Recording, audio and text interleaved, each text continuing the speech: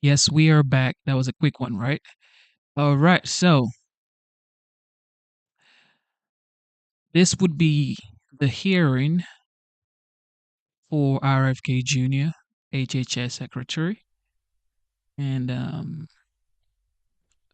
of course, he was grilled. Definitely. Yes. All right.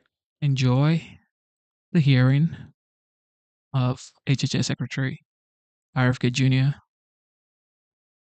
by the House Appropriation Committee. Here we go.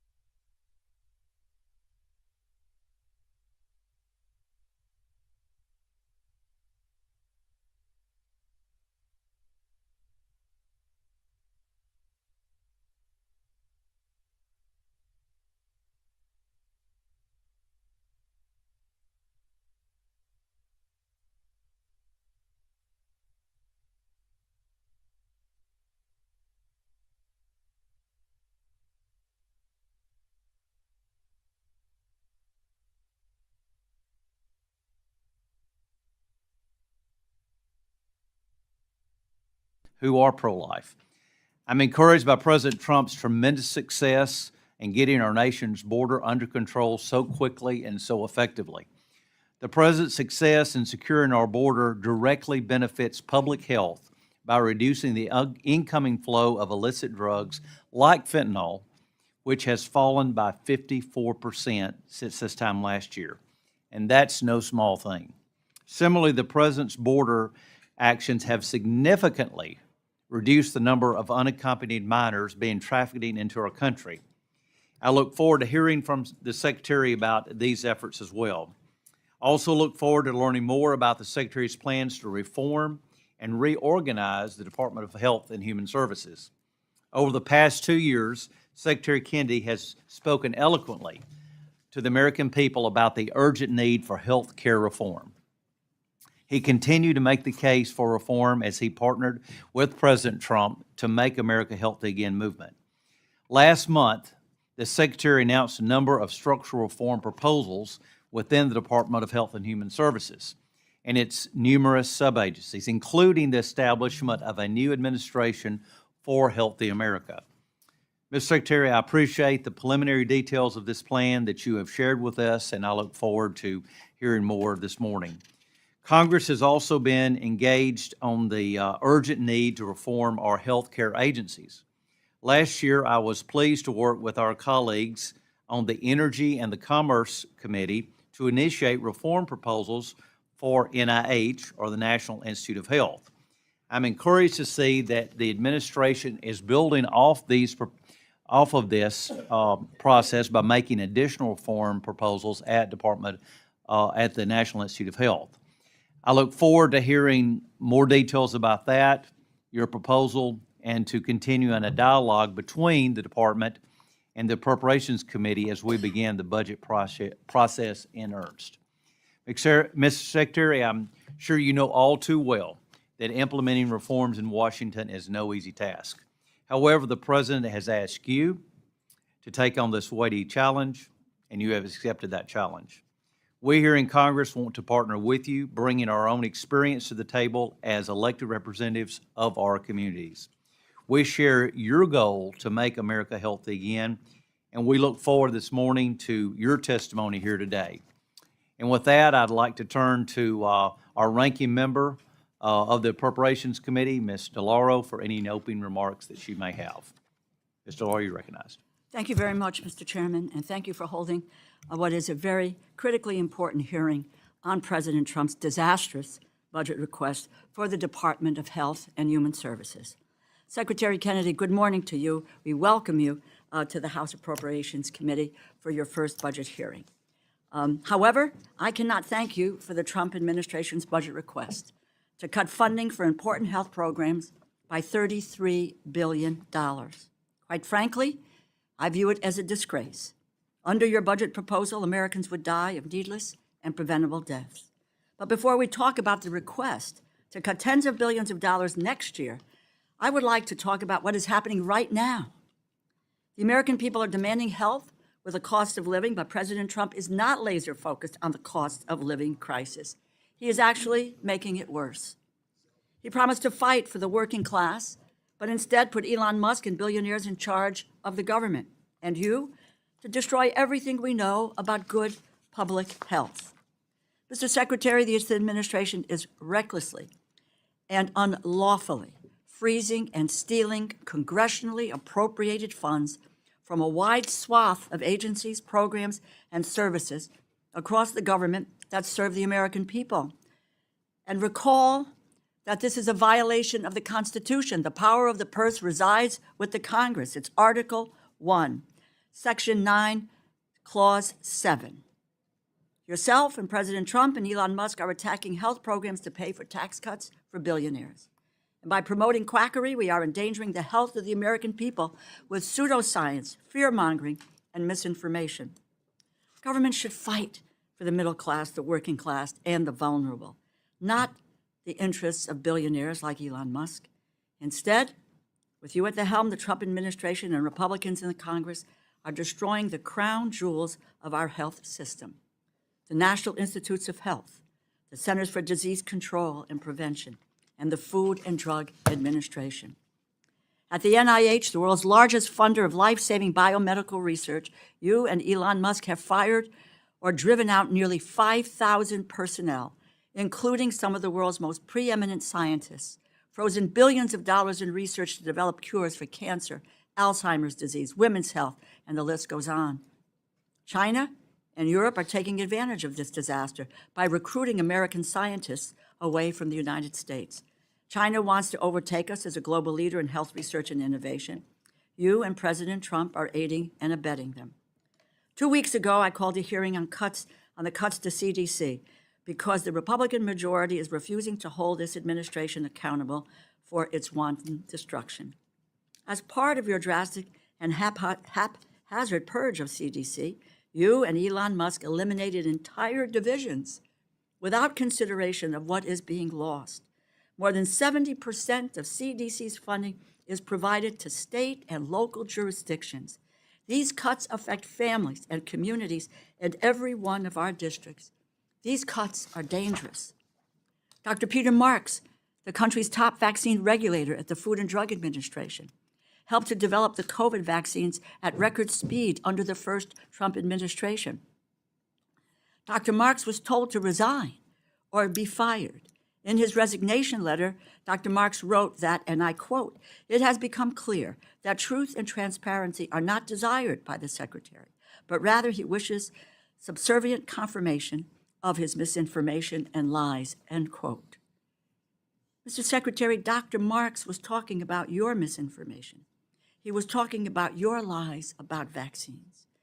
Mr. Secretary, you are gutting the life-saving work of the Department of Health and Human Services and its key agencies, while the Republicans in this Congress say and do nothing. But the destruction of HHS is not limited to NIH, CDC, and the FDA. Mr. Secretary, you are eliminating entire agencies that have saved the lives of someone near and dear to each and every one of us. Because of these cuts, people will die. Substance Abuse and Mental Health Services Administration, SAMHSA, eliminated. Health Resources and Services Administration, HRSA, which, as you know, is responsible for ensuring access to health care for the uninsured, isolated, and vulnerable people, eliminated.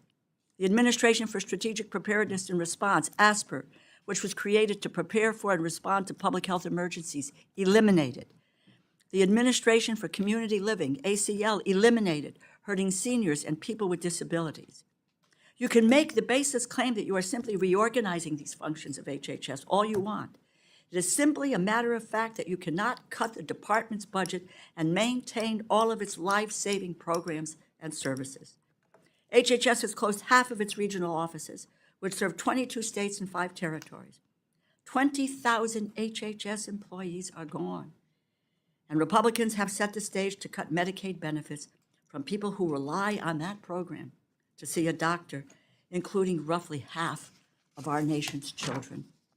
HHS has terminated more than $12 billion in funding for state and local health departments, including funding for mental health, substance use programs, treatment, sabotaging our progress in addressing the opioid crisis.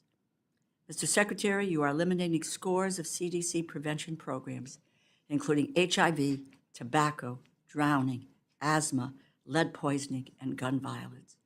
Why on earth are these the places you are terminating for so-called waste? The life of a teenager that does not become addicted to cigarettes or injured by a firearm is not waste. Last month, you wrote in the New York Post, and I quote, "America has the highest rates of chronic disease in the world. We rank last in terms of health among developed nations, and life expectancy is declining for many groups of Americans." Mr. Secretary, much of what you wrote is true, but it is confounding and incomprehensible to then turn around and eliminate the CDC Center for Chronic Disease Prevention and Health Promotion. And with respect to views on vaccine, quite frankly, I believe you are promoting quackery. Under your watch, our country is now failing to contain vaccine-preventable diseases. Measles, a disease eliminated in the United States just decades ago, has now claimed the lives of 3 Americans, including 2 children who died needlessly, and over 1,000 are confirmed to have contracted the disease. All while you peddle unfounded and dangerous vaccine skepticism, spread lies and misinformation about people living with autism. Vaccine programs for millions of Americans, including children. We do that so that they do not get these diseases, like measles. This is not a waste. The thousands of experts and experienced staff who help keep Americans safe from global infectious diseases like measles, polio, HIV, tuberculosis, and Ebola are not waste. These programs help to save the lives of men, women, and children from all walks of life in this country. And you have decimated the Food and Drug Administration by firing 3,500 employees. taking a wrecking ball to FDA's food safety mandate. You talk about making our food supply healthier while gutting the support staff for critical inspections of things like baby formula. You talk about closing the generally recognized as safe or GRAS loophole, which allows food companies to determine the safety of their own ingredients, something that I have advocated for years, but while firing staff in charge of food and chemical reassessment. The former deputy commissioner of the Human Foods Program resigned in February, writing, and I quote, "I was looking forward to working to pursue the department's agenda of improving the health of Americans by reducing diet-related chronic disease and risks from chemicals in food. It has been increasingly clear that with the Trump administration's disdain for the very people necessary to implement your agenda, however, it would have been fruitless for me to continue in this role." End quote. That's a damning indictment of your work on food safety. I'm worried about a future public health crisis that emerges once the Trump administration has fully dismantled the nation's public health system. We are currently in the midst of an outbreak of avian influenza, and this administration is woefully unprepared to protect Americans and mitigate its impacts if it transforms to be transmittable from person to person. This is all happening today, right now. We are not talking about hypotheticals or what-ifs or worst-case scenarios. This destruction has happened and is happening today, right now. Even though we received President Trump's concept of a budget plan on Friday, we are now into May without a real budget from the White House. Mr. Secretary, in the budget outline, you are asking Congress to cut funding for health programs by $33 billion, a cut of more than 25%. You are asking Congress to cut CDC by nearly $4 billion, NIH research by $18 billion, and you claim to be reorganizing the NIH. Any reorganizing of NIH must go through the Congress. We need to hold public hearings, engage in a thoughtful process to incorporate the best ideas to advance NIH as a crown jewel of biomedical research. Mr. Secretary, you have no lawful authority to undertake this by yourself. These are vital institutions built up over decades that protect Americans' health and the health of people around the world. I do not believe the American people want less cancer research, fewer people tracking infectious diseases, but that is exactly what this budget will deliver.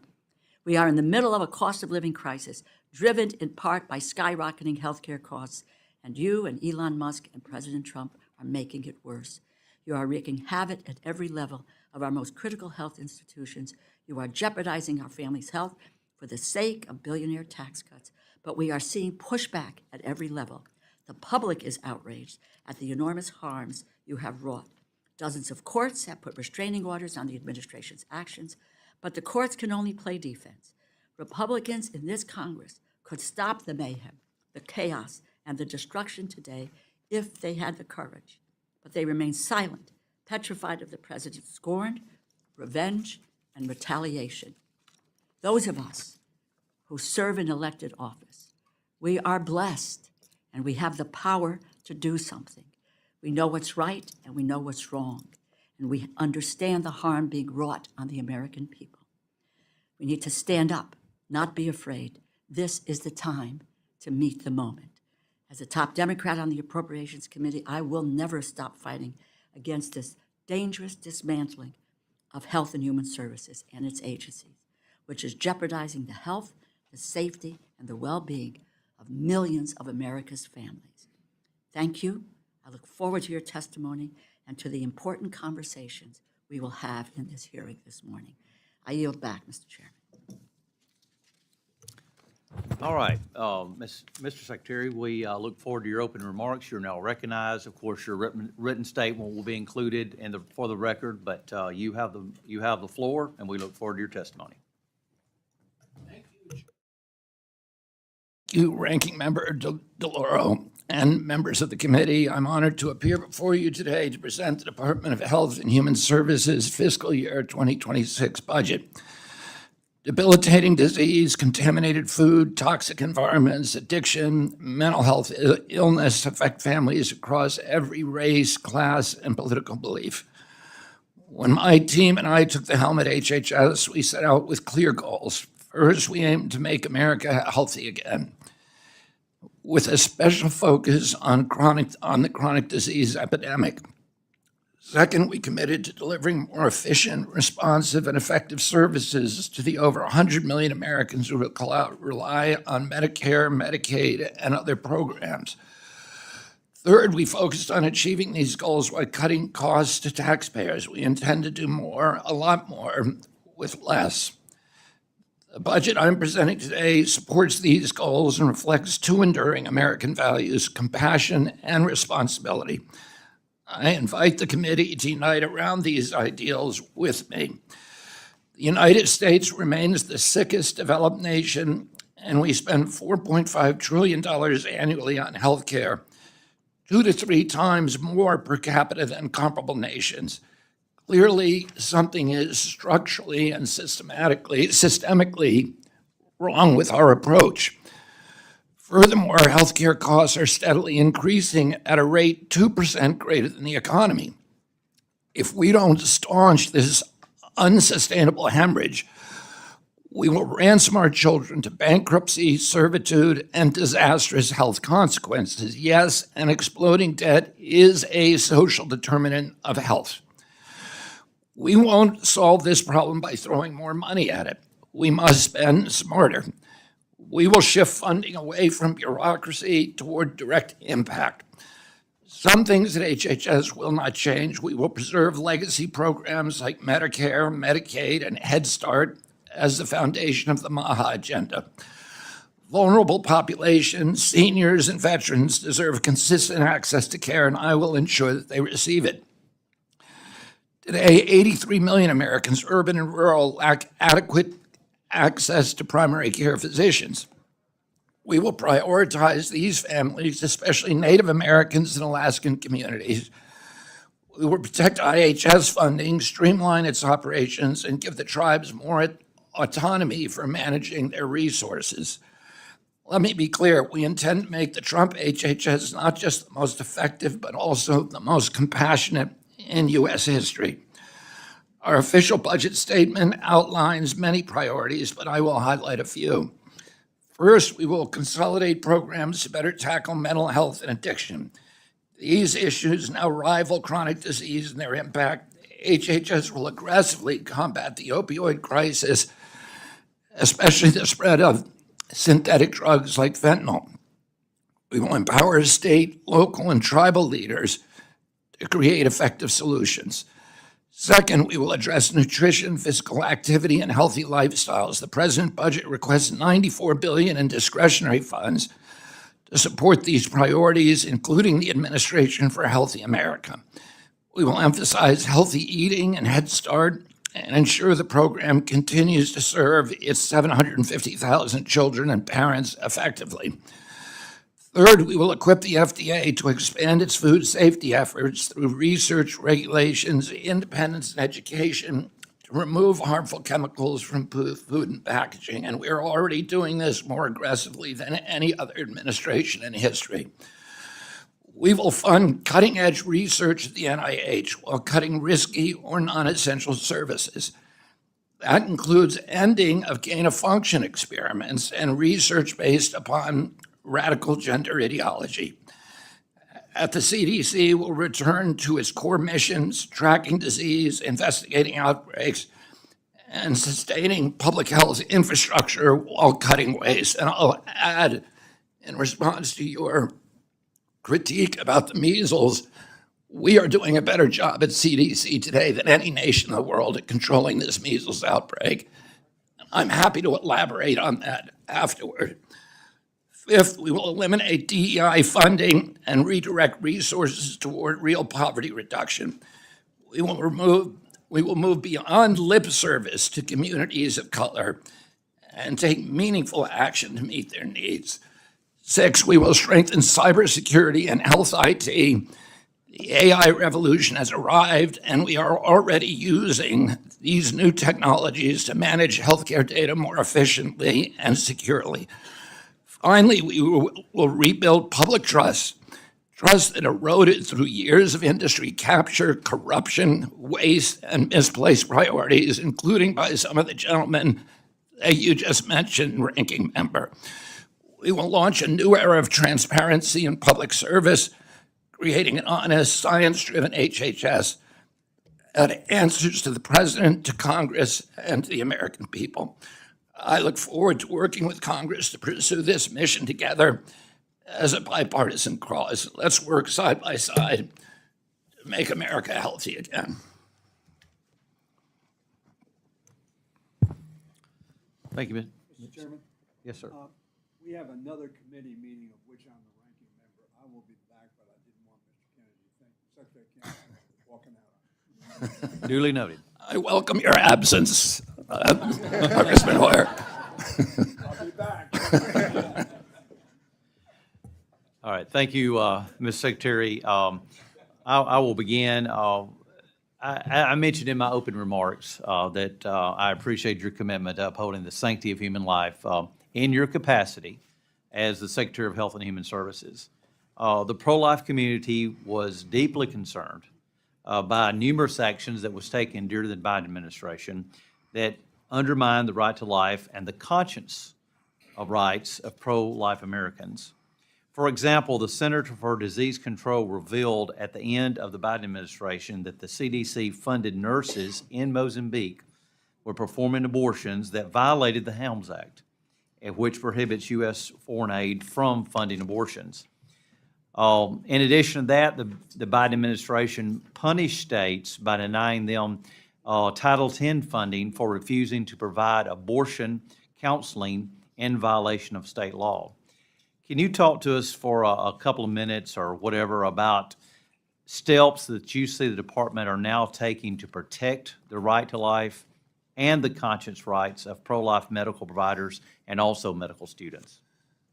Yes, Mr. Chairman, every abortion is a tragedy. I don't believe that our nation can live up to its role as a moral authority around the globe when we have hundreds of thousands, if not a million, abortions per year in our country.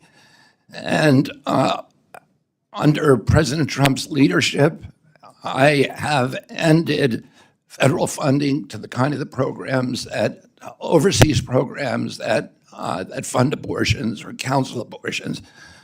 And we have withheld the Title X funding from NGOs that refuse to differentiate the funding streams so that the federal government and my agency can't tell whether money that is being sent to that agency is being used for legitimate family planning issues, or it's being used to counsel or fund abortion. And we have said that as soon as they differentiate that, we would begin refunding them. I think at this point, the administration is now fed up with that. And the budget that is proposed by OMB is a budget that cuts out Title X funding because they don't believe that these NGOs can actually, in good faith, comply with the law and with the EOs. Thank you. Well, I appreciate that, and like I said, I appreciate your commitment to that for the president's vision. One of the most significant challenges facing rural hospitals is the area wage index, which is used, of course, by the Center for Medicare and Medicaid Services. And as you know, under the reimbursement formula used by CMS, mandates that the area wage index remain budget neutral, and high wage hospitals receive a higher reimbursement rates, whereas low wage hospitals receive a lower reimbursement rate. This system has the perverse result of preventing low wage hospitals, many of which are in rural areas and underserved communities, from paying higher wages. By keeping these hospitals at the lower end of the wage spectrum, they cannot compete against higher paying hospitals, increasing their risk of closure, which I referred to earlier, and locking them into a downward spiral. During the first Trump administration, CMS attempted to address this disparity. However, The Biden administration did not successfully defend the policy when it came to the courts. Therefore, rural hospitals again confront this downward spiral of the CMS Area Wage Index. Can you tell us if CMS has taken any steps under your leadership to review the impact of the Area Wage Index on rural hospitals? And can I get your commitment to work with me and, of course, with Administrator Oz on a solution to this very critical problem that's affecting so many rural hospitals? Yes, Mr. Chairman. As you point out, the Trump administration initially tried to address this disparity, which is destroying rural health care. And as you know, many of these rural hospitals not only provide critical access to care, without them, patients would have to drive sometimes hours to get to an emergency room. They're absolutely critical in those regions, but they're also important economic drivers for many of those regions. And they're institutions that provide cohesion to those communities.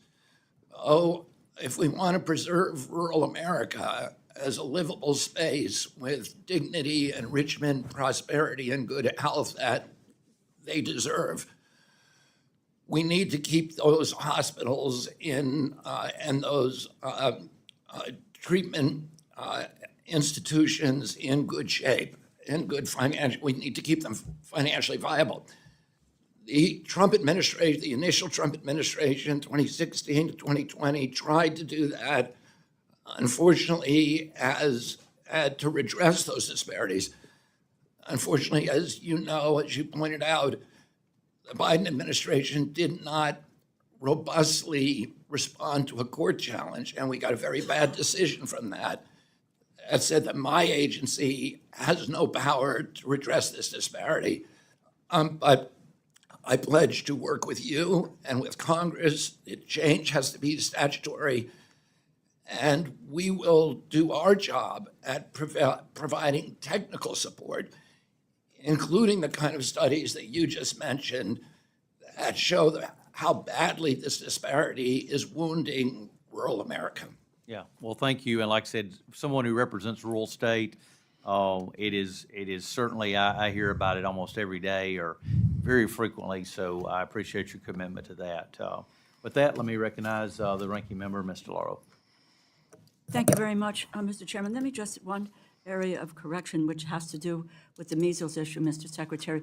You keep comparing the U.S. to other countries.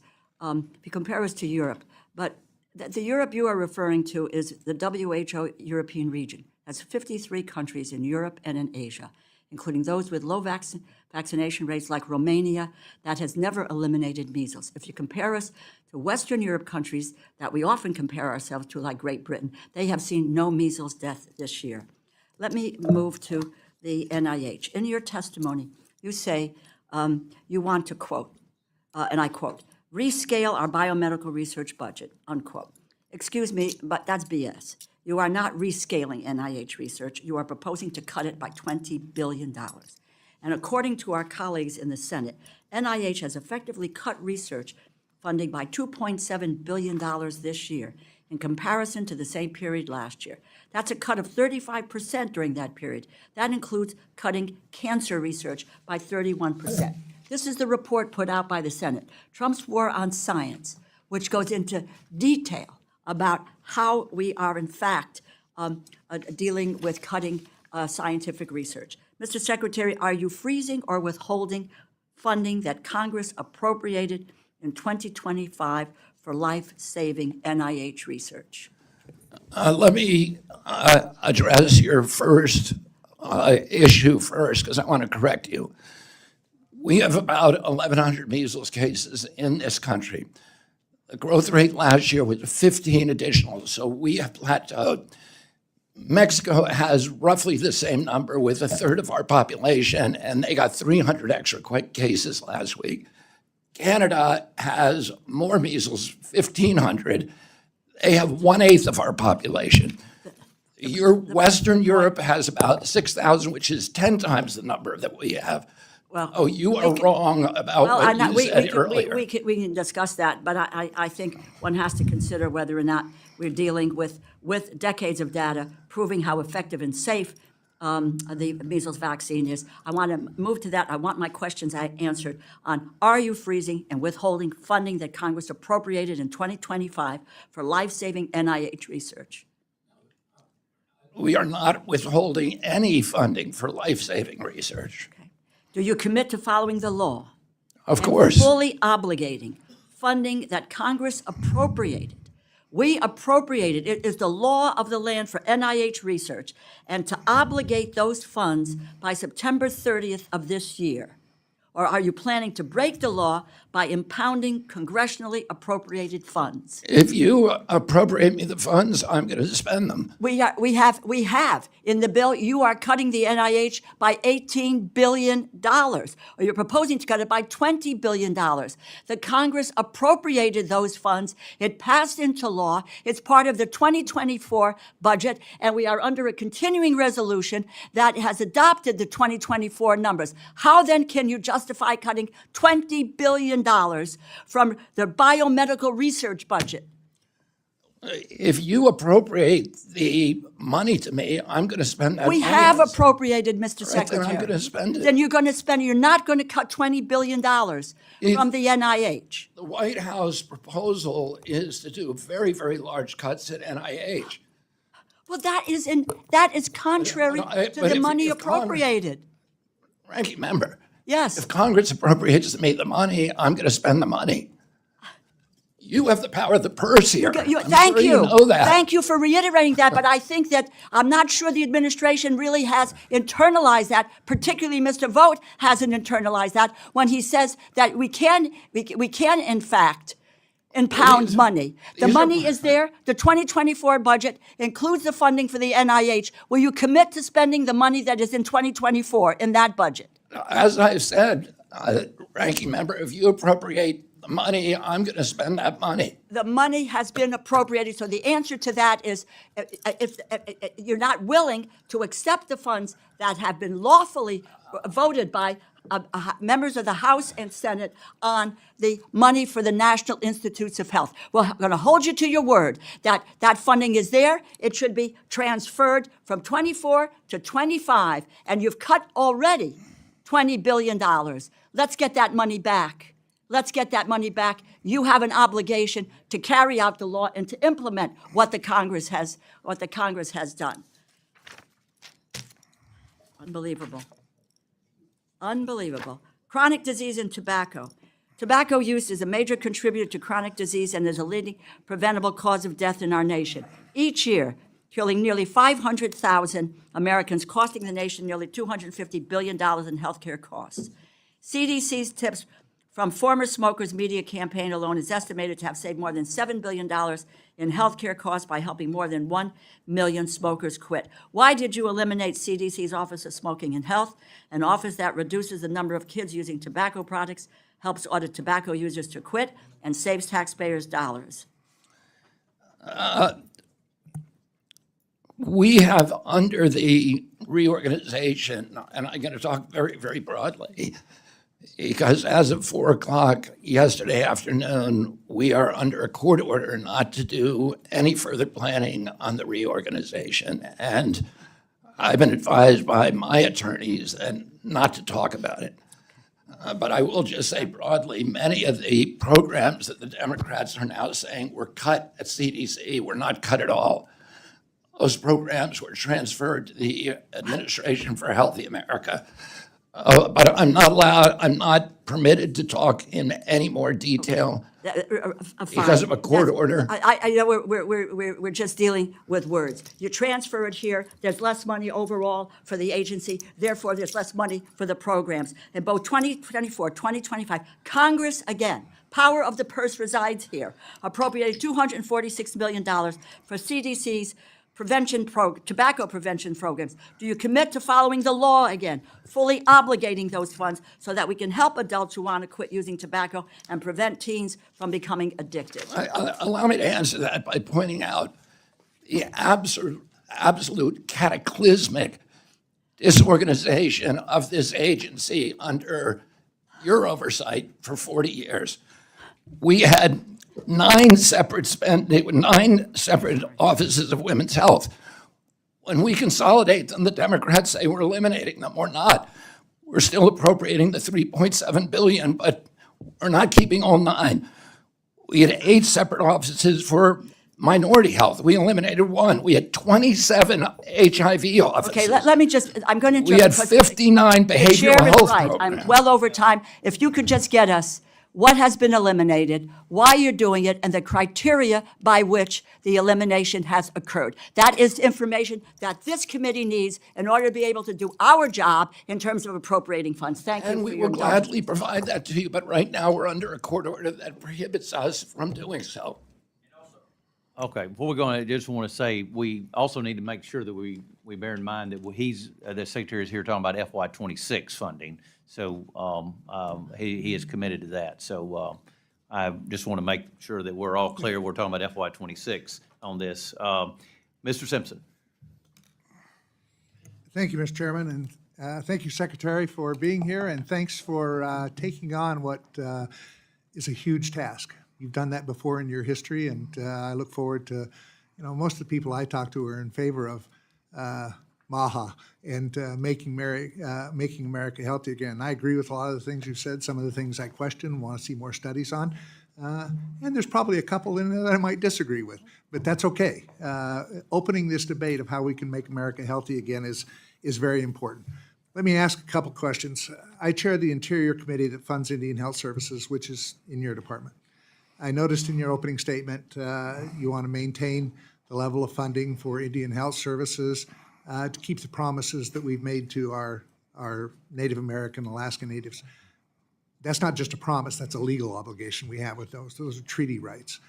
So we've been doing a great deal in my bill, increasing funding for Indian Health Services.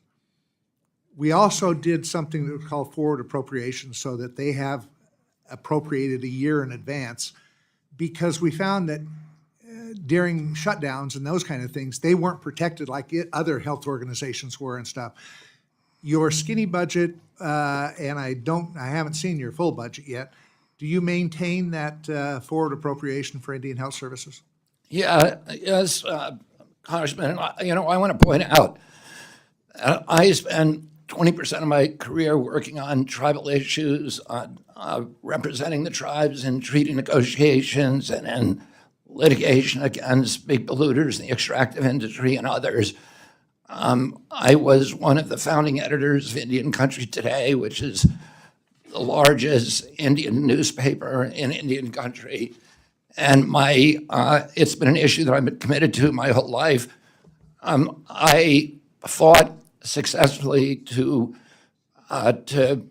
exempt the Indian Health Service from the probationary freezes, from the fork in the road, the early retirement, from the RIFs, and from all of the downsizing. And I also made an opportunity that people who at my agency who lost their jobs in other parts of the agency from the RIFs, et cetera, could transfer to Indian Health Service, because Indian Health Service is chronically understaffed. It's very, very difficult to find competent personnel who will move to Indian country or to distant locations. Right. I'm committed to protecting it. I'm committed to working with you to make sure that that we can finally make this work for a population that is not only probably among the most aggrieved in our history, but also a population that suffers more from chronic disease, that has the shortest lifespan, the highest rates of diabetes, the highest rates of alcoholism of any other population. And one of my big priorities will be getting good food, high quality food and traditional foods onto the reservation, because processed food for American Indians is poison. Yep, they're finding that the way to attack diabetes on reservations was have the highest rate is by going back to their traditional foods. Yeah, I'll say one thing. The Pima Indians were blue zone in Arizona, the longest lived people on the continent. Today, they're among the shortest lived. I think the lifespan is around 47 years old. the highest rate of diabetes, second in the world. About 80% of adults are diabetic, have chronic obesity. Right across the border in Mexico, there are Pime Indians who are still long-lived, have no diabetes, no heart disease, no obesity, because they're not being fed ultra-processed food. Ultra-processed food is a genocide on the American Indian, and we have to end it. Yeah, I agree. One other subject that I want to talk about is the reorganization of NIH into fewer institutes. There are some institutes that are concerned that they're going to be left out of this reorganization. The Division of Oral Health at the CDC is concerned about the lack of focus on oral health. Will you commit that preserving the congressionally appropriated funding and upholding the autonomy of the National Institutes of Dental Craniofacial Research and other institutes until Congress completes a thorough review of the NIH restructuring? I don't know what the OMB budget says about dental health, but I can tell you that I am deeply committed to dental health. There are so much new science out there that shows how dental health is intricately related to health in the rest of the body, to the microbiome, to the brain health. So, we want to do those kind of studies to make sure that we understand that, and we need to make a big commitment to dental health. I appreciate that, and I look forward to working with you on that and making sure that, most diseases can actually express themselves in the oral cavity first. Yes. It can be detected there. I am concerned about the fluoride issue. I've seen the benefits, having been a practicing dentist for 22 years. I just noticed this morning that the FDA brings action to remove ingestible fluoride prescription drug products for children from the market. And as I'm reading through this, I want to see some of these studies, but it says the best way to prevent cavities in children is by avoiding excessive sugar intake and good dental hygiene, obvious. Then it says, for the same reason that fluoride may kill bacteria on teeth, it may also kill intestinal bacteria important to children's health. I would tell you, you don't prevent cavities by fluoride killing the bacteria in the mouth. What it does is make the enamel more resistant to decay. So I want to see the studies on this and where we're headed with this. And I will tell you that if you are successful in banning fluoride, I noticed you congratulated Utah and Florida, I think, for banning it. That's up to them. They can do what they want. But we better put a lot more money into dental education because we're going to need a whole lot more dentists. I think that, Marty McCary's concern with ingestible fluoride is that the emerging science shows the benefits to of fluoride to caries and to cavity prevention comes from topical exposures rather than it was once thought that it was systemic, that if you ingested it, that the benefit came from that. We now know that virtually all the benefit is from topical, and we can get that through mouthwashes, we can get through fluoridated toothpastes. The National Toxicity Program issued a report in August, a meta-review of all the science that now exists on fluoride, and showed a direct inverse correlation between fluoride exposure, dose-related, and lower IQ. It's an issue that we have to all be concerned with. We want high IQ kids. Mr. Hoyer. Right now. Mr. Hoyer. I appreciate that, and I look forward to working with you on it. Okay. As promised, I returned. You and MacArthur. Me and MacArthur. I'm not going to ask questions about specific issues about which I'm very concerned. I subscribe, frankly, to the remarks that Mr. Lauro, our ranking member, made, however, Mr. Secretary, with reference to my concerns about what is happening. First of all, let me ask you this. Sorry about that. You submit a budget, it goes to OMB, the president will submit it to us, and Congress passes a budget, sends it to the president, presumably the president signs it. Once that happens, do you consider that budget that Congress passes to be a suggestion or directive? Well, as far as I'm concerned, it's the president's budget, and my duty is to defend it. It's Congress's choice about whether or not they're going to fund. Congress appropriates the funding.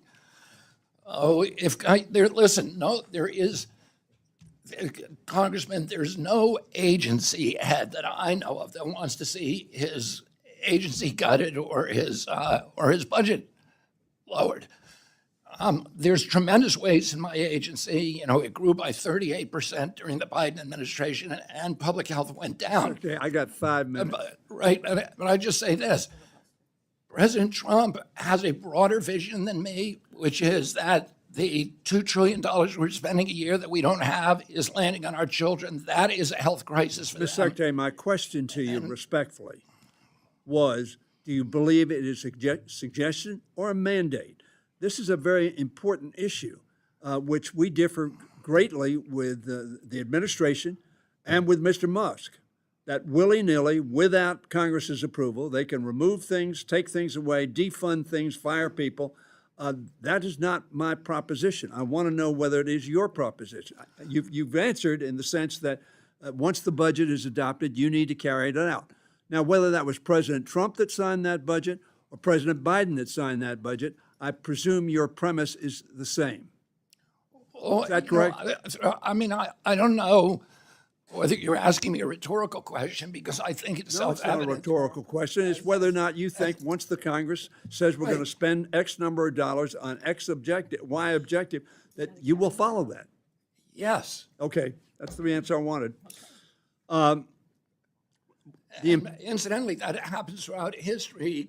You know, the Republican. No, throughout history, Mr. Secretary, with all due respect, you and I know this. Mr. Nixon said that was not the law, that he could take whatever and he took it as a suggestion, and he wanted to impound. And he did impound in the early 70s. And we passed an act that said you can't do that. Then the Supreme Court heard that case. And very frankly, one of the most conservative judges, Justice Scalia, said President Nixon, the Mahatma Gandhi of all impounders, asserted at a press conference in 1973 that his constitutional right to impound appropriated funds was absolutely clear. Scalia went on to say, our decision 2 years later in Train versus City of New York proved him wrong. That opinion has been reiterated by the Supreme Court subsequent to that decision. This is a critically important issue because there are conflicting opinions. We will try to come to consensus on that. The president has to sign the budget unless we override his veto of the budget. That becomes the law. We think, and a lot of courts over the last 2 months have decided that that law is not being followed. So that was my point. Now, let me ask you something. You've reduced the department by 20,000 people, as I understand it. You've been quoted as saying some of those firings were mistakes. In fact, of course, Musk fired 70% of the people when he bought Twitter, and then brought a large number of them back because he found out, as you point out, not that with respect to that, but with respect to these 20,000 people, there were mistakes. My question to you is, have you had an analysis prior to making those decisions, or Mr. Musk making those decisions? And I ask you first, who made those decisions, you or Musk? They were made, I mean, ultimately, we executed the decisions. I know you executed them, but my question is, Elon Musk gave us help in figuring out where there was waste, fraud, and abuse in the department. But it was up to me to make the decision. And there are many instances where I pushed back and said, we don't want to, that would hurt us to eliminate that group. let me ask you a question based upon that response. Was there an analysis of the consequences of these cuts and the reduction in force and elimination of programs? Was there an analysis that you can provide the committee that indicated those, as you concluded in your statement, would not harm people, would not undermine, frankly, the people who are being served, the health care not delivered, people not served, children not educated, research not accomplished, frankly, lives not saved? Is there an analysis that you can provide to this committee prior to us determining the budget that will show that, in fact, those cuts will not be harmful to those objectives? Yeah, I mean, yeah, there were analysis. The simplest analysis was at the outset, the analysis that we're spending $2 trillion a year that we don't have. Mr. Musk said he was going to cut when you're $2 trillion. spending $2 trillion more than you have to make cuts. The other analysis that was more detailed is that children or the Indians that you're so concerned about? We didn't cut the Indians. We didn't No, I cut the understand Indian that. services. I'm asking you, you said we have to cut. I made sure that those services were not cut. I made sure that Head Start was not cut.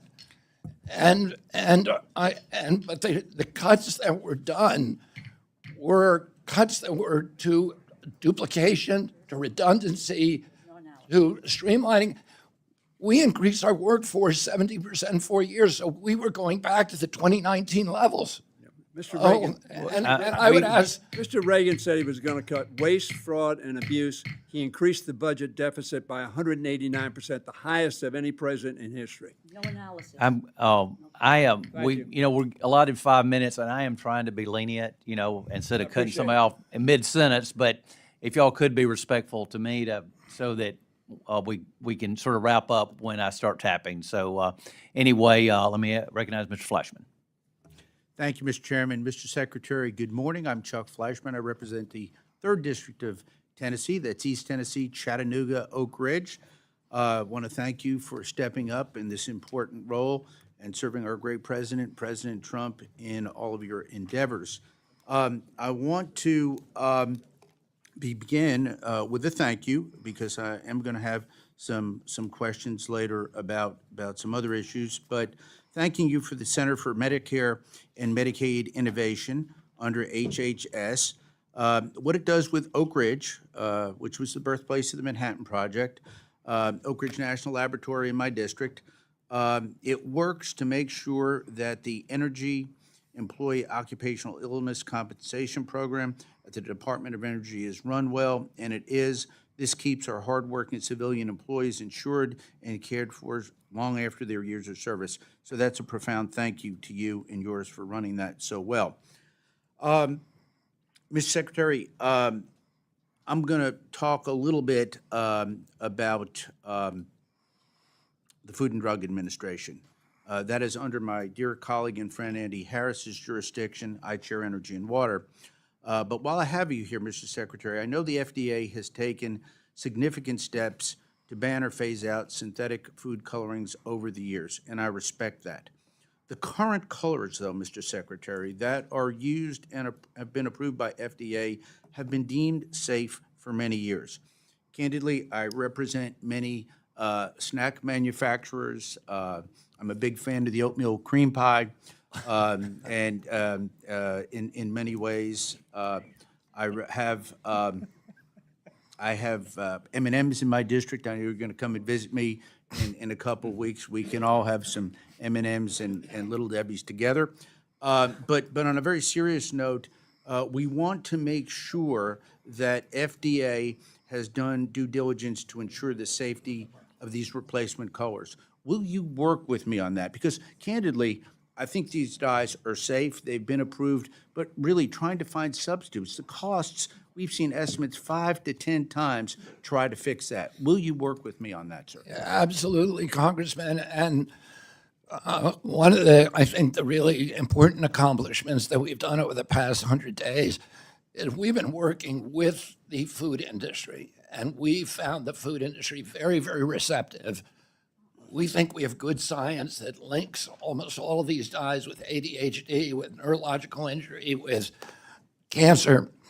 And they've agreed to phase out the 2 worst of them, which is orange bee and red citrus number 3, within 2 months, and the other 7 dyes within 2 years. And some of the food companies like Tyson's Food have already eliminated them because of our talks.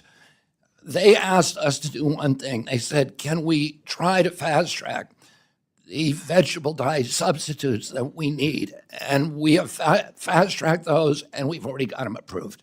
So we have 3 dyes approved this week that are substitute dyes that can be used by the food industry. And we're going to continue to respond to the needs of the food industry. We're going to continue to work with them, and I'm happy to work with you, Congressman. And I thank you. I thank you for your question and your answer and your response. Mr. Secretary, I wanted to talk with you about this subcommittee's oversight of the 340B drug discount program. I'm a strong supporter of that. I have hospitals in my district It provides funding to safety net community health centers, hospitals, and other healthcare providers with discounts from prescription drug sales. CHCs and rural hospitals across Tennessee have become dependent upon this program. Just a question, sir. We've heard that this department will move oversight from HRSA to CMS. Can you either confirm or deny that, sir? I can't because of the court order, but I can tell you, the 340B program, as you know, is it's not a straightforward program because it was originally intended for 100 institutions that were serving very poor communities. It's now grown to 27,000 institutions. The patients themselves seldom get the benefits of the drug reduction, and actually 100,000 if you look at all the kind of satellite institutions. But we also recognize that it is the lifeblood of rural hospitals right now. So we can't mess with that program without giving those rural hospitals something else that is going to support them, and we understand that. Thank you, Mr. Secretary. I can tell you that the drug companies are worried because if we do what President Trump wants, which is, through compliance with the executive order to go to most favored nation, it will lower the price of all drugs, which means it will further lower the cost of 340B drugs, and they consider that existential. So that is a problem that we all need to work out together. Mr. Bocan. Thank you, Mr. Chairman, and thank you, Mr. Secretary. I'm Mark Bocan. I represent the 2nd Congressional District in Wisconsin. All are part of 6 counties in south central Wisconsin. I don't know you, and I think it's important to have a good working relationship with you because of everything that you have. There's a lot of jurisdiction. Now, you've definitely got your hands full with a lot.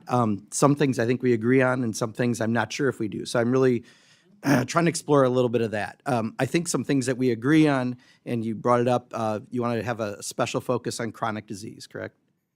Yes. Yeah, great. And one that maybe Chuck and I disagree a little bit on, but I support what you're doing on ultra-processed foods, on food dyes and other junk chemicals, and promoting healthier diets. That's another focus, correct? Yes. And also, I think you're supporting and making it easier to access non-pharmaceutical, in other words, natural remedies as part of a person's healthcare decision. Yes. And one I didn't have on the list, but I heard you tell Mr. Simpson on dental care. I have a constituent who, because of a infection with a tooth, is now getting Meals on Wheels and his health is destroyed. So I appreciate that as well. Yes. So in trying to get to know you, there's some public things that, make you somewhat of a conundrum to people like me, just trying to, understand. One is on vaccines, and I don't want to ask you about, all the specific theories on vaccines, but something that might be helpful is you've previously said you vaccinated your children. Just because I think this is a helpful answer, and this isn't a gotcha, I promise. If you had a child today, would you vaccinate that child for measles? For measles, probably for measles. What I would say is my opinions about vaccines are irrelevant. I have directed Jay Bhattacharya. Sure. No, like I said, I don't want to. So that everybody can make that decision. But I don't want to seem like I'm being evasive. Yeah.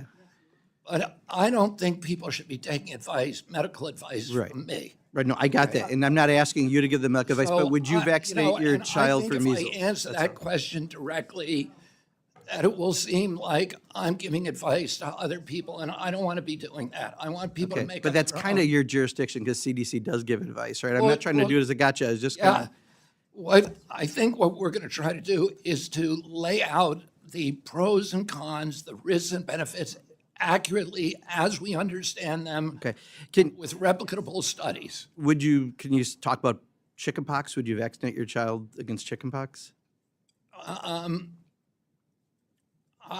don't want to give advice. I can tell you in Europe, they don't use the chickenpox vaccine specifically because the preclinical trial shows that when you inoculate the population for chickenpox, you get shingles in older people, which is more dangerous. Just one last one, just a yes or no, please, if we could. Polio? Polio? Again, I don't want to be giving advice. That's fair. No, that's fair. Like I said, I was not doing it as a gotcha. I was just, I thought it could be helpful if, Okay, so let me ask this on the 988 hotline. In your budget, you have eliminated, there was a special button you could press for LGBTQ plus youth. I'm an openly gay man. I deal with a lot of organizations that deal with this. You know, the suicide rate among LGBT youth is 4 times nationally the rate of other youth. This is one where I hope that we could try to, like Chuck asked, work together to try to see if we could have a conversation about not eliminating this because unfortunately, because of the bullying that's out there, because of, honestly, adults bullying, both in Congress and state legislators, these kids are often at unique risk, and having that specific button they can push helps them to be able to get that service. Is that something we could talk about, at least trying to? I'm happy to talk to you about it, and I love the way that you approach this in a way that, rather than attacking me, is, reaching out. And I'd love that from other Democrats because I think we have a lot to talk about. As you know, and I like that you. Just because I am short on The time. 988 line is, was created by President Trump. He believes strongly in it. The reason he if I believes can, remove that button is because we don't Secretary. want to isolate I got you. different demographics and polarize our country. Everybody on that line is trained in cultural sensitivities. Sure. I got you. I just would love to talk to you because I think this is a unique one, and I respect that we can I'm have a happy to conversation. talk to you. You can pick up Last the one, phone. just because I'm down to 22 seconds. I lost a little Okay. time there. Medicare Advantage. I know the Trump administration is going after waste, fraud, and abuse. This is a program we get a lot of constituent complaints on. It costs more than Medicare. It was intended to find savings. It doesn't. In fact, I think the current estimate is $80 billion in overpayments have gone to private insurers. Are you committed to, one, going after those overpayments, and two, if Medicare Advantage isn't more cost effective, would we have a conversation about either eliminating the program or making it more effective? Medicare Advantage. I mean, I definitely want to go after the waste, fraud, and abuse in the private sector. There's 30 million people who want Medicare Advantage. I have Medicare Advantage. It works very well for me. I like it. But it costs more, and that's the point. It does. I mean, I think our administrative costs are still far less than private industry. But it costs more than Medicare. That's my point. So that's all I was Yeah, trying but the services are much better. Okay. Another thing, if we can talk about and continue Okay, well, conversation. why I don't am we talk sincere about about it? wanting having a I'm working happy to relationship talk with to you you, about Mr. it. Secretary. Thank Thanks. you. Appreciate it. Ms. Bice. Thank you, Mr. Chairman, and thank you, Mr. Secretary, for being with us this morning. I first want to address a comment that was made by the ranking member earlier as it relates to getting the president's budget out. Just a reminder that when President Biden was elected, he did not send out his first presidential budget until May 28th of 2021. So giving some grace to a new administration, I think, is warranted. I want to take a minute to highlight the Oklahoma Medical Research Foundation, or for short, OMRF. OMRF was chartered nearly 79 years ago and started out with 18 scientists on staff. They now have more than 475 scientists. At which, It's the Oklahoma Medical Research Foundation, and I've actually given your team some information. Last month, I was proud to attend a ribbon cutting for their new Biomedical Data Sciences Center, which will provide computing and data analysis capabilities to support scientists in researching very important areas, including heart disease, cancer, and autoimmune diseases. This center cements OMRF as a leader in research methods and as a hub for collaboration in my district. It is important that OMRF continue their partnership with HHS in their research to expand life expectancy and healthcare outcomes across the nation. The impact that OMRF has had on Oklahoma and the country is really immeasurable. It ranged from certainly economic impacts to healthcare advancements, community engagement. The positive impacts are endless. And I want to mention them because, I want to make sure that we're investing in the right things. Like you and President Trump, I am focused on reducing the prevalence of chronic diseases. And the discoveries that they have made over the last many years have produced 3 life-changing drugs. Most recently, in 2019, the FDA approved the first targeted therapy to treat sickle cell disease. And this is based on discoveries by OMRF researchers. The point being here, Mr. Secretary, OMRF has been crucial in advancing research and treatment of chronic disease and rare diseases for millions. and they take pride in being one of 7 NIH autoimmune centers of excellence. And I hope you and your team will continue to work with OMRF so they can continue the positive impact in Oklahoma and across the country to make America healthy again. That being said, in order for the U.S. to maintain its lead in biotechnology, we need to ensure that the U.S. continues to be the country of choice for best and brightest in the field. What will HHS do to help attract biotech researchers?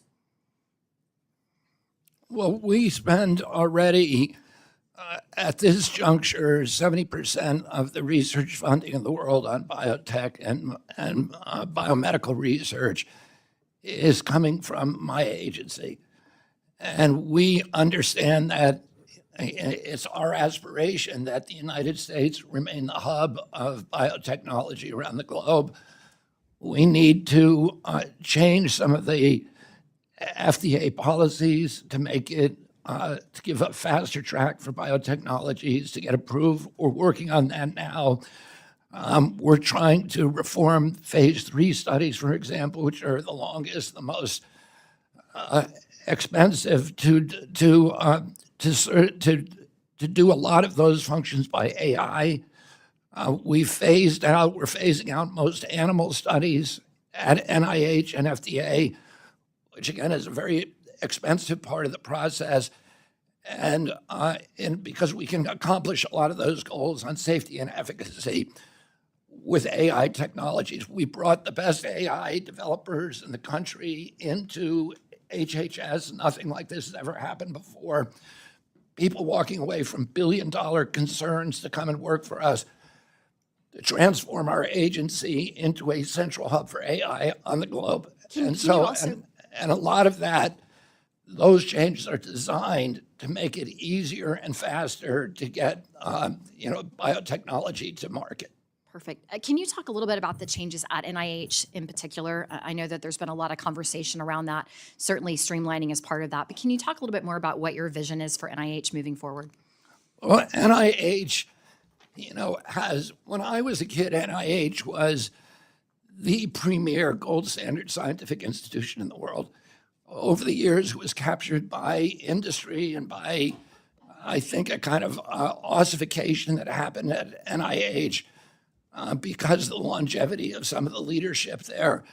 And there was a tremendous amount of corruption. And, part of that corruption is we now have the CIA, the FBI, the Department of Energy, and the Department of State all saying that the COVID-19 pandemic came out of research that was then sent over to China, and that was the end point. We also have the sickest people in the world. NIH, with the best science, is supposed to be protecting. We should be the healthiest people in the world.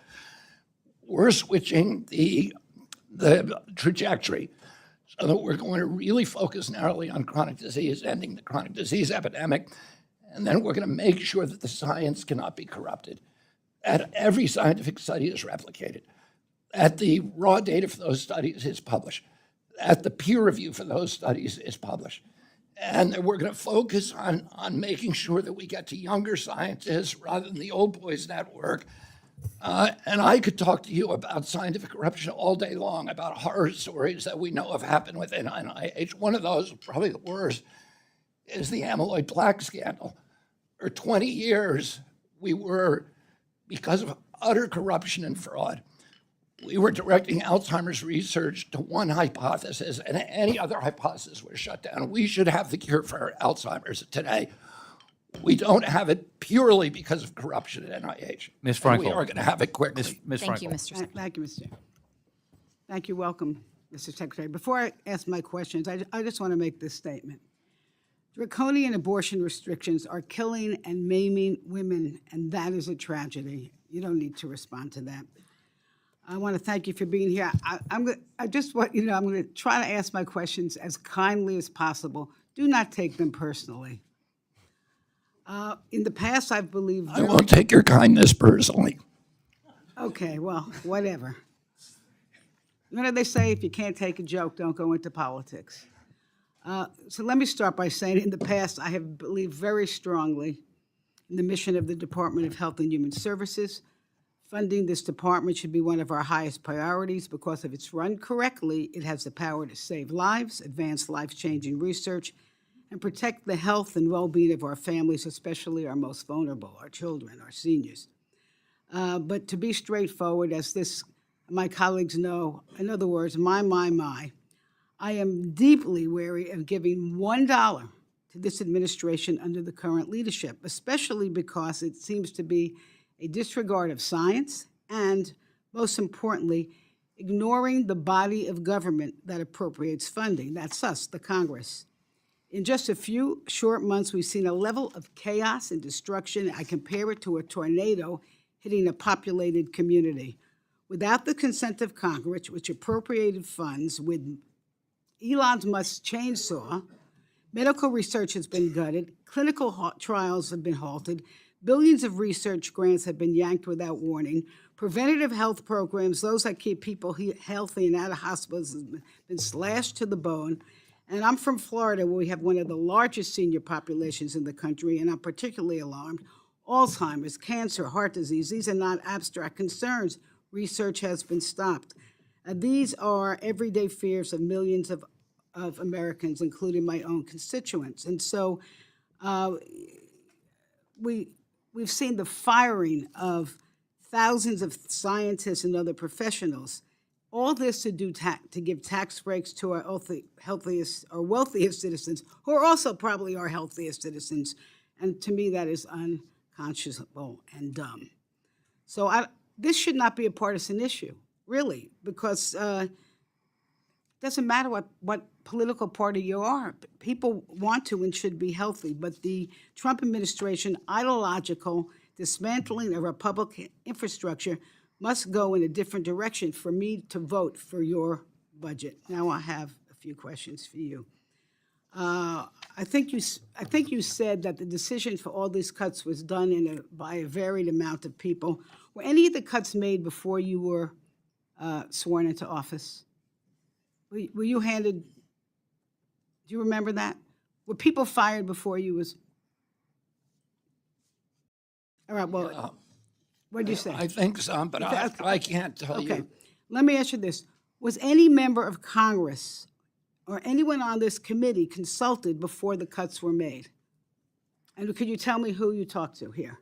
I mean, I stayed pretty close touch with Bill Cassidy during. Okay, well, I'm asking you if anybody here, because you're here. You're asking us for money. We appropriated the funds. Did you talk to any of us, Democrat, Republican? You know what? There are actually some very bright Republicans, I will say that, on both sides of the aisle. So the answer to that question is no.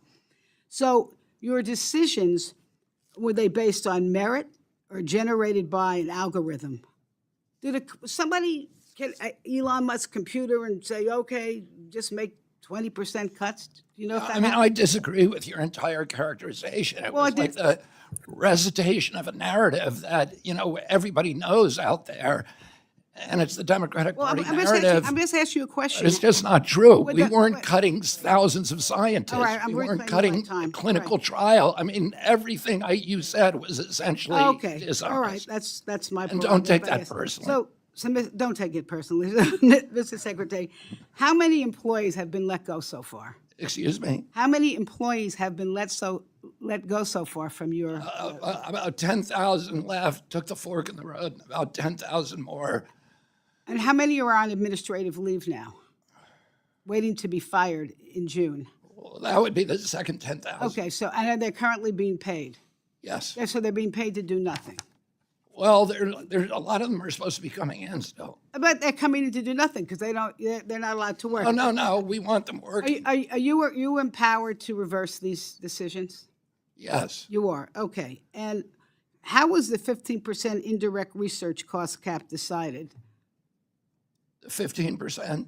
Research, there's now a 15%. That's pretty much about 2 to 3 points above industry standards. So we were just, I mean, if you're the Gates Foundation and you give a scientific grant to Stanford, you're giving them a 10% indirect research. So you base this on the Gates Foundation? All of the Rockefeller Foundation, all of the other foundations that give to biomedical research. One more question. You're asking me a question, but you won't let me answer it, Congressman. You've done very well, very, very well. I just want to know, are you going to, can we trust you? If we put money into the budget for you, you're going to spend it the way we've directed it? Yes, that's Really? what the law requires. Okay, thank you. I yield back. Mr. Moore. Thank you, Mr. Chairman, and thank you, Secretary Kennedy, for being here. So yesterday, we had good news in West Virginia. I want to thank you and your team for working with the West Virginia delegation, and especially my office, to bring back NIOSH, the facility in Morgantown. This facility and the programs it administers are absolutely critical to West Virginia and to our nation's coal industry. Mr. Secretary, my understanding is that the 111 employees at NIOSH in Morgantown were reinstated earlier this week. Is that correct? Yeah, I reinstated 328 employees at NIOSH. About a little over a third of them were in Morgantown, and then about a third in Cincinnati. And then the World Trade Center group I also reinstated. Well, thank you for that. And the Black Lung Screening Program and the Coal Workers Health Surveillance Program are particularly important to West Virginia. My understanding is that the Coal Workers Health Surveillance Program at NIOSH will be fully reinstated. Is that correct?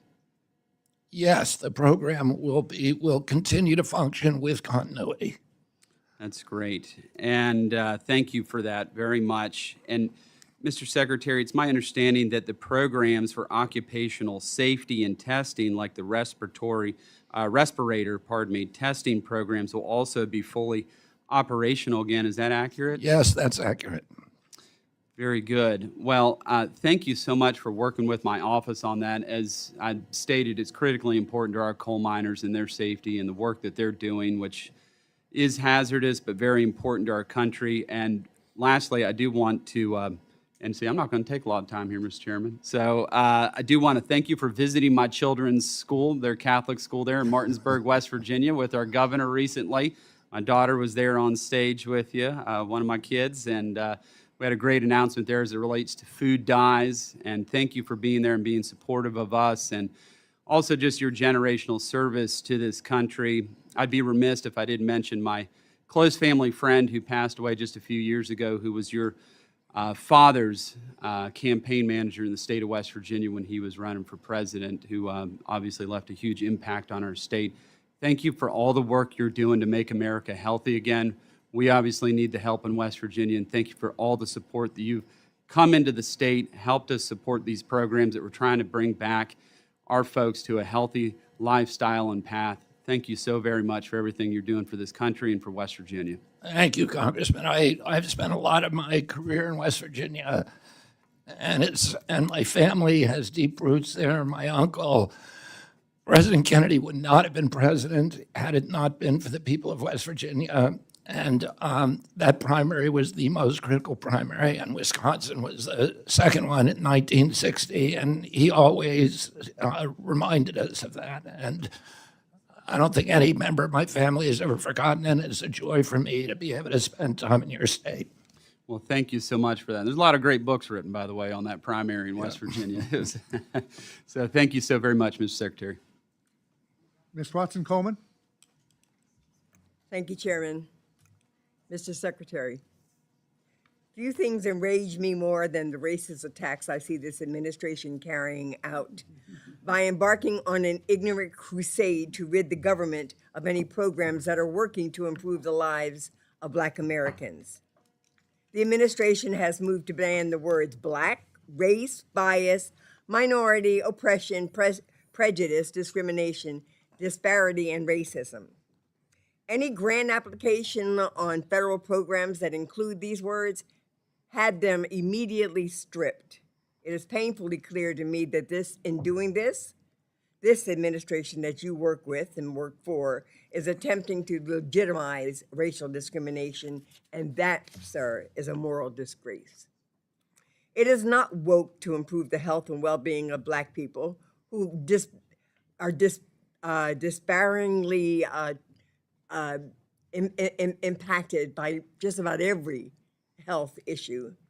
It should not be controversial to make right a healthcare system that was not built to help people like me, to take my concerns, my pain, my health very seriously in this country. Black women die from childbirth, complications at a higher rate in this country than any other high-income country. And last year, where there was overall maternal deaths dropping in this country, well, Black women maternal deaths rose. This sickens me, and it tells me that our government has so much more that we must do to focus on improving the lives of Black women, not less.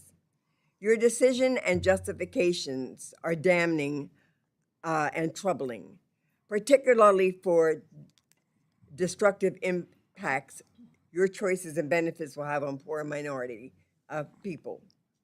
So tell me, sir, how will eliminating minority health offices, how will eliminating initiatives and programs across the department that were created to look at the disparity in healthcare and the need to give greater attention to the fact that Black folks' experience in healthcare was very damaging, was very different. How exactly will HHS banning the words that we use to describe ourselves make us healthier?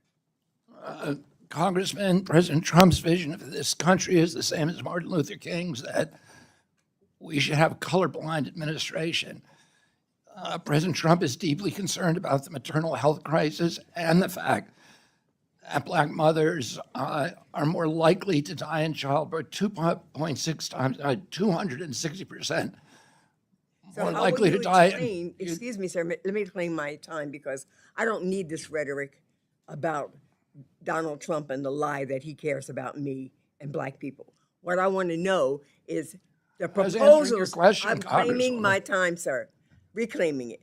I want to know specifically, how do you intend to address those disparities and to overcome those disparities as it relates to Black health in this country with the changes that you've decided are important, or someone has decided for you, I don't know, with your department? Specifically, sir. I've spent a lifetime working on those priorities, and I continue to do so. We have 8 divisions, 8 programs for minority health at HHS. We've closed one of those offices. We're maintaining the other 7. We have 42 programs for maternal health. We're going to close a couple of them and consolidate them. We're going to still spend $1.7 billion a year. The commitment is there. We're just reorganizing. Okay, you know what? And the impact of reorganization is something that I shall continually ask you to show me. So please let me warn you now. I welcome those inquiries. And I don't want rhetoric, I want numbers. The other thing that really troubles me, sir, is LIHEAP. It is a program specifically to address the needs of low-income and minority families as it relates to heating and even air conditioning. Why? And what is your rationale for eliminating that program specifically? Why? I'm very committed to LIHEAP. My brother ran a low. I don't care about your past. I care about your functioning in this department, in this administration right now in response to this question. My time has expired. Oh, well then so has your legitimacy. I yield back.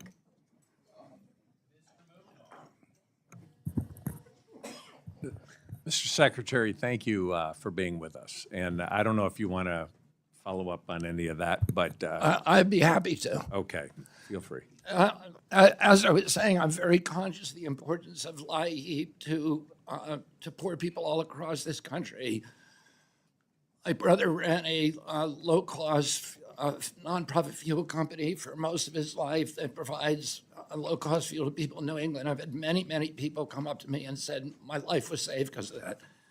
I talked to Bo Nigrin, who's the president of the Navajo Nation, when I visited about 3 months ago, and he said cuts to the LIHEAP will end up in killing people. So I understand the importance of this. I think OMB's rationale was that President Trump's energy policy is going to reduce dramatically the cost of energy in this country. And if that happens, then LIHEAP is just another subsidy to the oil industry. If it doesn't happen, then Congress is welcome and they should appropriate the money for LIHEAP, and I will spend it. I already allocated $400 million from LIHEAP during the last 100 days, and I will continue to do that and get that funding to the people who need it in this country if the fuel costs do not go down. Great. Thank you for that reassurance. Mr. Chairman, I want to submit an article for the record here a minute, and I'll refer to it. But last month, the National Security Commission on Emerging Biotechnology concluded in its report to Congress that the Chinese Communist Party seeks to dominate the global biotechnology industry so that other countries, including the United States, are dependent on the channels it controls. China is already deeply embedded in the United States' critical biotechnology supply chains, including those for life-saving medicines. And as you know, Secretary, China has a history of weaponizing supply chain dependencies for critical goods and medicines against countries. For example, in March 2020, following the arrival of COVID-19 from China onto the American homeland, the CCP's mouthpiece, Xinhua News, published a commentary proposing to throw the United States into a sea of coronavirus. And that's what I'd like to submit for the record, Mr. Chairman. I request unanimous consent. Would you agree, Mr. Secretary, that overt reliance on the CCP and the U.S. biotech and health ecosystem poses a threat, and that we should be developing independent supply chains to protect the health and well-being of Americans so that we reduce our reliance on China for critical medicines and their active pharmaceutical ingredients? Yeah, absolutely, and this is a priority for me and for this administration. China does not spend its biomedical research money on DEI or on other issues. They're directly and narrowly focused on creating dominance across the globe. We saw the problem with supply chain control by the Chinese during COVID. And also, the Chinese have a specific program called the 1,000 Talents Program. It is designed to steal U.S. IP and technology, and we have facilitated that at NIH by funding Chinese scientists with contracts that don't require them even to report their science back to our country, but they give it directly to Chinese military scientists on bioweapons research that we gave them the technology for. This is how out of control NIH was under my predecessors. We are working very, very hard and successfully to bring production home. I've met repeatedly with Eli Lilly, which is now building 9 facilities, 9 factories in this country, including for essential medicines, the ingredients, essential ingredients for those medicines. We are regularly meeting with all the other pharmaceutical CEOs, and we've told them this is our priority. We want to produce all the parts, all the essential medicines here in the United States. And we have already launched a program to do that, and it's already very, very successful. Thank you, Mr. Secretary. And then on the issue of medical countermeasures, I wondered if you could talk about challenges facing BARDA, the Strategic National Stockpile, and how Congress can help you overcome any challenges in that arena. We have, BARDA, we are redirecting BARDA so that it's going to do gold standard research. BARDA's been very successful in the past. It produced over, I think, 103 FDA licensed drugs or protocols or medical devices for national emergencies.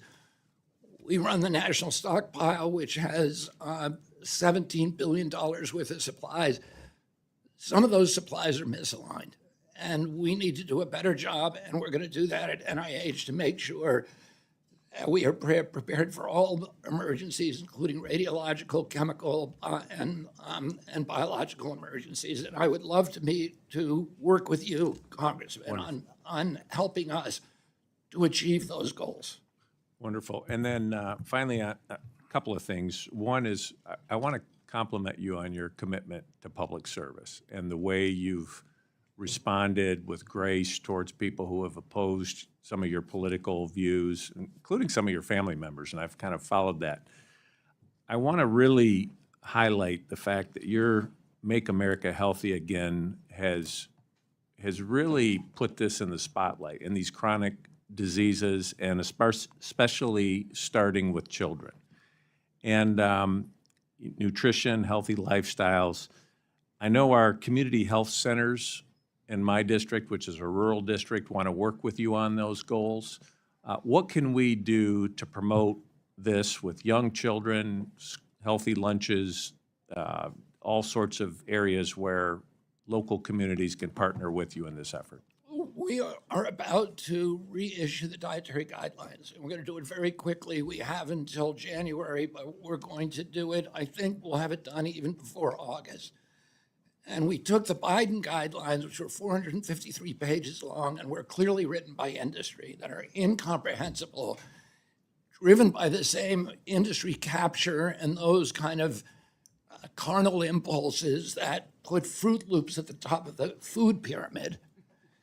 And we are changing that. So we're going to have 4-page dietary guidelines that tell people essentially eat whole food, eat the food that's good for you. That's going to drive changes in the school lunch programs. And we're going to need your help to make sure we can get good school lunches to Head Start. I've been touring these Head Start facilities. Everything they eat is in a package, and it is just loaded with sugar and with chemicals. We're poisoning this generation, 800,000 kids, the poorest kids in our country, and we're starting them out with this count against them, with diabetes, pre-diabetes. 38% of our youth now are diabetic or pre-diabetic. That was 0 when I was a kid. Anybody thinks that we did gold standard medicine in this country from these institutions, look at our children. They're the sickest children in the world. Laura, you say that excuse me, Congressman DeLauro, you say that you've worked for 20 years on getting food dye out. Give me credit. I got it out in 100 days. I'll give you that credit. All right, so let's work together and do something that we all believe in, which is have healthy kids in our country, for God's sake. Ms. We can all Dean. do that together. It's not, there's no such thing as Republican children or Democratic children. There's just kids, and we should all be concerned with them. Thank you, Mr. Secretary. Ms. Dean. Mr. Secretary, Madeline Dean, Suburban Philadelphia. Thank you for being here. I want to read the very first sentence of your written testimony, which you have submitted.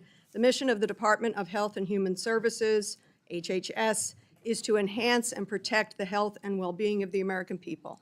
And we are here to analyze the 2026 budget request, as the chairman points out. But I also want to take a look at what the ranking member has taken a look at, which is the cuts going on right now to that which has already been appropriated. We have to really keep a clear line here between what's your proposal for 26 and what is going on right now against the legislation that we have passed and that has been signed into law. I have to tell you that I'm more interested in substance than slogans. I'm getting a little lost in the MAGA, the MAHA, now there's AHA. I don't know where we're going with this. I want to talk about the substance. And in this case, something very personal to me is the issue of addiction and mental health. And I know what you care deeply about these issues. I know you have been honest about your own recovery, your own struggle with addiction. In my family, my middle son, Harry, is now 12 and a half years in recovery from opioid addiction. It was a long road. It was a hard road. In active addiction, you know how difficult it is, and it's difficult to bring a family member back. I give Harry great credit. He now works in the area of addiction. That's why I'm very, very worried about what is going on with SAMHSA. If you take a look at the data, the numbers, we were getting somewhere. 2 years ago, 3 years ago, we were losing 110,000 people a year to overdose. That's 300 people a day. I call that a jetliner a day of souls crashing to this country. Just last year, the second half of 23 and the first half of 24, 12 months, that number went down 27% to 81,000 deaths of overdose. Don't let me minimize 81,000 deaths. That's still 220 people a day. Today, tomorrow, yesterday, 365 days a year. But a 27% reduction in overdose deaths in this country, overdose is still stealing a generation in this country. So why in God's name are we shuttering SAMHSA? We are not shuttering SAMHSA. I share your concerns, and I'm anxious to work with you on this problem. I'm fully committed to it. Because of my own history, I lost a brother to overdose. I lost one of my nieces during the pandemic to overdose. Like every family in this country has somebody that was lost. As you point out, we were losing, I think, 3 years ago, 106,000 American kids. It's double the number that we lost during the 20-year Vietnam War.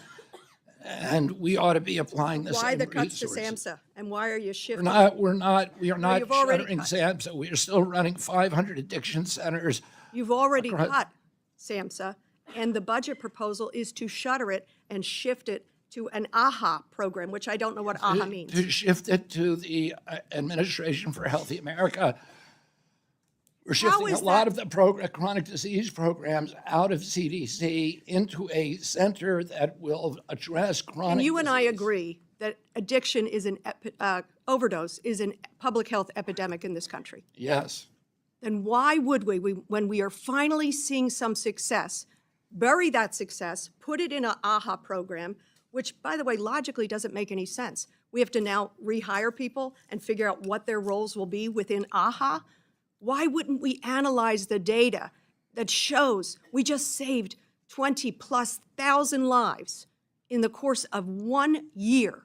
This matters in my district. I have buried way too many kids to overdose, to fentanyl poisoning, by the way. You don't have to be an addict. You can just be poisoned by fentanyl. Why in God's name are this administration wants to shutter it? We know that, and shift it into AHA. Why would you do that? They don't want to shutter. What we want to do is we want to shift that function into a place where we're going to be able to administrate it more efficiently, and that's all. What analysis was done? Can you show us the study that led you to the decision, shutter SAMHSA, shift it, we call that shift and shaft in my old days as an appropriator in Pennsylvania, shift it over here, throw it in a block grant program, and good luck. What's the analysis that you did that said, whatever SAMHSA was doing with harm reduction, by the way, with making naloxone available, with training for naloxone, I literally carry this with me every day. I want to normalize the life-saving capacity of naloxone, and you guys want to bury it in AHA. Oh, we want to provide naloxone, Narcan. We want to make sure that addicts have every option. You're eliminating the training for that. Suboxone to methadone and to Medicated 12-step programs to inpatient, outpatient. You're We run zeroing 500 them out. we run 500 addiction centers. We're not going to stop doing that. My agency will still do it. Are you looking at? It's shifting to a subdivision where we can operate it more efficiently with other chronic diseases. But do you realize that? EDC is going to do infectious disease, which is why we created it. It had mission creep, and it was operating with Mission creep as it was saving lives? mission Mr. creep. Secretary, I beg of you, talk to these families. You know these families. You are these families. Help us save more lives. Don't shift it and shaft it. Mr. Clyde. Thank you, Mr. Chairman, and thank you, Secretary Kennedy, for appearing before our subcommittee today. As we consider the future of Americans' health in the Department of Health and Human Services, I appreciate the opportunity to discuss reforms that prioritize the health of our citizens while restoring transparency, accountability, and constitutional limits on federal power. For too long, federal health policy has been burdened by wasteful spending and ideological agendas, undermining the scientific integrity and public trust. I'm encouraged by this administration's efforts to end the politicization of our health agencies and to bring common sense and accountability back to HHS. I also support the Make America Healthy Again initiative, which addresses the consequences of misguided policies, poor nutrition standards, and harmful medical practices. Americans face record levels of obesity, chronic disease, mental illness, and pharmaceutical dependency. Secretary Kennedy, I commend your leadership in launching a commission to examine the root causes of these crises. But we cannot talk about restoring health without also confronting one of the most horrific scandals of our time, the trafficking and exploitation of children at our southern border, often under the watch of the very agency tasked with protecting them, HHS. The Biden administration dismantled critical safeguards, turning the Unaccompanied Alien Children program into a pipeline for abuse.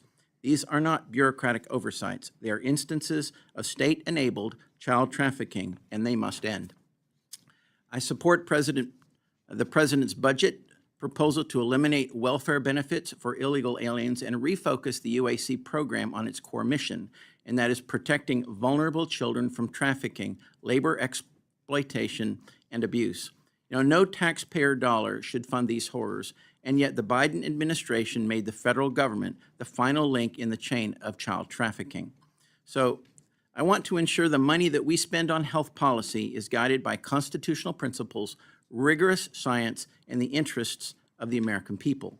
So my first question for you is, do you know approximately how many children over the last 4 years have gone missing or remain unaccounted for after being released by HHS? Have you looked into that? The estimate, Congressman, from the Office of the Inspector General, and it's considered a very low estimate, is 291,000 children missing. 291,000 children But the estimate, the actual numbers are probably much higher than that. They could go up to 500,000. And if you look at the grand jury report from Florida, what happened to many of those children is just horrific.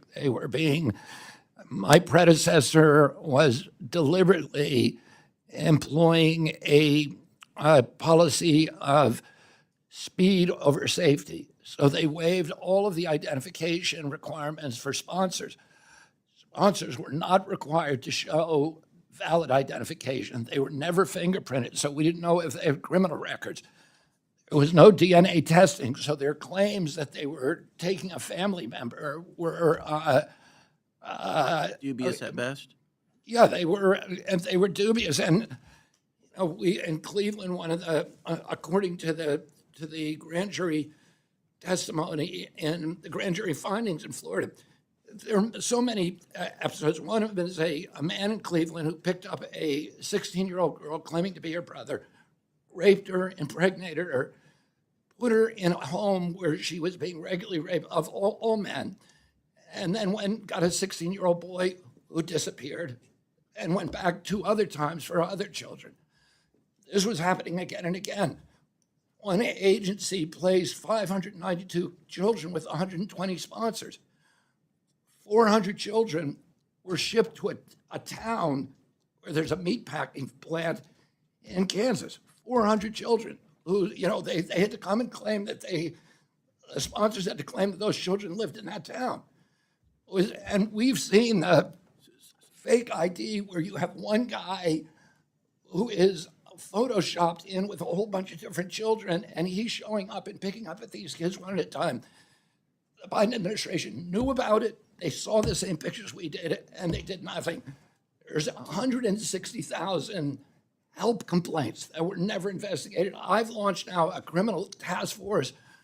We've opened up 500 criminal investigations and already brought 80 to court. So we are going to try to do everything we can. We're working with DHS to find these children, but the federal government under the Biden administration became the biggest facilitator for child abuse probably in the history, certainly in the history of our country.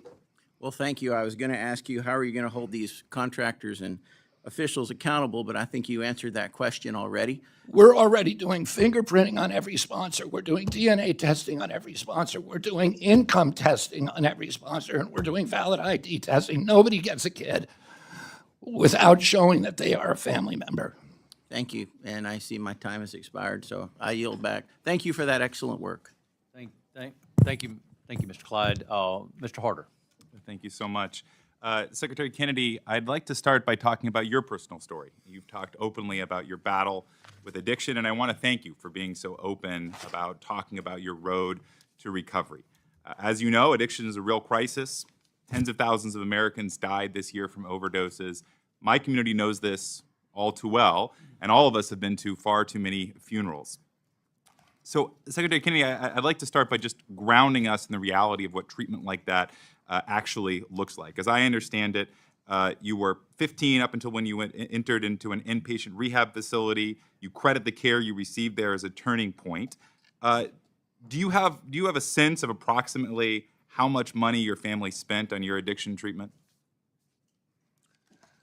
Well, I spent the money on my addiction treatment, and at that time, the rehab was probably like $800 a day.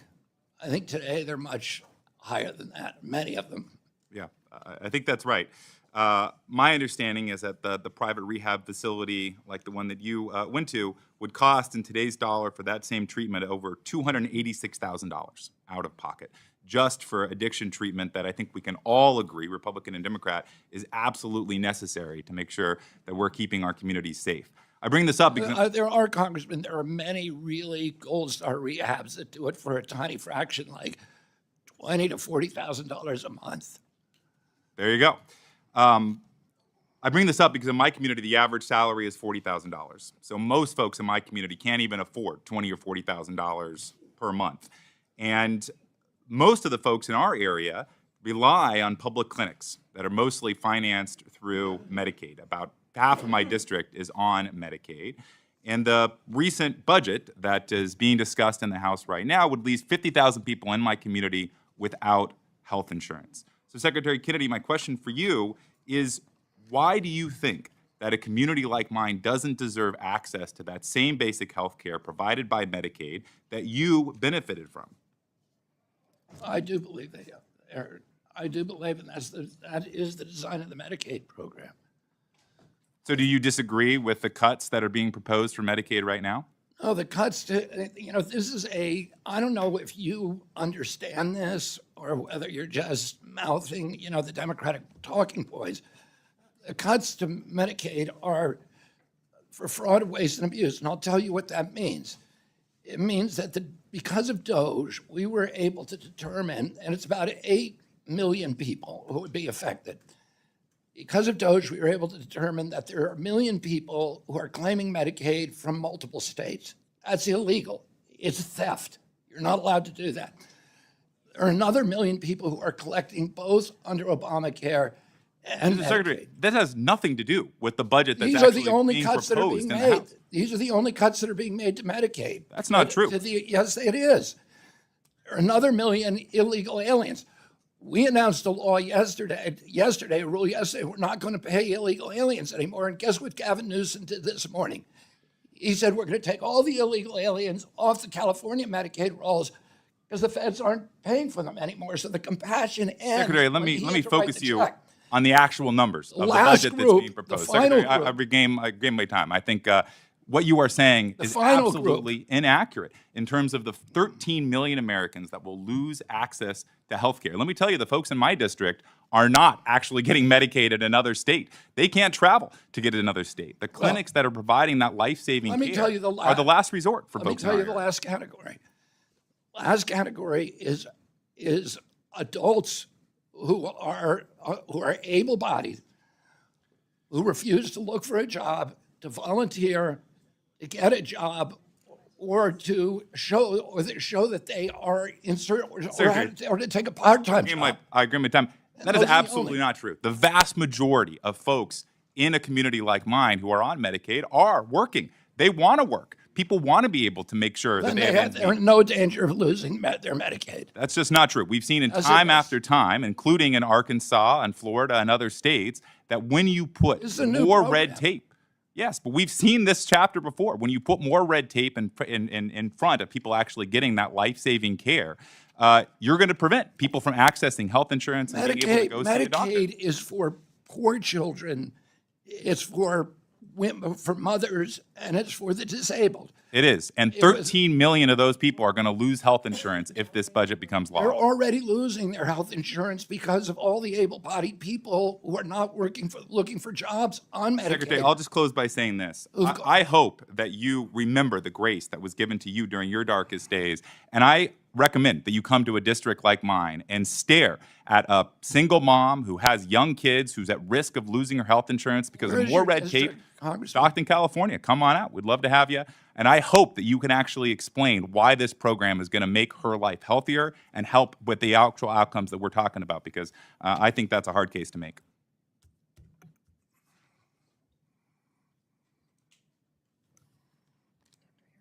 Dr. Harris. Thank you very much. Mr. Secretary, you're absolutely right. No pregnant woman or single mom who qualifies under traditional Medicaid is going to lose anything. This talking point is ridiculous. The million people who are committing absolute illegal fraud by being on Medicaid rolls in 2 separate states is a fraud, and the insurance companies make a ton of money from it. You're absolutely right. We have a $2 trillion deficit. It's not sustainable, period. There are a lot of things I'd love to do. Believe me, you appreciate it. $2 trillion deficit is not sustainable. You're right. A lot of what you're doing is going back to pre-COVID levels. As a famous person on the other side of the aisle once said, you never want a serious crisis to go to waste, and they didn't let COVID go to waste. We increased federal spending by 40% since after COVID. COVID is over. Let's go back to the old one. We have to look at every program. Let me talk to you. We talked when we spoke a couple days ago about nutrition. Look, I'm 1,000% behind you on nutrition. First, we have to agree that there's a problem. First thing is we can't get agreement that this country is sicker, not healthier. When I proposed that to the last director of NIH, there were arguments from the other side that that's not true. It's absolutely true. By every measure you can, let's take life expectancy. The simplest measure, simplest, easy to understand measure, life expectancy is going down. Let's look at the chronic diseases, which you're absolutely right. Whether you look at obesity, overweight, hypertension, cardiovascular disease, they're all gotten worse, not better, and almost all can be linked to nutrition. So I'm glad that you and the Secretary of Agriculture are going to support finally taking the Supplemental Nutrition Assistance Program and put some meaning in the word nutrition. Let me talk a little about the NIH, because I think one of the most telling things about the NIH, which some people say should be called the National Institute of Disease, not National Institute of Health, because we study disease, but we're not keeping people healthier. When I wanted to hold a hearing, with my other hat as the Ag Subcommittee Chair, we called over to NIH to get an expert on nutrition. This just should be pretty easy, right? You've probably got 1 million of them, right? No, they couldn't send someone over. Now, if I had asked for an oncologist, they could have sent dozens. They would have sent the director of the division. They would have sent the director of the NIH over. And yet, it's pretty clear, and you understand this, nutrition is linked to cancer, too. Might need fewer oncologists if we had some better nutrition. And God bless you in what you're trying to do with that. That study out of WashU in December that actually shows the link with high intake of fructose to the carcinogen, the lipid, and the lysophosphatidylcholines that are metabolized by humans from fructose that increase tumor growth. I mean, these are the kind of things we should be studying and linking it back to nutrition. So I will just ask you, what are when you envision what we're going to do on nutrition writ large to try to make us a healthier country, what do you think we have to look at? What are the first things we have to look at? I mean, and that's a really good question, Congressman. What we need to be doing is NIH has done really good. And I talked to Congresswoman DeLauro last night, and she said, look, NIH has done all this great science so that we can cure cancers faster. And so my question is it a great thing that you can now cure or treat colorectal cancer so only 50% rather than 100% of people die? Or should somebody be thinking about why are we getting colorectal cancer in children, which has never in the history of humanity happened before? It's now an epidemic. There was nobody at NIH to answer those questions. Nobody. No research was done on it. The etiology of all these chronic diseases were just buried because they didn't want to offend the large industries who are putting these poisons in our food and putting them in our pharmaceutical products. For some of these ingredients, we just need to let the public know and probably do labeling so that people can make their own choice. If you want to eat a Twinkie, if you want to drink a Coca-Cola, you should be able to do that. We're a free country. You ought to know that it may increase your cancer risk and that it may increase your risk for diabetes. And so we're going to study each of these ingredients, starting with the most common ones, the greatest, the suspected culprits. And we're going to tell them ones that are so bad they should be taken away. We're going to work with industry to get rid of them. Great idea, and it's, The other ones we're just going to tell people so they can make an informed I would choice. urge that, if we add money back into the NIH budget, we should actually insist that it be nutrition spending. The only last thing I'll say, just very briefly, Mr. Chairman, is that, again, wearing my other hat from the ag side, is that our farmers are worried that if we look at pesticides, as we should, that we just be careful that we work together to make sure that we don't cripple our agriculture economy, and I look forward to working with you on that. I yield back. I mean, we cannot make America healthy again without the partnership of the American farmers. We cannot be putting them out of business. And they're already operating on razor-thin margins. Mr. Elsie. Thank you, Mr. Chairman. Thank you for being here, Mr. Secretary.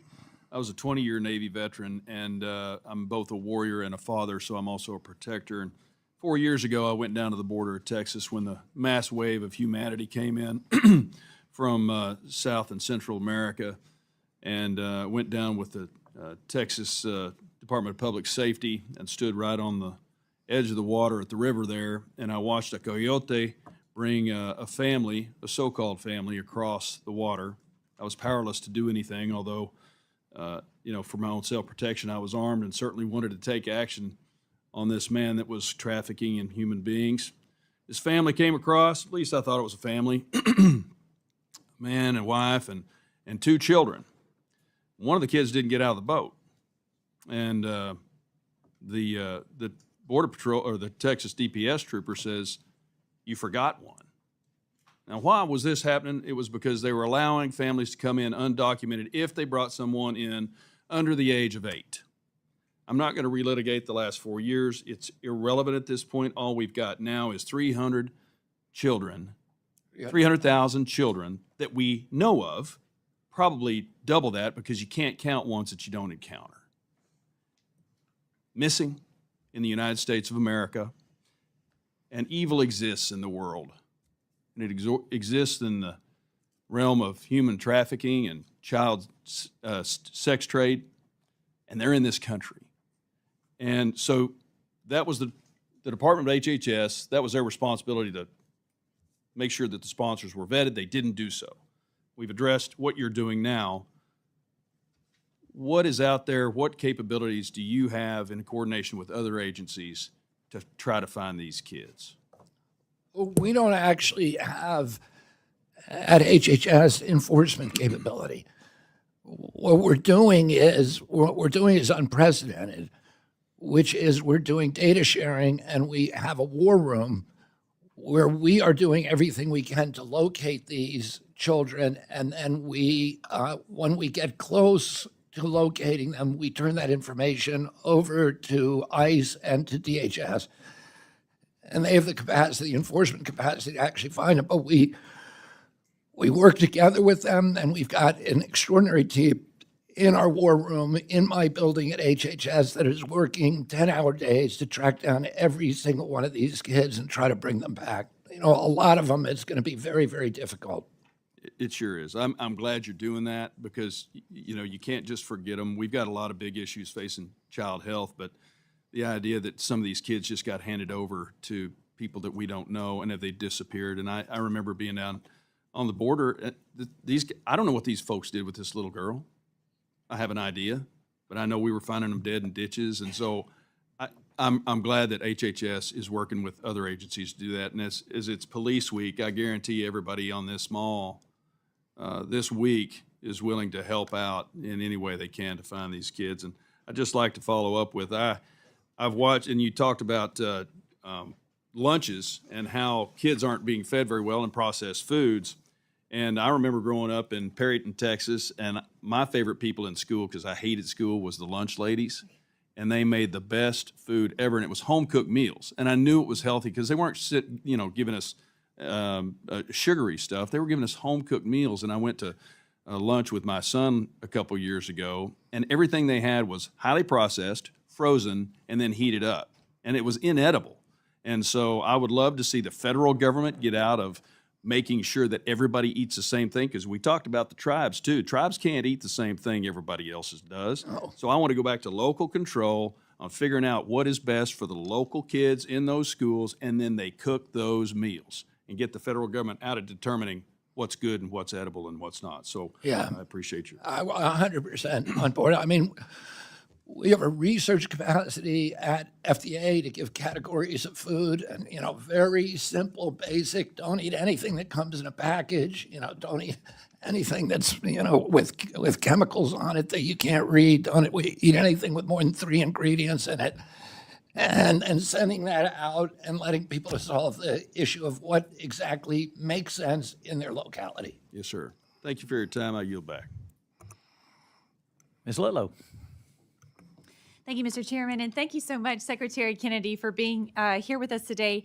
And I'm so grateful for your efforts to make sure our federal health system is laser focused on creating a healthier, more prosperous America. And my home state of Louisiana has embraced the MAHA movement, including a lot of concerned mamas out there. I'm one of them. And I'm so eager to hear from you on how we can best support your mission moving forward.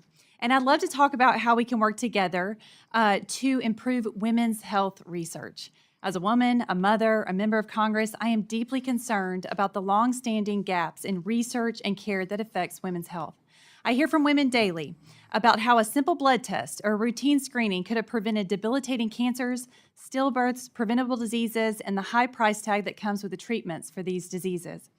In just my state this year, we can expect close to 30,000 new incidences of cancer, including 4,230 new incidences of breast cancer and 210 new incidences of cervical cancer. Louisiana's 5th congressional district already sits higher than the national average for breast cancer deaths. Yet women are still underrepresented in clinical trials. The unique biological health factors that impact women's health are too often an afterthought rather than a priority. We have made some progress with programs such as the CDC's National Breast and Cervical Cancer Early Detection Program, which has provided access to life-saving prevention and early detection services for women in underserved areas, and the Pregnant Women and Lactating Women Advisory Committee to address this gap in clinical research. But I know more work can be done. Secretary Kennedy, what specific actions will the department be taking to build on these existing programs and ensure that research funding, policy direction, and implementation reflect the full scope of women's health needs? Yeah, I want to thank you, Congresswoman, and also take note of a fact that there was one of the canards that has been widely reported in the, in the mainstream Democratic Party press is that we terminated a 30-year women's health study at NIH, which was reported initially in the New York Times. The report was inaccurate, really badly inaccurate. We very strongly support that. Jay Bhattacharya, who is the director of NIH, actually has done a lot of his research on that database, and we are going to continue that. We have 42 maternal health programs throughout the agencies. We're going to continue that commitment. That's a multi-billion-dollar commitment, and we're going to continue that. And I'd love to work with you directly to figure out, what we can do more to make sure that that we have great detection, that we have great diagnosis, early detection, and prevention. Thank you. I look forward to working with you on that. I also represent a largely rural district that covers 21 parishes in Louisiana, many of which are considered medical deserts. I hear from my constituents daily about the lack of access to regular and specialized care. My district is part of the Delta region along the Mississippi River, and within the Delta, there are a number of types of cancers and chronic illnesses on the rise, and there seems to be little success in slowing the morbidity rates down. The 5th District also ranks worse than the national average in cardiovascular disease deaths, kidney disease, and diabetes deaths. This is only one part of the long history of the Delta region having poorer health outcomes than the rest of the nation. Secretary Kennedy, what initiatives are the agency planning to implement to improve health outcomes in the Delta region, and how can Congress partner with you to ensure that these plans come to fruition for our rural healthcare deserts? Congressman, this is a priority for me during this administration, and I made that commitment to many of the senators who voted for my confirmation. It was probably the most commonly repeated concern about rural health and the decline in opportunities in rural health. We have programs at HRSA to increase personnel and frontline responders and frontline treatment personnel in those districts, which is there are chronic shortages of doctors and nurses who want to move to those areas. We are going to make sure to continue to support rural hospitals and healthcare centers. We are going to dramatically revolutionize the availability of telehealth and AI so that people can avoid emergency rooms by getting treated at home. I looked at a technology yesterday that can accurately diagnose strep throat by telephone using your telephone camera with taking one picture of the inside of your throat. And the accuracy of that test is greater than a strep swab. And these are opportunities so you can prevent somebody from having to go to the emergency room, and you could get them a prescription on site. There's so many opportunities that are so exciting, and we have just the right team in place to implement them and deploy them across the country. Dr. Oz, and we have Chris Klum, who is, came out of the tech industry, who is integrating AI into all of our systems there. We're really going to revolutionize this agency. That's wonderful news. My time's expired. Thank you so much. Thank you, Ms. Letlow, and I think we've covered all the every member has got a chance to ask a question, but before we do adjourn, I would like to recognize the ranking member, Ms. Laura, for any closing comments. Thank you very much, Mr. Chairman. And first, I would like to, on Congresswoman Dean's behalf, enter an article into the record. Thank you, Ranking Member. I wanted to enter an article into the record on the topic of Medicaid and work. It is by the Kaiser Family Foundation. It is dated February the 4th. I believe you have it at the desk. Understanding the intersection of Medicaid and work. Unlike the bigoted chestnut that we see very often written that Medicaid recipients are not working, the data shows the vast majority of able-bodied people are working. Without objection, it'll be included. Thank you. Mr. Law. Thank you very much. Sorry, Ms. Letlow left, but I think it's important to note that in the 2026 budget and under CDC, the breast and cervical cancer program has been eliminated. I think that's important to understand for women's health. Also, Secretary Kennedy, you committed to following the law and awarding congressionally appropriated funds in 2025. And please understand that we are in 2025 and we are under the continuing resolution, which is the 2024 budget. So quite frankly, it should be an easy transfer to 2024 to 2025. But that is what is operative. That is the law of the land, not a suggestion, not a directive, a law of the land. But the evidence suggests that you are cutting billions of dollars in funding right now. The evidence shows that you are withholding at least $2.7 billion in life-saving NIH research, and that is only midway through 2025. And based on the evidence, I believe, and the OMB director has indicated, that you are going to illegally impound billions of dollars of congressionally appropriated funding for NIH research in 2025. To make matters worse, you are proposing to cut NIH funding by $20 billion in 2026. You do not have the authority to do what you are doing. Congressman Hoyer pointed out that very clearly and explicitly. You don't have the authority. This administration does not have this authority.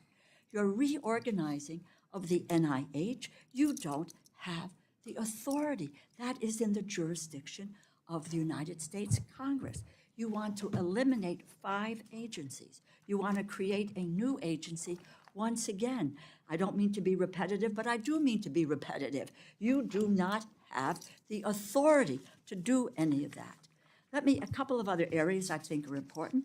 HHS makes medical decisions every day. You're making medical decisions every day. You're the secretary of HHS. You have tremendous power over health policy. Really horrified that you will not encourage families to vaccinate their children, measles, chickenpox, polio. Vaccines are one of the foundations of public health. Vaccines, yes, save lives. And the fact that the Secretary of Health and Human Services refuses to encourage children to be vaccinated is a tragedy. And we have already had 2 children in the United States who have died needlessly from measles. Let me also move forward. You talked about the NIH and the science at the NIH. And just very, very quickly, high-profile successes from NIH research: Human Genome Project, immunotherapy, CRISPR gene editing, sickle cell cure, vaccines for HPV, hepatitis, mRNA vaccines, including the life-saving COVID vaccines, artificial heart valves, GLP-1 medications for diabetes and weight management. It is one can look at and see what works or doesn't work, but you can't sit here and tell us that NIH has been a failure and that the science and the people who have worked at the NIH have not made unbelievable discoveries to cure. I have a question which had to do with NIH. And you don't have to answer this question, but I don't understand why Republicans get to call you to spare offices like NIH. Who do Democrats have to call? Is there a special phone number if I want to save tobacco prevention? Lead poisoning, 9 million children were lead poisoned in Flint, Michigan. 9 million kids, okay? So tobacco prevention, lead poisoning, oral health. Who do we have to call to be able to get those things reinstated? And finally, let me just say this to you, because there's been a discussion here. Well, on nutrition, I would just say to you that, look, I'm very, very big on nutrition, food safety. I've spent, the last 20 or 25 years dealing with this issue. So I'm supportive of some of the areas that you have talked about. And by the way, the Office of Research at the NIH, they can only spend $1 million on research. This committee can provide them with a hell of a lot more money if we want them to do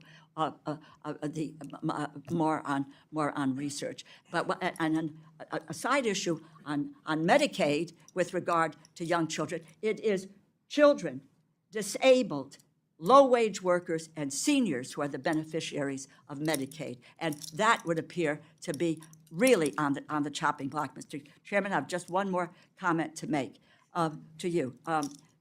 The testimony with regard to unaccompanied children, spent a lot of time on that issue, a lot of time. Because by law, as you know, we have to accept unaccompanied kids. That's HHS responsibility. You're right, there is an enforcement. But we have that responsibility to keep them safe, put them in the best set of circumstances. I was chair of this committee during the first Trump administration. Still outraged. I was horrified at the time to learn that Stephen Miller was directing border agents to separate children from their parents as a deterrent to coming to the United States. Some of these children were taken away from their parents. They were less than 5 years old. Now, there was about 4,600 kids separated from their families. Today, that was in 2017, 2018, I had a conversation with Secretary Azar at the time. It was in my home, in my office, with my grandson on my lap. And I said to him, do you have a list of the families and a list of the children so that they can be reinstated? He assured me that they did. Mr. Secretary, it's 2025. 1,300 of those children are unaccounted for. Do we want to look for missing kids to get them to their parents? Let's start there That was a tragedy of great proportions inflicted by the United States of America. You have an unbelievable job. You have, when we talk about HHS, it really is a cornerstone of what this country is all about and what we can do. We don't deal here with airplanes, with roads or bridges or helicopters. That's not what we do. What our job and your job is to save lives. And I would hope that you would take another look at what is being proposed. And I would say, fight back, as I would ask my colleagues to fight back and say, we can't do this. We can't eliminate some of these programs. The havoc that we are going to cause in dealing with research and cutting back on research is going to put lives at risk. You have an incredibly important job. Thank you, Ms. I think Laurel. you can make the difference. Thank you. Please do. Thank you. Well, thank you, Mr. Secretary, for being here today. And let me say, I do think you bring fresh eyes. I think you bring a new perspective on public health and the overall state of our healthcare system in America. And I appreciate what you're doing to look at what is working and what is not working. And I think that's what's very much needed in this, and not take everything as a status quo. And so I think we've had a very good hearing, had a very spirited hearing today, but I think we've covered a lot of topics, and very happy that all the members got a chance to ask questions. We would like, I'm sure we could go on for a couple more hours. And I'd love to do a second round, but I know that you have another hearing I think you're scheduled this afternoon for. And so you can take a break for a minute, maybe get some lunch, a healthy lunch. Mr. Chairman, will you yield for a question? He has got another hearing to go to, so I'm going to go with that. With that, we stand adjourned. Thank you.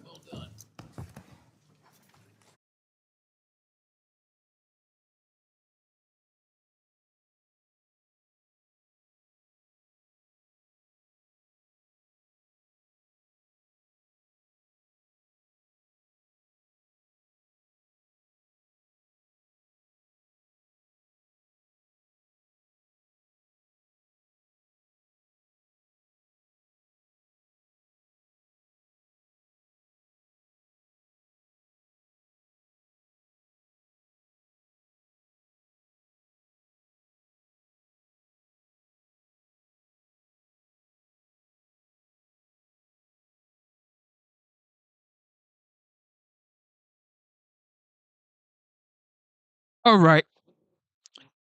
Welcome to the live show. Thank you for tuning in. Okay, this actually has a part 2. So if you're still here, let's see that part 2. All right. Let me look for it.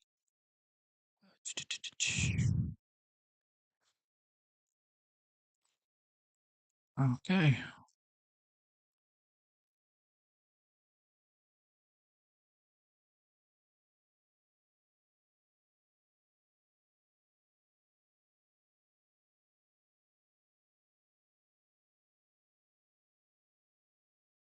Huh?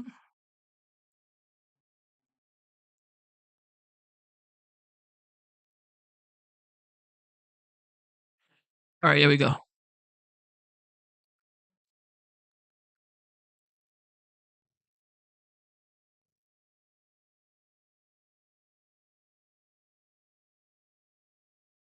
Oh, okay, Bernie. Groups of oligarch. According to Bernie, he loves that word, oligarch. Oligarch. Since like the 80s, he's been talking about oligarch. Mission to reform the federal government, making healthcare more affordable, and making America healthy again. It's clear the status quo does not work. Bureaucratic bloat, regulatory hurdles at the Department of Health and Human Services have made it harder to deliver critical services. HHS needs to work better for the American people. This means finding ways to speed up approvals for life-saving drugs, improving delivery of healthcare services so Americans who need these benefits can receive them, addressing the high levels of chronic disease, and holding bad actors accountable to lower healthcare costs for the American people. I'm encouraged that HHS is already working to address these issues. I want to note that this is the first time in at least 2 decades the HHS Secretary is testifying on the department's budget before the Help Committee. And I appreciate Secretary Kennedy for coming to answer our questions on the fiscal year 2026 budget. Now, people fear change even when it's from worse to better. But without a clearly defined plan or objective, people assume the worst. Much of the conversation about HHS's agenda has been set by anonymous sources in the media and individuals with a bias against the president. Americans need direct reassurance from the administration and from you, Mr. Secretary, that these reforms will make their lives easier, not harder, and that's why I've invited you. No one can make that case better than you. These are the questions about how HHS will be able to preserve its primary functions and duties under this proposed budget. Many offices and programs potentially seeing changes are essential for implementing bipartisan laws, including laws championed and signed into law by President Trump. Example, in 2018, Congress worked with President Trump to pass the Support for Patients and Communities Act, protecting communities, saving lives through increased access to naloxone and prevention and treatment for fentanyl addiction. The Help Committee and President Trump also worked together to pass laws to improve research into health disparities, address the needs of Americans with traumatic brain injuries, Alzheimer's, Lyme disease, support family caregivers, and help moms and babies live healthier lives. Programs essential to achieving President Trump's goal of making America healthy again. In this proposed budget, offices that are responsible for overseeing many of these initiatives, which were initiated by President Trump, will be consolidated or repurposed. Now, I agree with Secretary Kennedy that HHS needs reform. Over the past several years, I've engaged stakeholders and worked with colleagues to identify opportunities to modernize a wide array of HHS agencies and programs. The department needs to have an effective plan to fulfill statutory duties in tandem with efforts to increase transparency, accountability, to streamline programs, and to root out wasteful spending. Congress and the administration should work together to ensure reforms strike the right balance and deliver for all Americans. Mr. Secretary, once more, no one can set the record straight better than you to explain how the department will maintain its critical duties and implement change important to Americans' health. By providing this clarity, we in Congress will be able to advocate for shared priorities in future legislation, and you will gain the trust of the American people, putting their minds at ease. I appreciate you being here. I look forward to hearing how the proposed HHS budget will advance President Trump's mission. And with that, I recognize Senator Sanders for his opening statement. Thank you, Mr. Chairman, and Mr. Secretary, thanks for being with us. Let me begin by quoting a sentence that came from your prepared remarks. You state, and I quote, "The United States remains the sickest developed nation, and we spend $4.5 trillion annually on health care, 2 to 3 times more per capita than comparable nations. Clearly, something is structurally wrong with our approach," end of quote. You're right. The current healthcare system is broken. It is wildly expensive. It is dysfunctional. So what do we do, Mr. Secretary, to address it? Maybe for a start, we do what every other major country on earth does and recognize that healthcare is a human right guaranteed to every man, woman, and child. Maybe we understand that the function of a rational healthcare system is not to make hundreds of billions of dollars in profit for insurance companies and drug companies who often engage in stock buybacks, pay their CEOs outrageous compensation packages. There was a guy from one of the major drug companies sitting exactly where you are sitting last year. A guy makes $50 million a year. Meanwhile, we don't have enough doctors, we don't have enough nurses, we don't have enough dentists, we don't have enough pharmacists, we don't have enough healthcare workers in general. You are right. The system is structurally broken. We spend far more, we have a shorter life expectancy than other countries. So this is an issue that I want to address with you. How, in fact, do we guarantee health care to all people and do it in an effective way? Let me say a word about prescription drugs. You and President Trump had a press conference earlier this week discussing an executive order that both of you claimed would make sure that the American people pay the lowest prices in the world for prescription drugs, not the highest. As you mentioned at your press conference, this is a concept that I personally strongly support, and I think you are aware of that. But as President Trump and you should know, this executive order, like Trump's previous executive orders on the subject, will likely be thrown out by the courts, and we will be back to exactly where we are today, paying by far the highest prices in the world for prescription drugs. In my view, the way forward is through legislative action. So, if you and President Trump are serious about significantly lowering the outrageous price of prescription drugs in this country, as I hope you are, I would very much appreciate both of you working with me and other people on this committee and in the Senate on legislation that I will soon be introducing, which accomplishes exactly the same goal as you and the President talked about, making sure that we pay no more for prescription drugs than people in other major countries. So if we are serious about that, let's work together and let's make that happen. And in fact, if Republicans and Democrats come together on this, if we prioritize it, we can pass that legislation in a couple of weeks.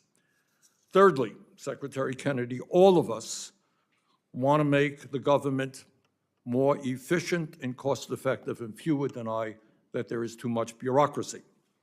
But let me tell you also what we want and what the American people want. And that is, we want the federal government to play a major role in continuing its efforts to combat such terrible diseases as cancer, Alzheimer's, diabetes, heart disease, and other terrible illnesses that claim the lives of millions of Americans.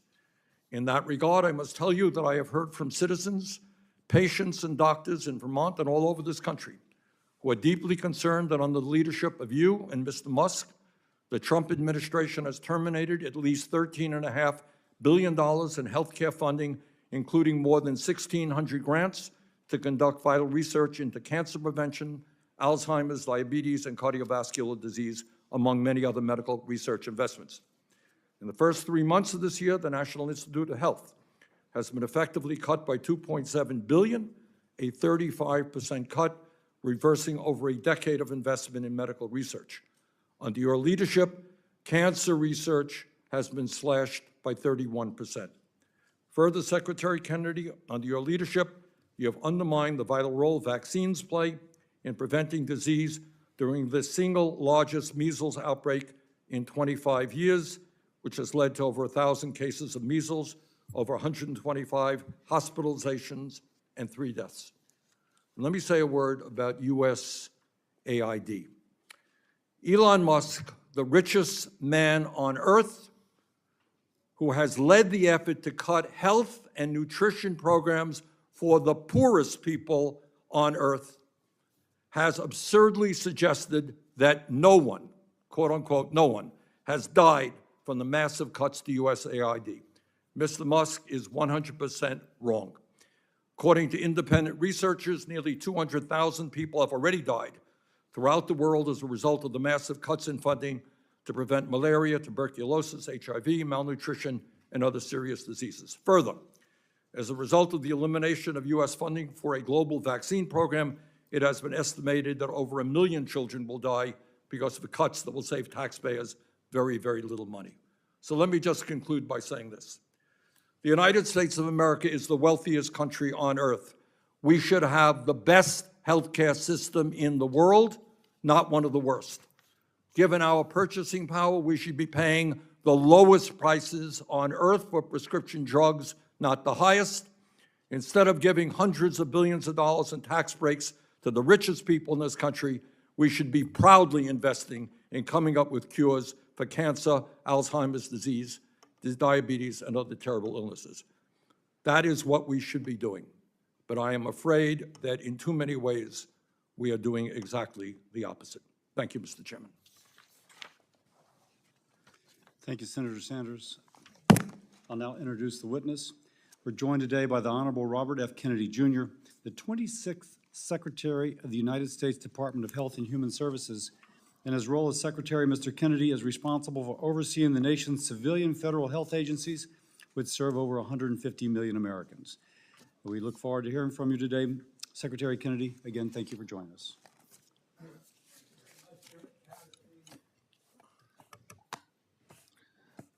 And thank you, Senator Sanders. I just want to begin by saying I know how determined President Trump is for us to have the lowest drug prices in the world, as between Europe and the United States. And I also know that he doesn't care how we get there. That's where he wants Americans to be. And he said, I don't know how many times since I've been involved with him, but that we shouldn't be be able to go to London and buy GLP for $88 that in this country costs us $1,300. And I know it's something that you've been talking about for many years. I look forward to working with you on legislation or any way that we can to get there. Thank you, Chairman Cassidy and Senator Sanders. I'm honored to be before you today to present the Department of Health and Human Services fiscal year 2026 budget. Debilitating disease, contaminated food, toxic environments, addiction, and mental illness affect Americans across every race, class, and political belief. When my team and I took the helm at HHS, we set out with clear goals. First, we aim to make America healthy again with a special focus on the chronic disease epidemic. Second, we committed to delivering more efficient, responsive, and effective service to over 100 million Americans who rely on Medicare, Medicaid, and other programs. Third, we focus on achieving these goals while cutting costs for taxpayers. We intend to do more, a lot more, with less. The budget I'm presenting today supports these goals and reflects.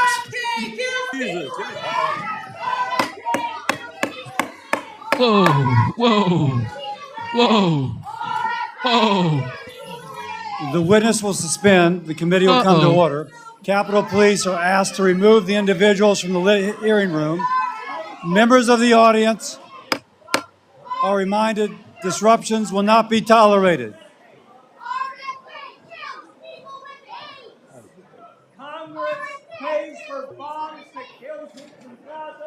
Members of the audience are reminded disruptions will not be permitted while the committee conducts its business.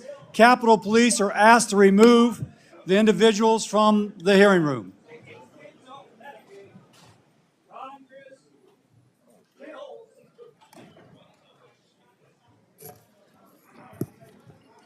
That was a made for C-SPAN moment. The Secretary will resume. The budget. Just a second, Mr. Secretary. Mr. Secretary, let's get the doors closed and the ruckus just totally cleared.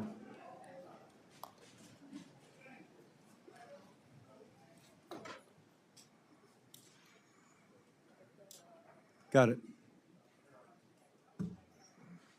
Okay, and we thank the Capitol Police for working with due diligence. Thank you very much. Mr. Secretary, please resume. The budget I'm presenting. Mr. Secretary, will you reset the clock? The clock's been running.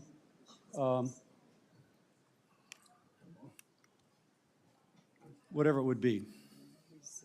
Okay, please. All right.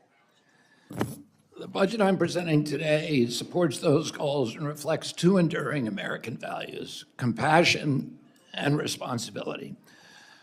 I invite the committee to unite around these ideals with me. The United States remains the sickest developed nation in the world, and we spend $4.5 trillion annually on health care, 2 to 3 times more per capita than comparable nations. Clearly, something is structurally and systemically wrong with this system. Furthermore, healthcare costs are steadily increasing at a rate of 2% greater than the economy. If we don't staunch this unsustainable hemorrhage, we will ransom our children to bankruptcy, servitude, and disastrous health consequences. Yes, an exploding debt is a social determinant of health. We won't solve this problem by throwing more money at it. We must spend smarter. We will shift funding away from bureaucracy and toward direct impact. Some things at HHS will not change. We will preserve legacy programs like Medicare, Medicaid, and Head Start as the foundation of the MAHA agenda. Vulnerable populations, seniors, and veterans deserve consistent access to care, and I will ensure that they receive it.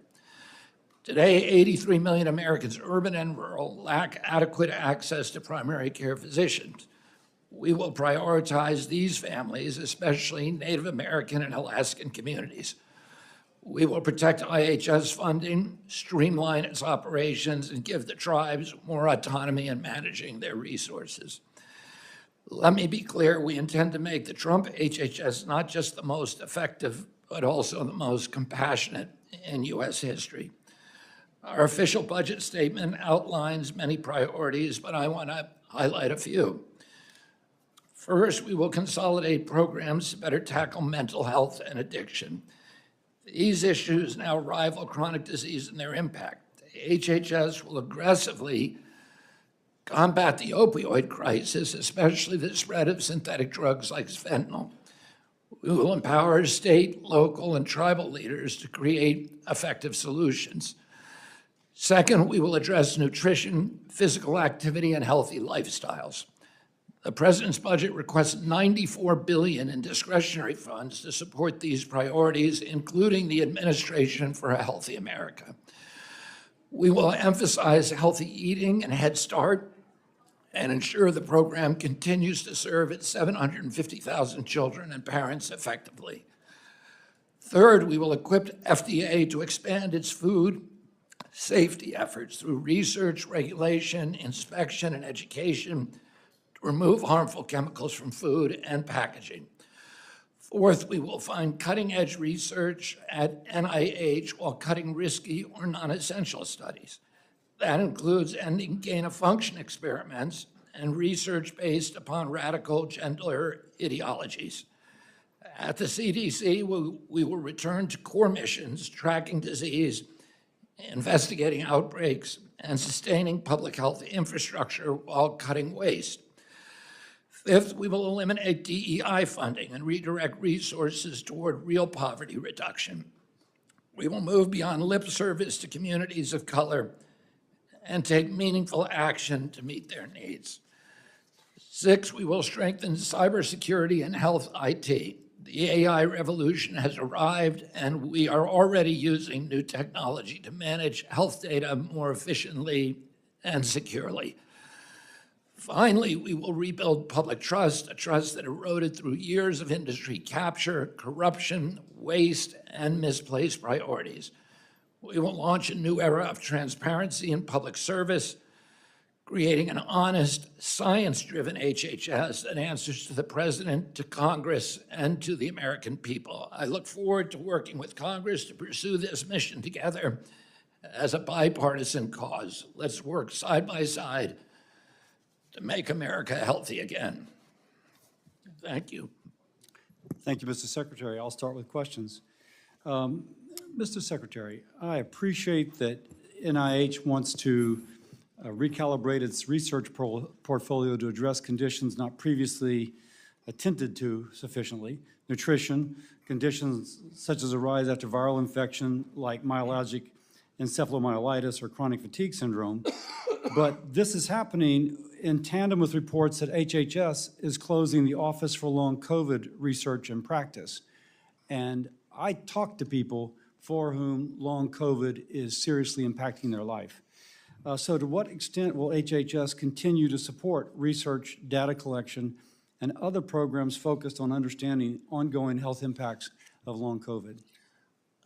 Senator, I am 100% committed to finding treatments for long COVID. I'm deeply involved in that personally. I have a son who is really dramatically affected by long COVID. I have many, many friends who are affected by that and by Lyme disease, incidentally, which we also is also a priority. The COVID office was cut by an executive order from the White House, but everybody at NIH and at CDC is committed to these kind of studies, and I can tell you personally, I will make sure that they happen. Thank you. The NIH is the largest public funder of biomedical research in the world, giving us an edge over countries like China, with whom we are obviously a geopolitical rival. But it takes a long time to develop this. And the rising prevalence of neurodegenerative disease is one area in which we have an impending crisis if we don't support the research and advanced cures. And my concern, and now I'll speak as a guy from Louisiana, if NIH funding is substantially reduced, they have folks at my universities, at Tulane and LSU, who are doing work on these sorts of things. So knowing that the NIH budget is getting squeezed and the indirect costs likewise, how will the NIH successfully do more with less? How will we build those new scientists to find these cures and to compete with geopolitical rivals? Well, for one thing, Senator Cassidy, you're talking about neurodegenerative disease now. For example, ALS or Alzheimer's. ALS, right? The Chinese are not spending a lot of money on DEI, and we are cutting those studies. We're cutting studies on gain of function studies, and we're cutting grants to foreign scientists from adversarial countries, and particularly the Chinese, which have the 1,000 Talents program, which is openly trying to exploit U.S. research and take our IP. We spend more than any country in the world on biomedical research. NIH controls about 70% of the global funding for biomedical research.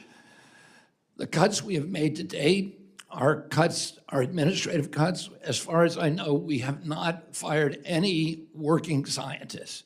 Of the working scientists, the people who are actually doing scientists, there are some people who are scientists that were doing IT or administration, but in terms of who did lose their jobs. But in terms of working scientists, our policy was to make sure none of them were lost and that research continues. Thank you. Let me ask you, the budget proposes to eliminate several large block grants for hospital and health department emergency preparedness and other core public health capabilities, explaining that states are better equipped to fund these activities. Now, I agree that frontline public health happens at the local level, but what works well in, say, Louisiana may not work well in a state like New York. But rural, under-resourced states especially rely upon federal funding to support public health. How do you propose we balance competing interests, returning power to states, because there is a difference in how different states do it, but replace the funding necessary to combat these public health problems? Well, I think it's a balance, Mr. Chairman. And we have a legal obligation, CDC has a legal obligation to do national pandemic response, and we will meet that obligation. And in fact, we are going to improve it, and particularly if we can get support from this body to reappropriate the PAPA, which is critical for our pandemic response.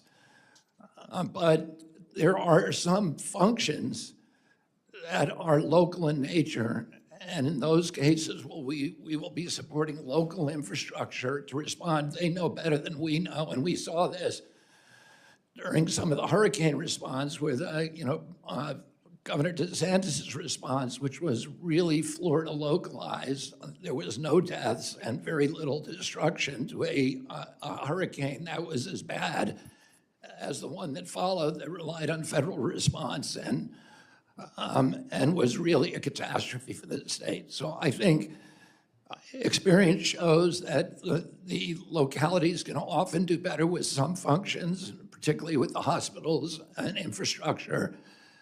But we are not relinquishing our responsibility at CDC to manage national emergencies. Thank you. Senator Sanders. Thank you, Mr. Chairman. Let me stop going back to prescription drugs. Mr. Secretary, did I hear you correctly to state that your goal is to have Americans pay the lowest prices in the world or equivalent to what is paid in other major countries? That is my goal, that you are prepared to work with us on legislation to achieve that goal. Absolutely. All right, and I believe there's bipartisan support for it. I believe that if the leadership here prioritizes that, we can do that in a very short period of time. Look forward to that. Let me ask you this, as Secretary of HHS. We have in America today some 85 million Americans who are uninsured or underinsured. We spend more per capita, as you've indicated, than any other country. Is healthcare a human right? Are we making America healthy when so many people cannot afford to go to a doctor, when 68,000 people a year die because they don't get to a doctor when they should? Is healthcare a human right? Will you work with us to guarantee healthcare to every man, woman, and child in America? Well, I think you're asking two different questions. You're asking a philosophical question about whether it is a human right, like a constitutional right. As an attorney, I would say that it's not a right of a kind that we otherwise enshrine in the Constitution, because healthcare costs your neighbor money. If I smoke cigarettes for 20 years, I make that choice, which is my choice. I don't mean to, I don't have a lot of time, so but I am here. If you're asking me a philosophical question, I gotta, give you a thoughtful answer. Within 30 seconds. Yeah. It's a problem. So, it's not like freedom of speech, which costs, everybody. But every other country, Mr. Secretary, every other country guarantees health care to all people as a right. Should we, as Americans? The objective is to get Americans the level of health care that they want, the choice, which Americans want. They don't want the choice to be uninsured. Well, but they don't want the choice to die because they don't get to a doctor on time. Americans prefer private insurance to other insurance sources. Do you believe? Okay. And what I would say is, I want to find a solution to this. I want every American to have insurance. President Trump wants every American to be insured and have access to health care. The question is, how do we get there? Obamacare is not working. It is not working. And this is the... Sorry to interrupt you. All right. The reconciliation... My job is to try to make it work. All right. I have limited time. The reconciliation bill that is now being worked on in the House will come to the Senate. As it stands right now, cuts Medicaid in the Affordable Care Act by more than $715 billion, which the CBO has estimated would eliminate health insurance for 13.7 million Americans, and also raise co-payments for millions of others, is throwing 13 million Americans off of the health care they have, poor and working class people, keeping America healthy. Well, I haven't seen that number. I've seen the number 8 million. And here are the people, the cuts are not true cuts. The cuts are eliminations of waste, abuse, and fraud. And I can go through. I can go through the people who will lose it. There are a million people, I really don't mean to be rude, but as you know, I have a very limited amount of time. You asked the question, I'm going to answer it. Well, yeah, I've got a bunch of questions that I would like you to answer as well. All right, we talk about austerity, doing more with less, but in that very same bill that is being worked on in the House right now, there are $235 billion in tax breaks for the top 0.2%. Do you think that makes sense when that same bill would throw 13 million people off of Medicaid? Should we give tax breaks to billionaires and throw kids and others off of Medicaid? You're conflating the congressional bills with proposals from the president. The president No, I'm talking is about not the making congressional bill. I'm talking about the bill, the reconciliation bill. I mean, the president is not trying to do tax cuts for billionaires. He's trying to have no tax on tips and no tax for overtime. $235 billion through the estate tax. How many billionaires do you know that are making overtime or making any part of their money from tips? $235 billion. Look, it's a big bill. There are a lot of provisions in it, but you cannot deny the top 0.2% will get $235 billion in tax breaks while we cut Medicaid. Okay. Senator Paul. Thank you. I want to commend Secretary Kennedy and the administration for putting forward less spending. And one of the reasons I think we need to look at NIH and other grant-making organizations is if you keep giving them the same amount, you'll keep getting the same frivolous grants. And I'll recite a couple of them so people can remember. $660,000 was given to study the impact of microaggressions on obesity-related eating in Latinx Americans. You know, really, maybe heart disease, diabetes, obesity, but eating disorders in Latinx Americans. Here's another one, $419,000 to study if lonely rats seek cocaine more than happy rats. Maybe we could eliminate that, and that could go to a real disease. Most recently, NIH recorded a $620,000 grant for LGBTQ plus inclusive teen pregnancy prevention program for transgender boys. And what they discovered was that girls who think they are boys are at least as likely to get pregnant as girls who think they are girls. Amazing, the science. But we should all agree that that's just left-wing ideology. That's not science. We should study obesity and cancer and diabetes. I commend you for shifting the balance. I have a specific question about closing down Fort Detrick recently. My understanding is that a contractor intentionally slashed the hazmat suit or the biosafety suit of someone who's handling Ebola. You were immediately attacked in the press by saying, oh, he's just anti-science, once and then shutting down science. Was this a serious breach, and is it being investigated? We brought in the FBI to investigate it. As you say, it appears like it was a deliberate criminal act to try to, that was a kind that is equivalent to attempted murder because the kind of microbe, the pathogens that they were handling have a very, very high case fatality rate, up to 50%. The disturbing thing about it is that there are 3 leaks a week globally from BSL-4 labs. And any of those could be cataclysmic for humanity. And as a result, we not only closed Fort Detrick, and we brought the FBI in to investigate that, we also declared the end of gain-of-function studies that will allow those kind of leaks to continue. I commend you for that. I think ultimately legislation will be needed because the next administration could reverse it. I think there is bipartisan support for some controls on gain of function. As you shut down gain of function, though, you have to decide what it is, and then you have to look for it. So I would suggest that at both Fort Detrick and at the NBAC lab that's nearby, run by the DHS, that we look at experiments involving Ebola, avian flu, Marburg virus, to determine, one, whether they gain of function, but also just determine whether the experiments are wise. I am told in public records that they are doing experiments or have done experiments to aerosolize Ebola at the NBAC lab. That's the DHS lab nearby to Fort Detrick.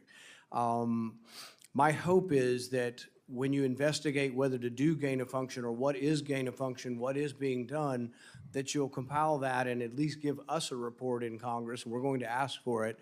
But so there can be public scrutiny of these things. You will help to scrutinize it, but the whole public needs to know how dangerous some of these things are and whether we should be doing them.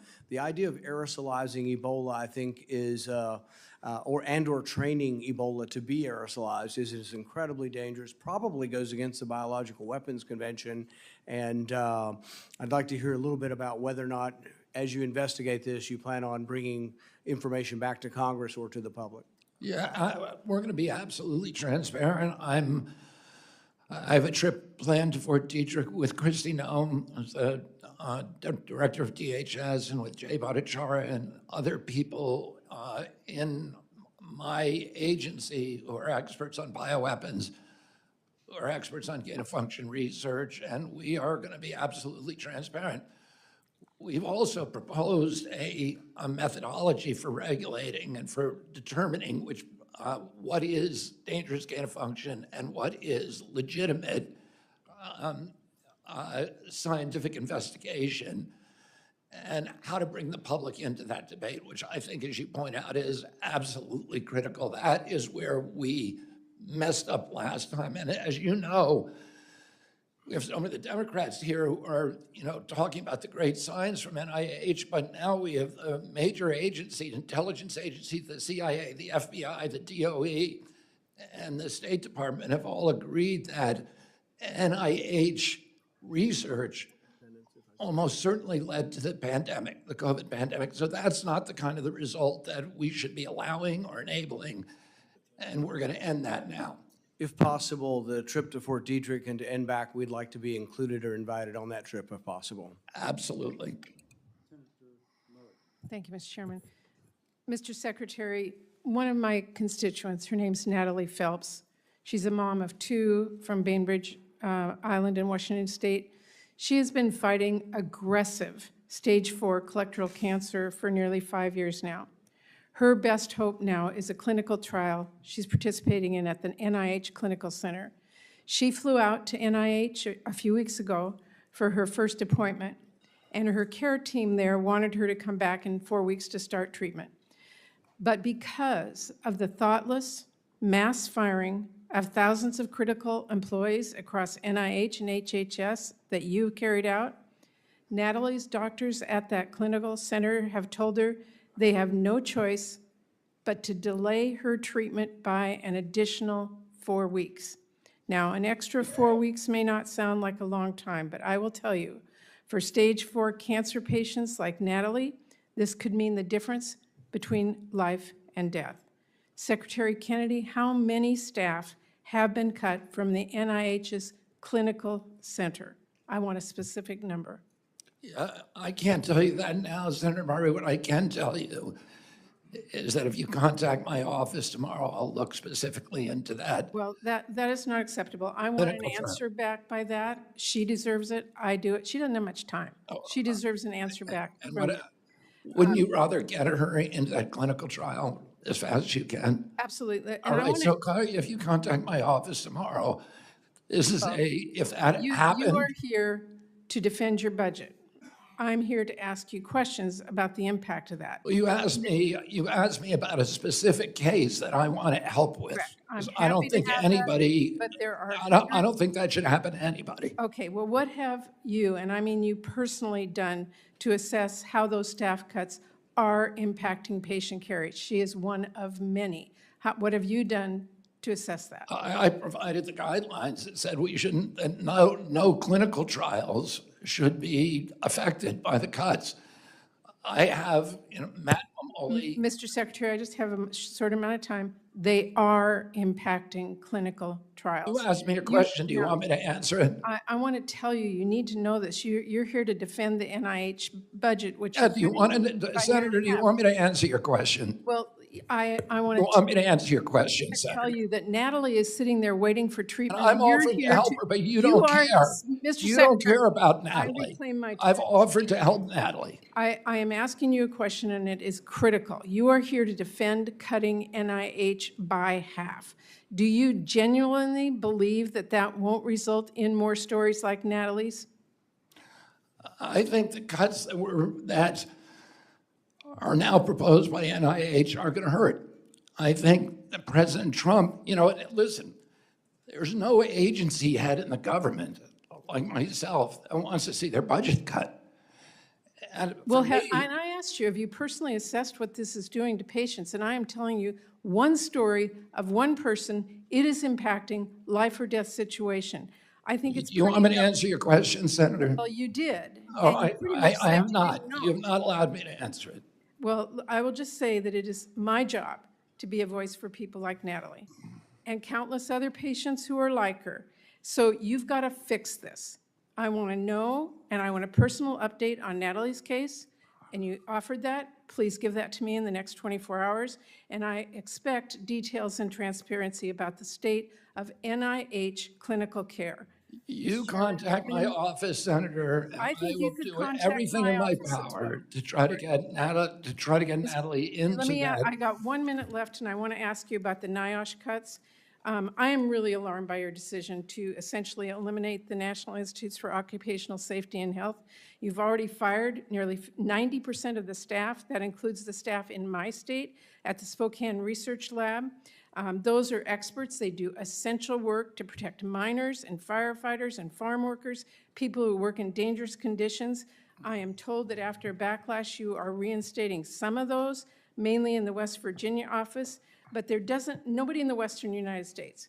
And there doesn't seem to be any rhyme or reason to how you've made these decisions. And how do you explain this to my constituents in Spokane who are out of a job and the workers that are being impacted by that? The work in NIOSH will not be interrupted. I've brought back 328 workers, mainly in the Cleveland office and the Morgantown office and for the World Trade Center site.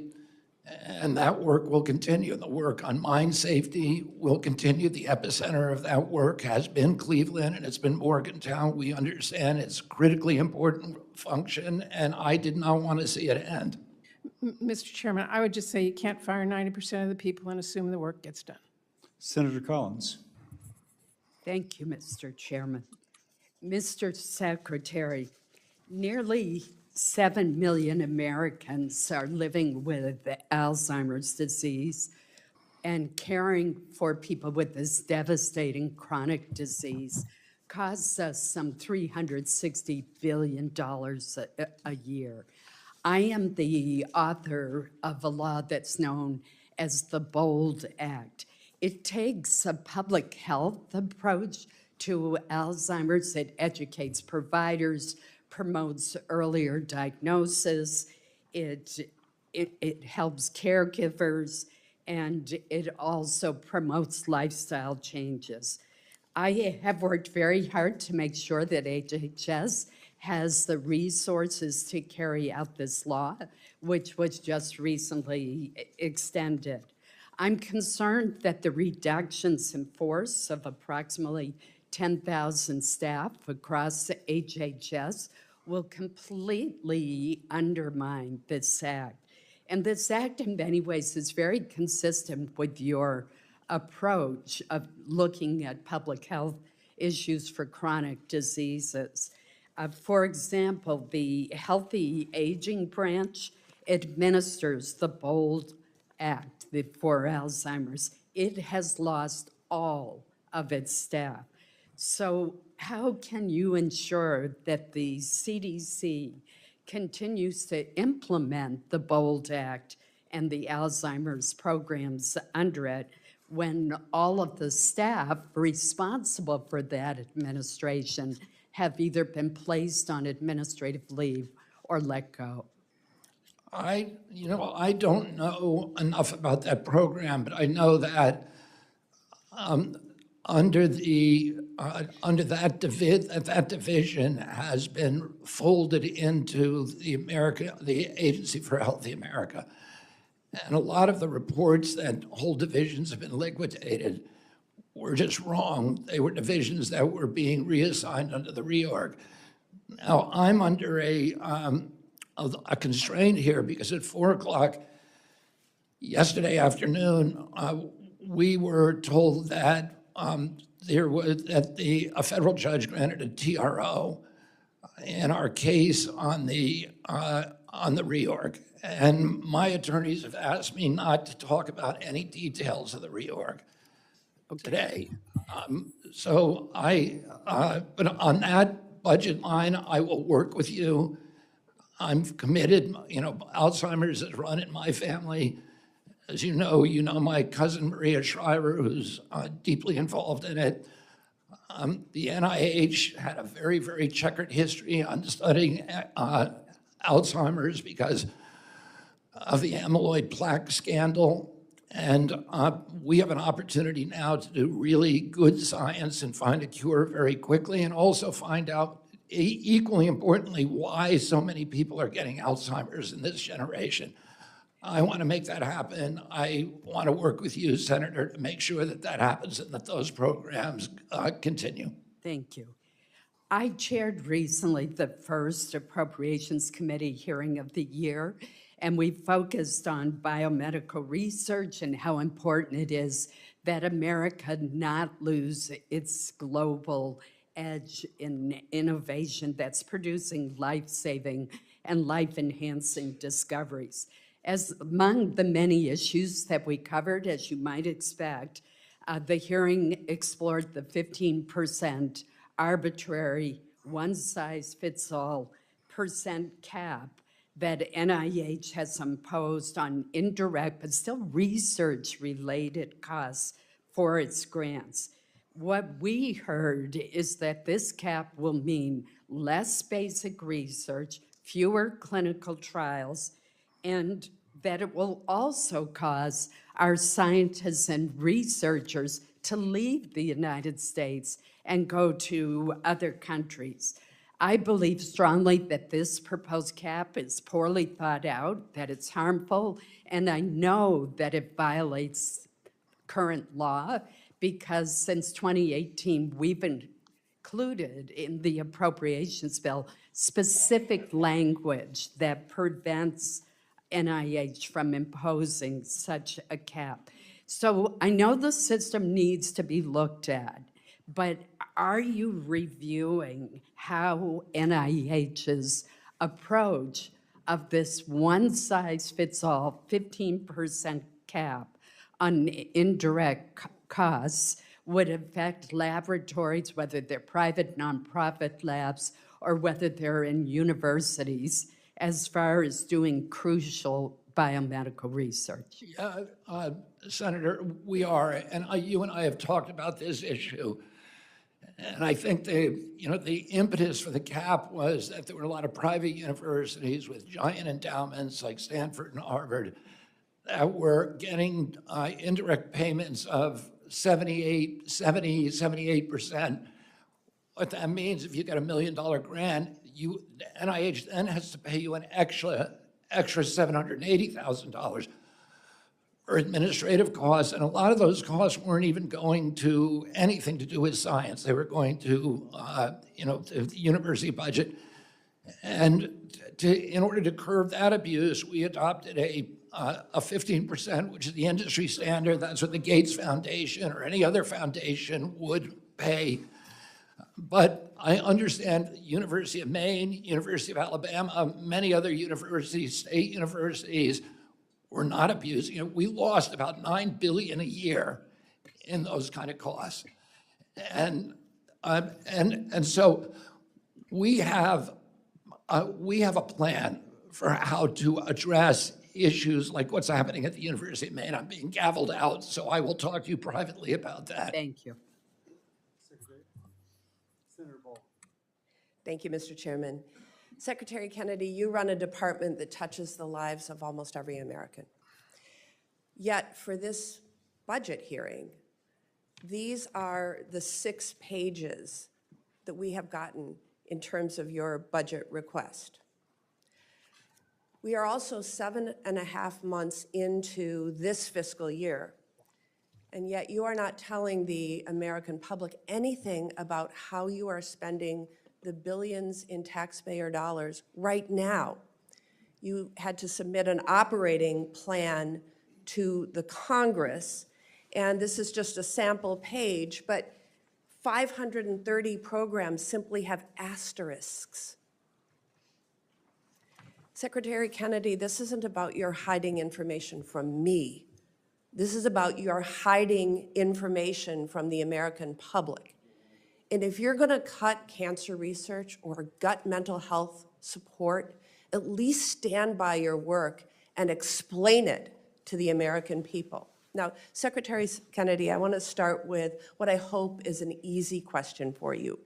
Do you think lead poisoning in children is a significant concern? Is lead poisoning? In children, a significant concern? It's a extremely significant concern. Thank you. then I would like to know why your department has effectively shut down the very program to address lead poisoning in children. The city of Milwaukee requested assistance from the CDC to help the city respond to lead poisoning cases tied to public schools. 6 schools have been closed, displacing more than 1,800 school children. The request for federal assistance was denied because of lack of staff. The entire childhood lead poisoning branch has been fired. In the words of a Milwaukee mom, it really sends a message of, you don't matter. I don't know what you would say to parents who must now test their children for lead and deal with school closures. But do you intend to eliminate this branch at CDC, yes or no? No, we do not. Okay. Because you cannot tell us that you want to make America healthy again when you are willfully destroying programs that keep children safe and healthy from lead poisoning.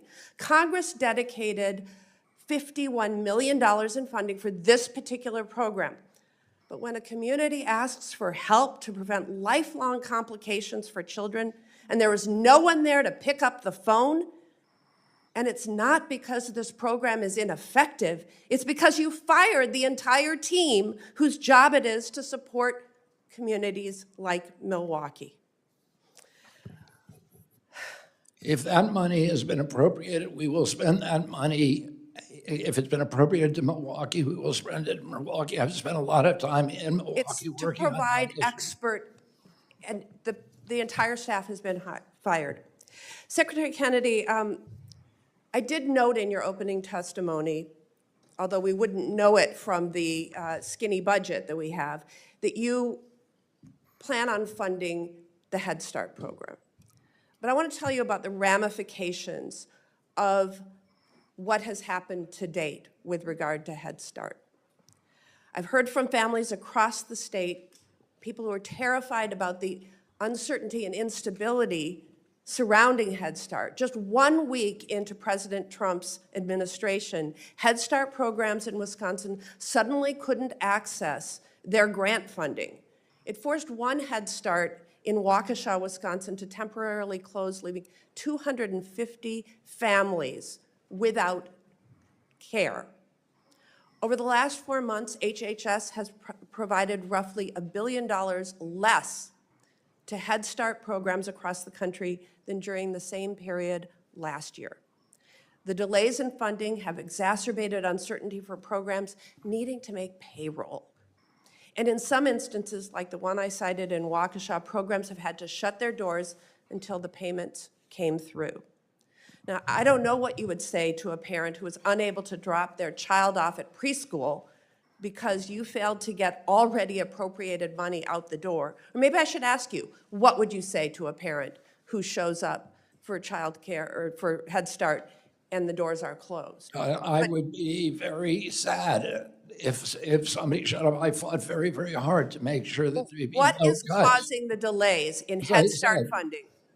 I fought very hard to make sure that Head Start gets all of its funding next year. Well, we need it this year, and why are there delays now? I don't know that there are, Senator, and I will look into it, but I don't know, there should not be any delays. The funding is there, we are spending it, it's allocated. I don't know why there would be those kind of problems. I can tell you that within the agency, there were, there were people who wanted to make the Trump administration look bad, and that there were checks held up that shouldn't have been. I will have to look into that, Senator. Senator Murkowski. Thank you, Mr. Chairman. Mr. Secretary, welcome. Good to see you. I want to talk a little bit about the HHS reorganization on some of the programs that impact Alaska's most vulnerable populations. I sent you a note letting you know that just after this hearing, I'm going to be chairing a Senate Committee on Indian Affairs, specifically examining HHS tribal programs that are outside of IHS. I really thank you for your early efforts to exempt IHS healthcare providers from the RIFs. That was very important. But I've also heard concerns from tribal leaders on the impacts of RIFs to key HHS programs serving their communities. So I know you're going to have some of your folks tuning in on that, and I really appreciate that. But some of the other reductions that we're looking at within your budget do have significant consequences to a state like mine. One is the LIHEAP program, the Low-Income Energy Assistance. For us, it's not a budget line item. You've been to Alaska, you know that the temperatures there can get really, really tough. Keeps people from freezing to death in their homes. Another program is NIOSH, and I know that HHS had rescinded a number of those employees. That was great news. But the employees that received RIF notices for the program were not rescinded in the NIOSH Center for Marine Safety and Health Studies. So this is a big deal for our commercial fishing safety. It could effectively leave our fishing fleet out of compliance with Coast Guard safety regs. So we're watching that very, very carefully. And then again, shared focus here on making sure that our children are as healthy as they possibly can be. So I want to look to ways that we can strengthen and not eliminate the Head Start program. But I wanted to ask you. You're talking about the NIOSH program. NIOSH, yeah. You should talk to me about that. Okay. And, as you know, that's something that I'm deeply concerned with the commercial fishery. So we should talk about it. And let's, and let's work for a solution. Got it. I am with you right there. Let me ask about domestic violence and sexual assault funding. Right now, I'm receiving a lot of incoming from our community-based domestic and sexual violence program operators. They're really concerned about the delayed release of FY25 funding, the absence of notices of funding opportunities, as well as proposed cuts or consolidations that might threaten the Office of Family Violence Prevention and CDC's Division of Violence Prevention. So you've got some programs there that are really foundational to domestic and sexual violence. They've been reauthorized with bipartisan support. So I'm going to enter into the record a letter from the National Task Force, and it basically was sent to you, I guess, yesterday, just urging the communication of concrete plans for releasing some of these funds. So I want to raise that to your level, but I want to make sure that we're sending the right signal to so many who are just really on the edge with, again, these community-based services that are helping the most vulnerable of the most vulnerable. So we've got the funding that's out there. It's just delayed. We need help releasing that. Yeah, my understanding is that the domestic violence funding was not cut. So I don't know. I mean, I have to go back and check, but I specifically asked about that program last night. Was told that there was no cuts, that President Trump is committed to it, and so I don't know why people would be experiencing even delays. And it may be that it is with the RIFs, you don't have people that are processing these things. So again, I want to get this to the top of your screen. Last question for you. I mentioned LIHEAP. The budget proposal, the skinny budget proposes to eliminate LIHEAP, and the proposal says that it's unnecessary because states have policies preventing utility disconnection for low-income households, effectively making LIHEAP a pass-through benefiting utilities in the Northeast. Further, LIHEAP rewards states like New York and California, two of the top recipients for LIHEAP funding, which have implemented anti-consumer policies. I'm just telling you, we're not in the Northeast, we're not in that bucket, we're cold. There are other places that are hot. LIHEAP is a lifesaver. I did see your statement from yesterday saying that OMB was thinking that President Trump's energy policy is going to reduce costs dramatically. It may be a while. Right now, folks in Alaska still need those ugly diesel generators to keep warm. So I know. I was on Navajo. First of all, I've heard that my whole life because my family was involved in providing low-cost energy to poor New England, and there are people in New England who suffer from, if energy prices are high and you have a cold winter. I was on the Navajo reservation a couple of weeks ago, and Navajo President Boone Nygren said to me, if we cut light heat, people will die on this reservation. I know the same is true in Alaska. The presumption behind the budget cuts were that the energy prices were going to drop dramatically, in which case these payments would just become a subsidy to the oil industry. If that doesn't happen, I would expect Congress would then still appropriate the money, and I will spend it. I've already spent $400 million between January and now on this program, and we've made sure to get it out to all the families that needed it. So I think you're going to find a lot of support on this committee for that. Senator Murphy. Thank you very much, Madam Chair. Secretary Kennedy, I want to talk to you about your relationship with this committee and this Congress. I want to talk to you about the statements that you made to the chairman of this committee and to members of this committee during your confirmation hearing about vaccines. You didn't tell the truth. I find that to be really dangerous for our relationship. If I were the chairman who believes in vaccines and voted for you because he believed what you said about supporting vaccines, my head would be exploding. In the hearing, you told us, quote, "I will not work to impound, divert, or otherwise reduce any funding appropriated by Congress for the purpose of vaccination programs." That's not the truth. You've done exactly. Let me finish my question. yeah, I didn't hear what you said. I'm just asking you to repeat it so I can understand your question. During the hearing, I'll repeat it. During the hearing, you said to this committee and to the Finance Committee, "I will not work to impound, divert, or otherwise reduce funding appropriated by Congress for the purpose of vaccination programs." That is not what happened. You've done the opposite. You canceled $12 billion in grants to the states, including my state, that are used to administer and track vaccines. You promised Chairman Cassidy. When did I do that? Madam Chair, would you allow me to finish my question? Keep going with your question. When did I do that? Let me finish my question. Accusation. Just tell me when I did it so I can understand what the question You is. have canceled $12 billion in public health grants to states, whether you know this or not. That funding is used by the states in part to be able to administer and dispense information about vaccines. Mr. Secretary, let me give you the full panoply of accusations, the things you said before this committee that didn't turn out to be true. You also promised Chairman Cassidy that the FDA would not change vaccine standards from, quote, historical norms.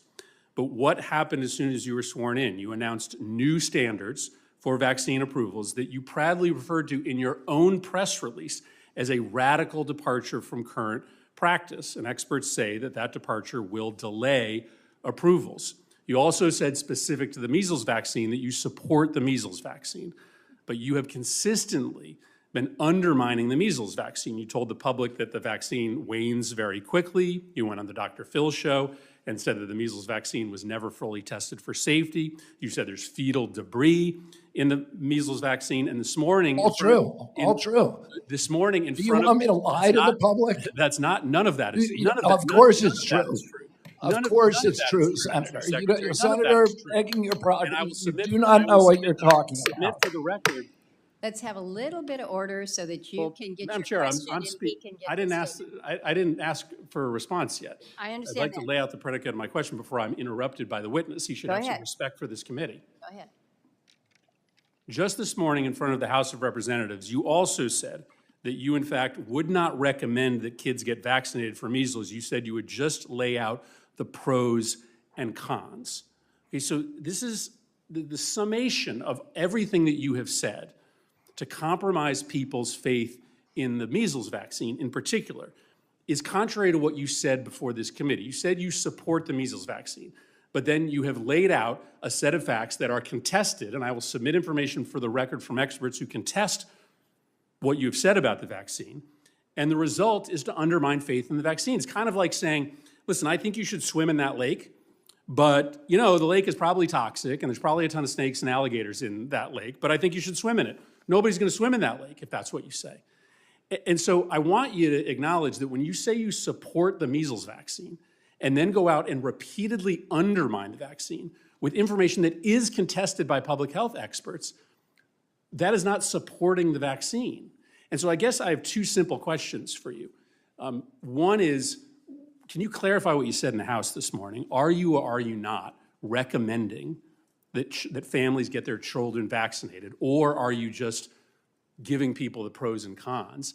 And do you understand that when you say these things about the measles vaccine, what ends up happening is less people get the vaccine? That may be what you want, but do you understand that the result of constantly questioning the efficacy or safety of the vaccine results in less people getting the vaccine? So I don't necessarily want to spend the remaining 20 seconds in an argument over the science, but do you at least understand that that's the consequence of what you're saying? And are you actually still recommending people get the vaccine, or are you not? Senator, if I advised you to swim in a lake that I knew there to be alligators in, wouldn't you want me to tell you there were alligators in it? So are you recommending the measles vaccine or not? What I've said and what I said in... It doesn't sound like you are, if that's... Are you going to let me answer? Or are you going to keep interrupting? Are you or are you not? Are you going to let me answer? What I pledged before this committee during my confirmation is that I would tell the truth, that I would have radical transparency. I'm going to tell the truth about everything we know and we don't know about vaccines. Are you recommending the measles vaccine or not? I am not going to just tell people everything is safe and effective if I know that there's issues. I need to respect people's intelligence. I think you're answering the question. I think you're And the answering the question. reason That's that really people- dangerous for the American public and for families. The reason people have lost faith in this program is because they've been lied to by public officials for Secretary of year Health and after Human year Services after no year. longer recommending the measles vaccine. Senator Marshall. All right. And by the way, I said at the hearing this morning that I was recommending the measles vaccine. Go look at the transcript. Senator Marshall. Madam Chairman, thank you so much for being here, Mr. Secretary. We're glad you're here. Let's stay on the measles vaccine just for a second. Let me catch my breath after that, all that. I'm an obstetrician. If a 25-year-old pregnant woman asked me if she should take the measles vaccine, the MMR, I would give her the answer, no, you shouldn't. But if she was 25 and trying to get pregnant, I would give her different advice. I've always valued the sanctity of the physician-patient relationship. I went to medical school for 4 years. I did 4 years of residency. I delivered thousands of babies. It's my job to give that recommendation. What's the role of the Secretary of HHS as far as recommendations of vaccine, and just discuss it a little bit further? Well, the vaccine recommendations, Senator, are normally made through ACIP, which is the Advisory Committee of Immunization Practices, which is an outside consulting committee at CDC. There's another committee called VRBPAC, which is within FDA, that actually recommends whether the vaccines get licensed or not. And so that's where the recommendations come from. And you know what? Traditionally, they have not done evidence-based medicine. They only adopted evidence-based medicine about 12 years ago. And what we've said during our administration is we want to have safety studies prior to the licensure and recommendation of vaccines. Vaccines are the only medical product that is exempt from pre-licensing safety testing. So the only vaccine that has been tested in a full-blown placebo trial against an inert placebo was the COVID vaccine. The other 76 shots that children in this country receive between birth and 18 years old, none of them have been safety tested in pre-licensing studies against a placebo, which means we don't understand the risk profile for those products, and that's something that I intend to remedy. Okay. You said earlier you couldn't talk about the reorganization, and maybe you cannot answer this question, but maybe you can at least confirm these facts for me or not. Isn't it true that under Joe Biden's White House, they added 20,000 employees to HHS? When you were nominated, there was 28 divisions with HHS, 100 communication offices, 40 IT departments, 9 HR units as well. Can you answer that question? Yes, that's right. There There are dozens of IT departments. There's 8 senior finance officials. There are 9 separate offices on women's health, 8 separate offices for minority health, 27 separate offices for HIV, 59 behavioral health programs, 40 opioid programs.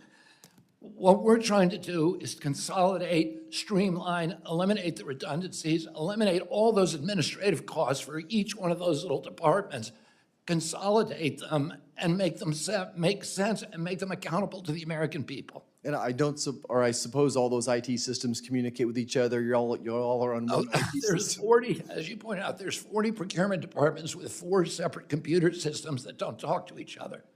So, and as you pointed out, my department grew by 38% over the last 4 years.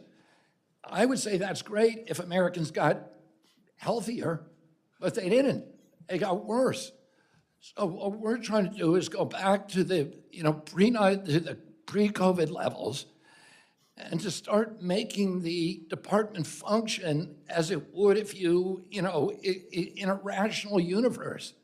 And to bring in, modern AI and telemedicine and all the opportunities we have now, these new efficiencies and for medical delivery to the American people and for patient care. And we're not able to take advantage of any of them because there's so much chaos and disorganization in this department, and everybody who's gone up against it in the past has thrown their hands up and given up. Yeah. What we're saying is let's organize it in a way that I can quickly adopt and deploy all these opportunities we have to really deliver high-quality health care to the American people. If I could, as this was going to be a question, I'm just going to make a statement. All the research that we do on MAHA, on soil health, on nutrition, in my heart, that's research on cancer. It's research on Alzheimer's. At the end of the day as well, and we should be spending as much money at the front side of this as we are trying to cure the end of it. We're seeing epidemics of colorectal cancer, young age Alzheimer's, all these things, and I think the research at the front end is every bit as important at the hind end. Senator Murphy made a good point. The NIH has made all these extraordinary breakthroughs, and particularly in treating cancer and, reducing mortalities for colorectal cancer. But my question is, isn't it as important to find out why kids are getting colorectal cancer? When you and I were kids, there were 0 kids with colorectal cancer. It's epidemic now. So it's not really a badge for us when we say, oh, we can make it less lethal. Why don't we go figure out what's causing it and eliminate that exposure? With all of these, with Alzheimer's, with heart disease, there's something is making Americans very, very sick. And our response should not be just, okay, we'll develop a pharmaceutical fix for it or a medical fix. Let's figure out what it is and get rid of it so we can have healthy kids again. Thank you. Senator Kane. Thank you, Mr. Kennedy. I want to ask you some questions about staff reduction and kind of the timing of it. You were confirmed by the Senate on February 13th, so I'm sort of assuming that things happened before you were confirmed were other people's work. On January 28th, the fork in the road letter came out to people across the federal employment space, widely attributed to OPM and Elon Musk and Doge.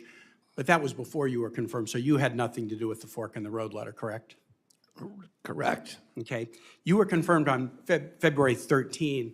On February 14, one day later, HHS announced that 3,500 probationary employees were going to be laid off.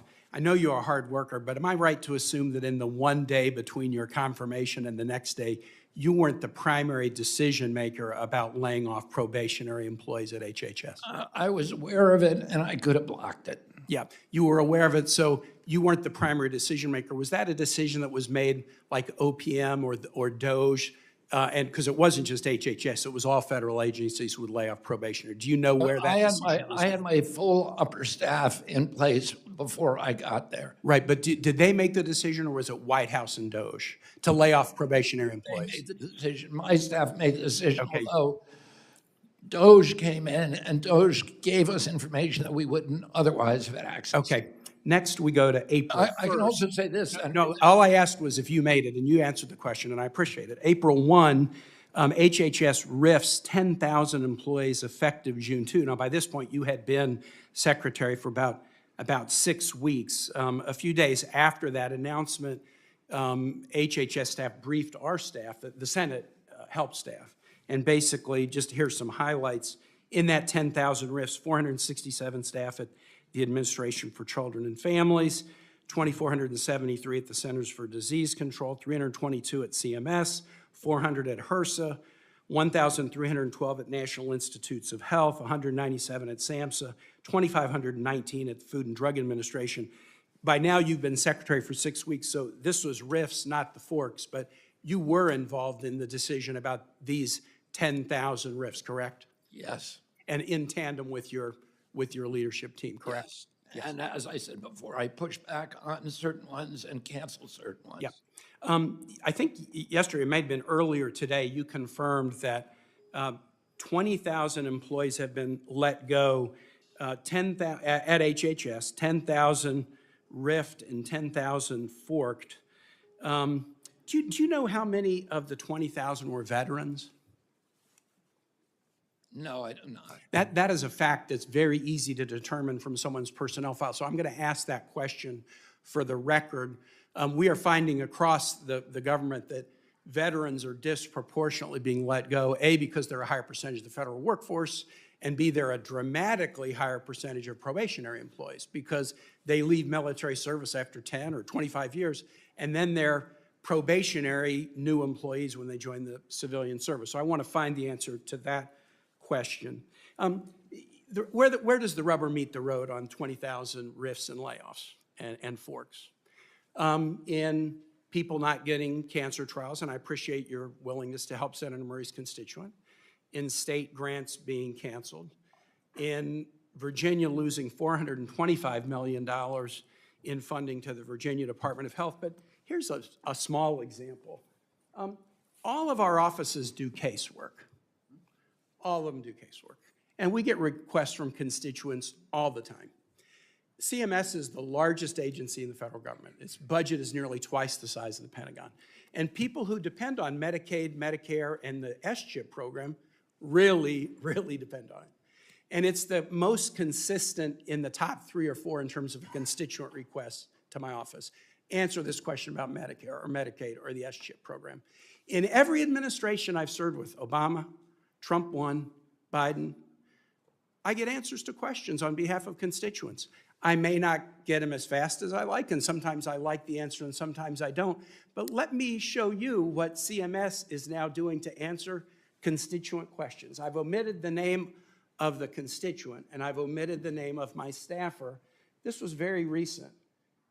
A hardworking retiree, patriotic tax-paying American who's on Medicare wrote to ask CMS a very simple question about Medicare. Couldn't get an answer. Asked us to reach out. We reached out to the Medicare Part C and D Congressional Liaison Office. And here was their answer to our basic question. Unfortunately, there is not an update to provide. With the recent change of administration, we are unable to provide any information related on matters related to Mr. X's request, Congressional Casework Team. I mean, if you're just an everyday, hardworking American retiree on Medicare, and you have a basic question about it, you ought to be able to get an answer. And I'm just going to say, I've shared this with my colleagues, and many of us are having the same experience where our constituents can't get a basic question answered. I wonder if 20,000 fewer employees is connected to this. I yield back, Mr. Chair. Senator Husted. Thank you, Mr. Chairman. Secretary Kennedy, thank you for being with us today. Appreciate the work that you have done in trying to raise awareness about making America healthy again, particularly as it relates to our dietary consumption, how food can be medicine, food can make us sick. You have raised a great deal of awareness, and when we talk about public education campaigns, I think you've done more to shine the light on things that average Americans can do to make themselves healthier than almost any secretary I can recall. So thank you for that service. I also have listened to a lot of the conversation today where somehow we think that spending more is somehow, compassionate on every single thing. Like you have to spend more to do it, even though every single person in this Congress knows that they are spending borrowed money that our children will have to repay. $106,000, their share of the national debt when you're a child born into this nation right now. And everything that you can do to create savings and improve the quality of services that American taxpayers get from your agency, I commend you on it. I encourage you to do so. I want to give you the opportunity to share a couple points that you might want to share about how some of the work that you're doing in this budget is going to help people become healthier, generate some better outcomes for them, and savings that you think can be created that would not harm somebody's health, but actually preserve the fiscal future of this nation so that those children can grow up and have access to the American dream that we all had access to when we were born in this nation. So just share your thoughts. And I appreciate you raising that about the debt issue, because the point I was making earlier was that, there's no agency head that wants to reduce the size of their agency. I'd rather have as much money and power as I can possibly have. I recognize that President Trump and the OMB director have a larger duty and a larger vision, which is we're spending $2 trillion a year that we don't have, and we're billing our children. And that is a moral deficiency. Senator Sanders asked me about the morality of universal health. And there's a good moral argument for that, but there's also a moral argument. And when, we're spending $1 trillion a year just to service that debt, within 5 years, half of every dollar collected in taxes is going to go to servicing the debt. And within 10 years, it could be 100%. And then our kids are doomed. And that is the debt is a social determinant of health. We are trying to reverse that, and we're doing it in a way that's not just throwing more money at the problem. We're revising the GRAS standards. 20 years the Democrats have said, we need to revise the GRAS standards. I've done it in 100 days. We're getting rid of 9 petroleum-based synthetic dyes in our food. 20 years the Democrats have been saying, we want to do this, and I've done that in 100 days. We're rewriting the dietary guidelines that President Biden gave us, 453 pages long, and it's just an industry-generated document, the same industry impulse that put Fruit Loops at the top of the food pyramid. We are creating a 4-page document that can be locally sourced so that will drive the school lunch program. We've called on and inspired governors and legislatures across the country to ask for exemptions to the SNAP program to get soda and candy off of SNAP. Is that a time? No, you're good. Thank you for the work on SNAP, by the way, because getting unhealthy foods out of that program, if you're at the bottom quartile of income, you're almost twice as likely to be obese as you're at the top quartile. And diabetic. And it's costing people their productivity, their quality of life. It's costing the American taxpayer more money through Medicare, Medicaid, and other health services that we provide. And I just would say, we talked about kids. I want to give you a moment to just share a thought. In 2022, we had a shortage of infant formula. There's a look at children now about what they should have in that infant formula. You're doing that with the Operations store. Yeah, exactly. Tell us a little bit about that, and just if you have a moment. Well, I'll just say, Mr. Chairman, thank you for doing that. How about that? There we go. But the Secretary made the statement that no vaccines except for COVID have been evaluated against placebo. For the record, that's not true. The rotavirus, measles, and HPV vaccines have been, and some vaccines are tested against previous versions. So just for the record, to set that straight. Next, Senator Hessen. Oh, thank you, Mr. Chair, and Secretary Kennedy, thank you for being here.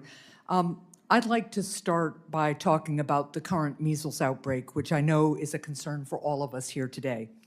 2 children in Texas have tragically died from measles this year, the first children to die from measles in our country in more than 20 years.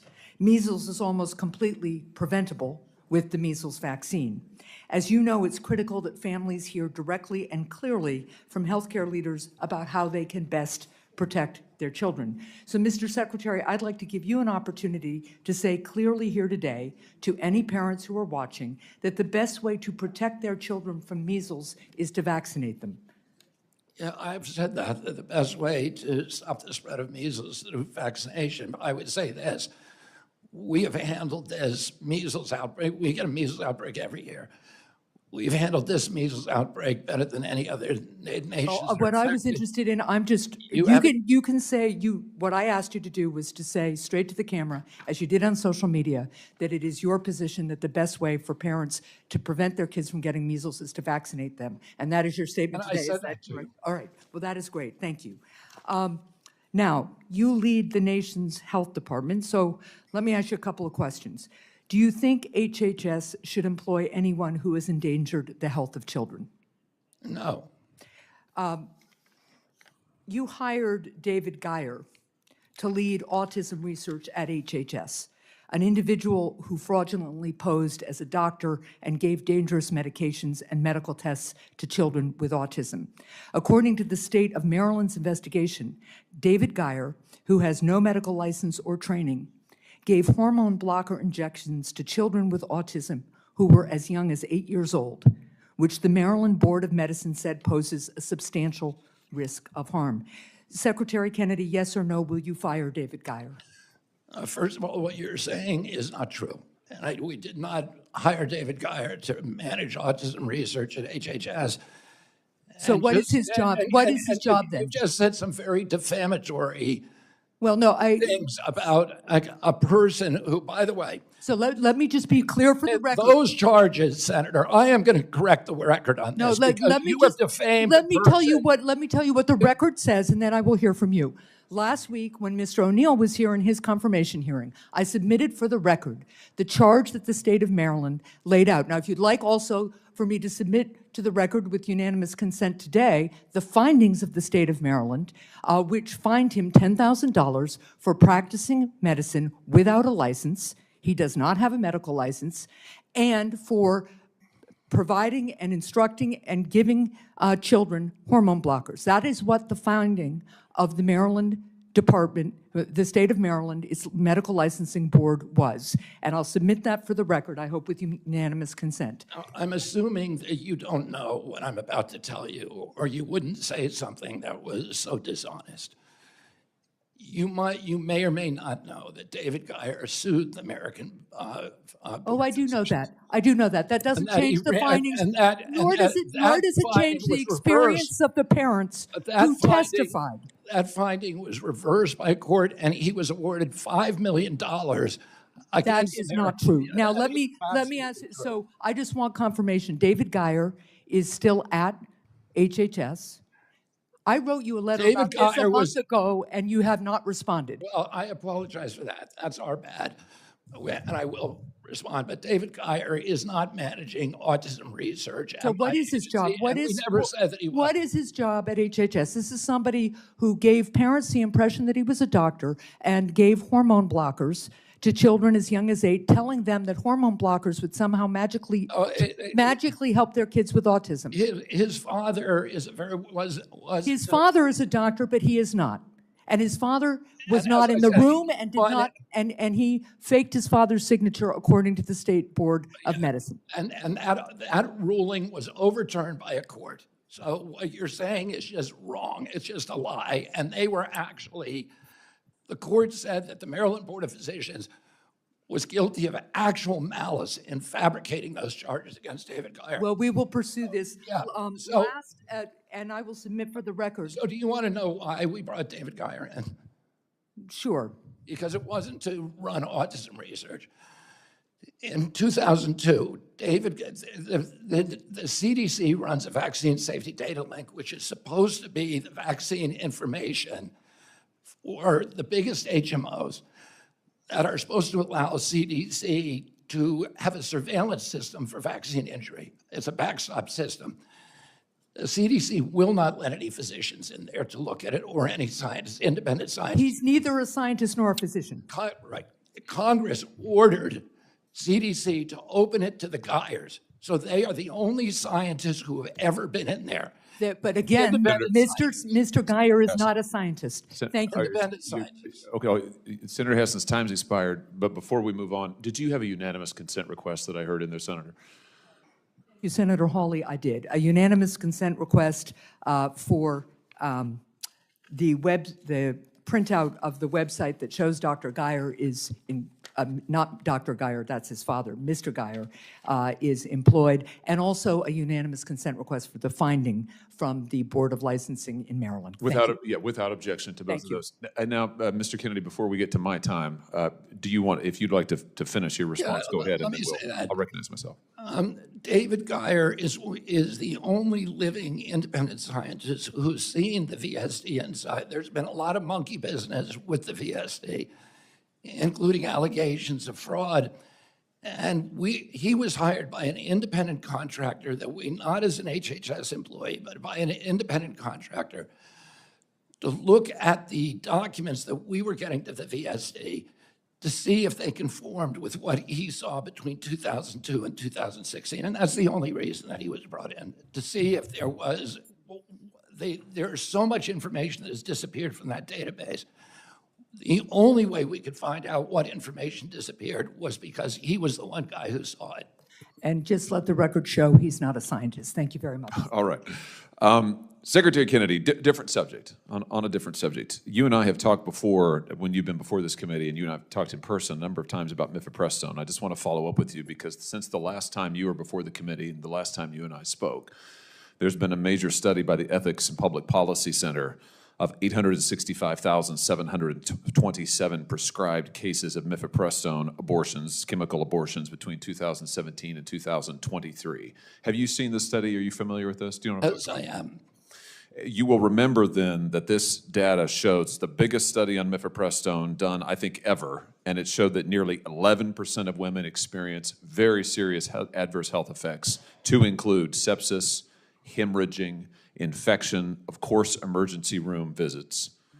Now, by the way, that's 22 times higher. That rate is 22 times higher than the FDA's current label, which says it's just 0.5, the incidence of serious adverse health events. So my question to you is this. You previously testified at the committee that you would do a top-to-bottom review of mifepristone. Mifepristone is subject to a REMS currently. You have said you'll do a top-to-bottom review.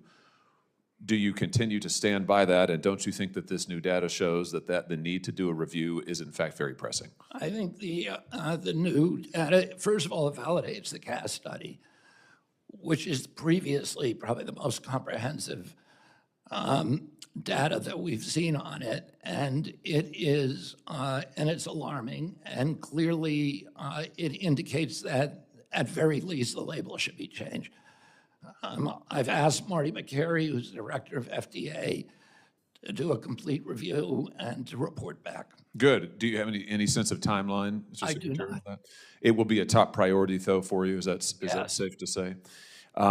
You say that it probably indicates the label needs to be changed. Do you think it's also important as part of your review to consider whether it's necessary now to put back in place the long-standing safety protocols that always accompanied mifepristone until the last administration? In-person dispensing, doctor visits, screening for ectopic pregnancies?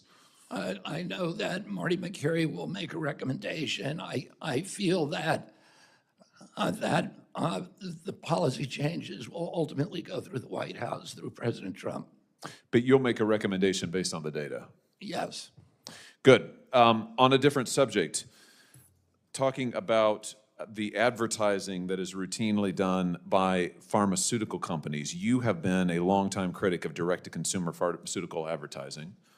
You wrote, I think, in the Wall Street Journal a little over a year ago about the need to revisit guidelines around pharmaceutical advertising. Is that still your view? I mean, has your view changed? Pharmaceutical advertising is particularly insidious because, commercial advertising has some level of First Amendment protection, not as great as political speech. It doesn't have the kind of strict scrutiny applied to political speech. It still has a level of protection. But pharmaceutical advertising is unique because if a company is advertising, for example, Coca-Cola, the consumer has a choice to whether to buy it, and then he's spending his own money on it, so he's got skin in the game. With pharmaceutical advertising, the consumer's purchasing the product, and it's usually the most expensive form of the product, so that they're usually advertising because they want to bury the existence and the availability of generic drugs that are much cheaper and equally effective. And the consumer is spending not his own money, and most often our money, taxpayer money. Furthermore, the pharmaceutical ad is getting tax deductions, so we are funding it. I want to ask you just about that. Under current law, pharma companies can deduct their advertising costs as a business expense. Do you think it's time to change that? Yeah, and I've actually have a call into Scott Besant about that, but I'm working very hard on this issue, and we expect to come out with a policy within the next few weeks. Well, let me propose that we work together. Today, I'm introducing legislation to repeal the tax deductibility of these advertisements. It is a bipartisan bill with Senator Shaheen on the other side of the aisle here. It is a bicameral bill with both the Democrat and Republican sponsors in the House of Representatives. And my view is it's time to get rid of these tax breaks for these companies and to end this practice. Can you support that? 100% support it. Fantastic. I look forward to working with you on that. All right. Let the record reflect I'm giving up Senator Hickenlooper 15 seconds of my time. Senator Sanders will also support that. Absolutely, and I'll go further. The idea you This want is to do- coming out of your time now, All right. John. The answer is yes. All right, Senator Hickenlooper. Senator Sanders can finish your thought, please. We are I think, along with New Zealand, the only countries on earth that allow for pharmaceutical advertising. I think it's time we ended that. Yeah. Thank you, Mr. Chair. Thank you, Mr. Secretary, for taking the time and for your willingness to come into the public sector. I'm not going to try and play gotcha. But it is an opportunity to spend a little bit of philosophical time. And I guess one question is, do you think our country spends too much on scientific research? No. Okay. And so, obviously, you know the NIH is the largest in terms of biomedical research. There's the Howard Hughes Institute, but the 70% of the world. Exactly, 70% of the world. And I guess when you look at the level of cuts that we're facing over there, and I recognize that a lot of these cuts are imposed upon you. So, but there's a gap in basic fundamental research that's going to have to be filled somehow. And have you got any ideas of how we can do that, given the scale, the dimension of the loss that we're facing? Well, first of all, my job is to support the president on this and to support OMB. But, the reality is that, as I've said, no agency head wants to see cuts to his agency. And I love scientific research, so I want to do as much as possible. But I think because of we are very, very aggressively implementing AI, and I think we're going to do it faster and better than anybody else in government, any other agency. We brought very, very high quality caliber people from Silicon Valley. And I get that, and that will accelerate and help us do more. That's probably, we can shorten clinical trials. We can get rid of animal trials, which we're already doing. I'm in support of all that. We talked about that for years. And we can do, and we can now digitalize. Research I'm talking about is not that so much as the fundamental scientific, basic science research. Like bench science or epidemiological studies or whatever. And I think we can do a lot of that stuff quicker. I'll take as much money as you give me and I'll spend it well. Well, I just want to make sure to urge you to be a fighter for more of that research, because there's a questioning of science right now within many in the White House, not everyone, but many in the White House. It really needs to be pushed back. And Senator Hawley, I'll sign on to that bill as well. Second question I've got, we have a lot of issues around wildfires in Colorado right now, and with this is back to the NIOSH, the National Institute of Occupational Safety Health. That you mentioned that they kept them in Cleveland and I think somewhere in Pennsylvania. Pretty much everyone's laid off in Colorado. In Morgantown, yeah. Yeah, everyone's laid off in Colorado, and that the question really, and I think a couple have been ordered to be reinstated, but all the West is dealing with these, thousands, tens of thousands, probably hundreds of thousands of people out fighting fires. These are people risking their lives, you know, walking away from their families every day. And the basic research that needs to be done, I don't think the replacements are going to be, in many cases, they're new onto the job. They're not going to be sufficient to address and really make sure the specific health needs of these workers, these outdoor workers, are addressed. So the question is, how can you make sure that folks in Colorado, like firefighters, are able to do their jobs safely? I think a lot of the cuts that we're implementing now are painful cuts, and that they, they're cuts that are going to be difficult. But I think the president's position is that we're spending $2 trillion that we don't have, that we are taking from our children, and we've got to protect their rights to prosperity, to enrichment, to dignity, to choice. And so. I've heard that argument, and I appreciate it. And I'm a voice of frugality, at least in my office, and try to push it around the Senate where it's allowed.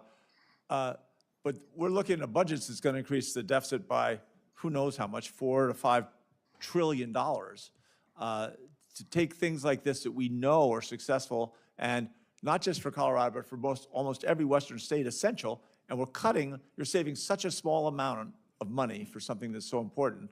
I just hope that you can push back on that a little bit, and someone's got to take a stand for these things that are minor financial benefits, but significant losses to how we provide safety for workers and our citizens. I'm happy to work with you on that, Senator. Okay, great. I yield back to the chair. The committee will adjourn for 5 minutes, subject to the call of the chair.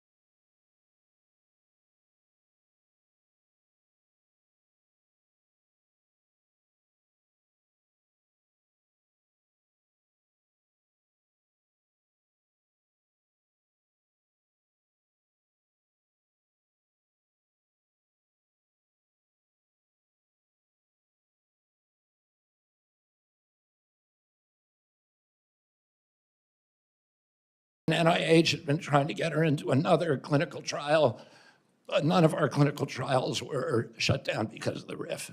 That was a canard. Thank you for the clarification. Senator Banks. Compassion for Americans with autism and their families. There's still so much that we don't know about the conditions, and there are many questions to be answered. And that's why I was glad that you recently announced an autism research database similar to a registry that you created. The NIH has more than 80 registries for different diseases, and they're a critical tool to understand disease progression. But even in spite of all of that, you were immediately attacked for privacy violations and accused of ulterior motives. Can you tell us today, how will this database handle protected health information, and is it an opt-in or an opt-out database? This is thank you, Senator, for asking that. This is a database, as you say, there's actually 190 disease databases at my agency. Almost every important disease has a registry. And the red arthritis has a registry, for example, heart disease, cancer, various kinds of cancers. And the registry is intended to help scientists research what causes the etiology of disease and also what the cures are. It's entirely voluntary. patient privacy is protected. The data is digitalized and depersonalized so that people cannot find out who the patient is. And patients have an absolute right to opt out of it. So it's entirely voluntary. But it's a very important tool for scientists to use who want to understand how to treat diseases. If there's a number of people who've used, for example, chelation therapies on autism, and you can look at that, you can see what the outcomes were, or other kinds of therapies, microbiome treatments, all these various treatments that physicians and frontline treatment nurses and doctors are using across the country to address disease and find out which ones work and which ones don't. You've also been accused of assuming an environmental cause of autism and rejecting a genetic cause. Can we say that your critics are misrepresenting what you really believe? Well, I don't think, I think if my critics are saying that I reject a genetic cause, I think they're correct in the sense that the autism is an epidemic and the genes do not cause epidemics. They can contribute a vulnerability, but you need an environmental toxin. It's like cigarettes and smoking. Smoking cigarettes was killing 1 out of every 5 of its customers, the tobacco industry. That meant 4 out of 5 were survived. So there's a genetic component to the ones who got lung cancer and died, and that is a genetic vulnerability, but you also need an environmental toxin. You cannot have a sudden epidemic without an environmental exposure. Have you halted or redirected funding away from any pre-existing autism research? I am told, and I haven't done this calculation myself, but I'm told that there was a 20-to-1 research ratio for genetic cause of autism over the past 20 years at NIH. And if you ask me, I believe that was because they did not want to look at the environmental exposures because they were scared of what they'd found.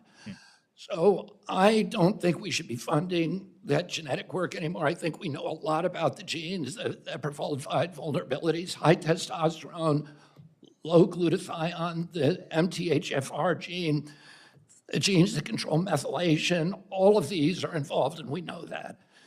And what we really need to do now is to identify the environmental toxins. I appreciate greatly your attention and effort on that. Secretary Kennedy, we're importing 1/3 of our medicines from China. It's a public health risk as well as a national security risk, and you and I discussed this in your confirmation hearing.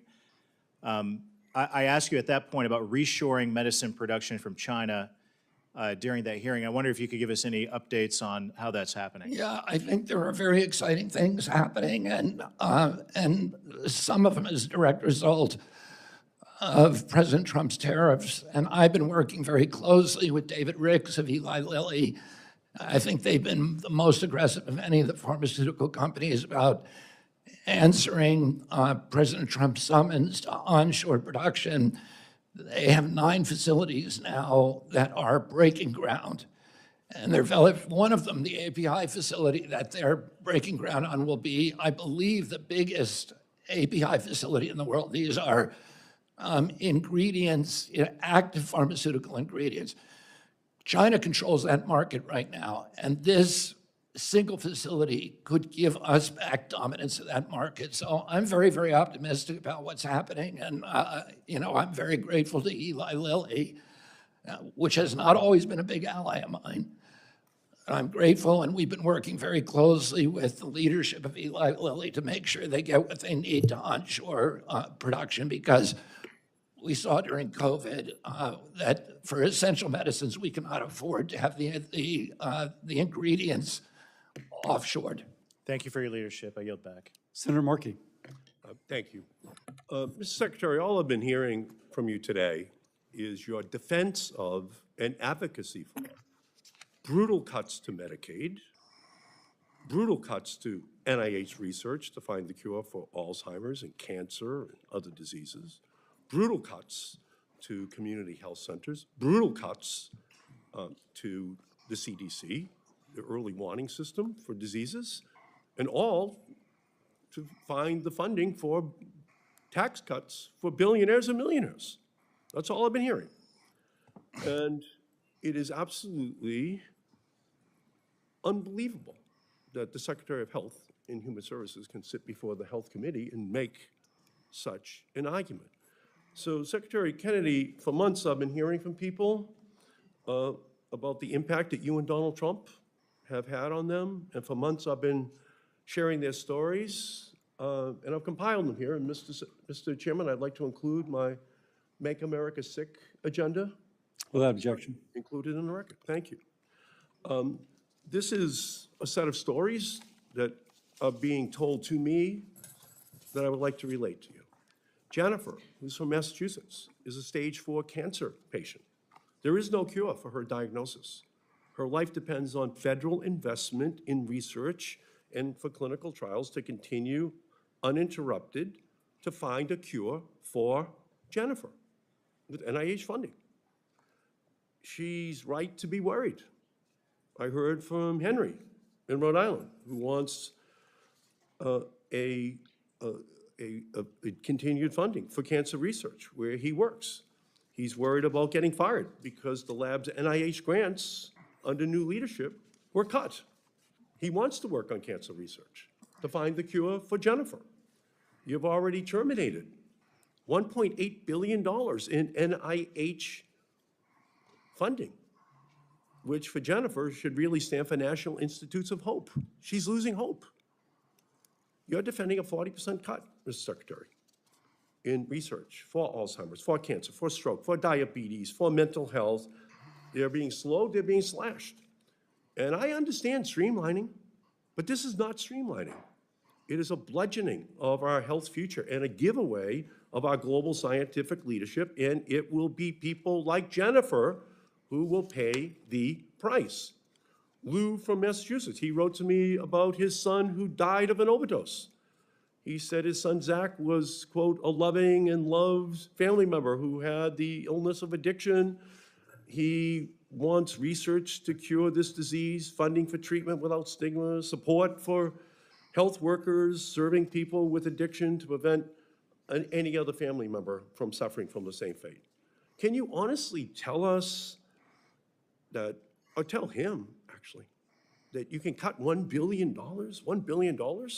from the Substance Abuse and Mental Health Administration, including funding for programs to teach first responders how to use naloxone, to help to guarantee that other parents not lose their children? Can you honestly tell me that the cuts you have already made to addiction treatment across the country will make anyone healthier? How can you justify a $1 billion cut to substance abuse and mental health, Mr. Secretary?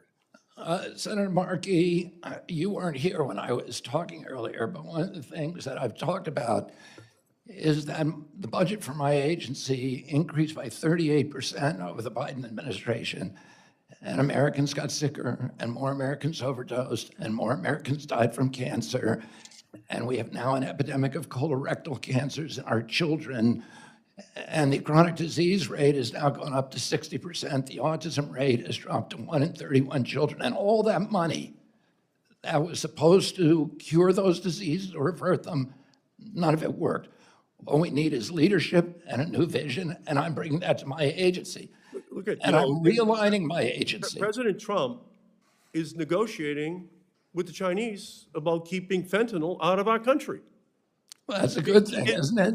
Well, in the meantime, we can't be cutting the programs for the people who are already suffering from opioid-related diseases. We can't cut the programs. Yes, it would be great if we could cut it. It'd be great if we could reduce it. While we're waiting for that to happen, why would we cut $1 billion from the programs that go to the families that have the substance abuse issues right now? Why would we cut it now before we get a solution to the problem? They need First of all, now.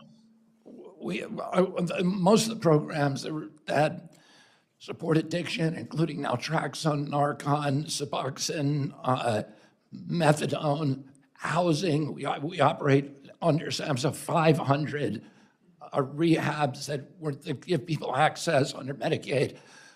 We are keeping those intact. we have President Trump, because of his leadership, has dropped the fentanyl imports from this country because of his leadership at the border by 40%.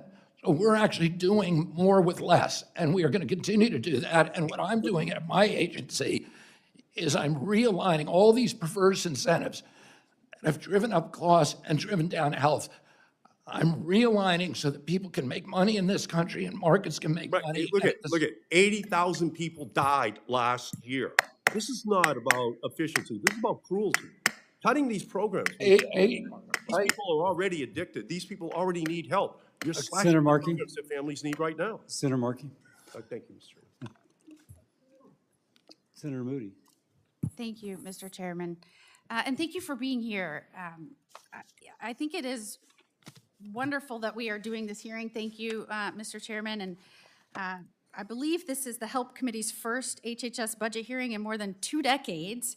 And certainly, I don't think this afternoon has been easy on you. And we are grateful that you're willing to answer the hard questions. Thank you, Senator Moody. And have the difficult discussions, because if I heard you correctly, you know, the 60%, 50%, whatever increase in the last 5 years in your agency, you said reflected or resulted in people getting sicker and more people dying. And we have to do more than just think throwing money at something is going to solve a problem. And I am grateful for everyone that's stepping up on the cabinet and saying, I want to do this job in a deliberate way that's going to deliver for the people, that means more than just coming here to Washington and throwing money at problems and spending taxpayer monies without giving a lot of deliberate forethought to results. And I think that's what you've been trying to say here today. And I appreciate you tackling this, because not many people would want to brave this job, certainly at this moment in time. And as our nation is spiraling out of control and more debt, and more spending, we have got to be responsible for the future stability and success of this country. So thank you. I start there. I also note that in some of the numbers that we saw in this proposal, there wasn't much information in terms of asking for more money. I'm assuming that you're not asking for more money specifically related to the FDA, and I wanted to focus on a few things.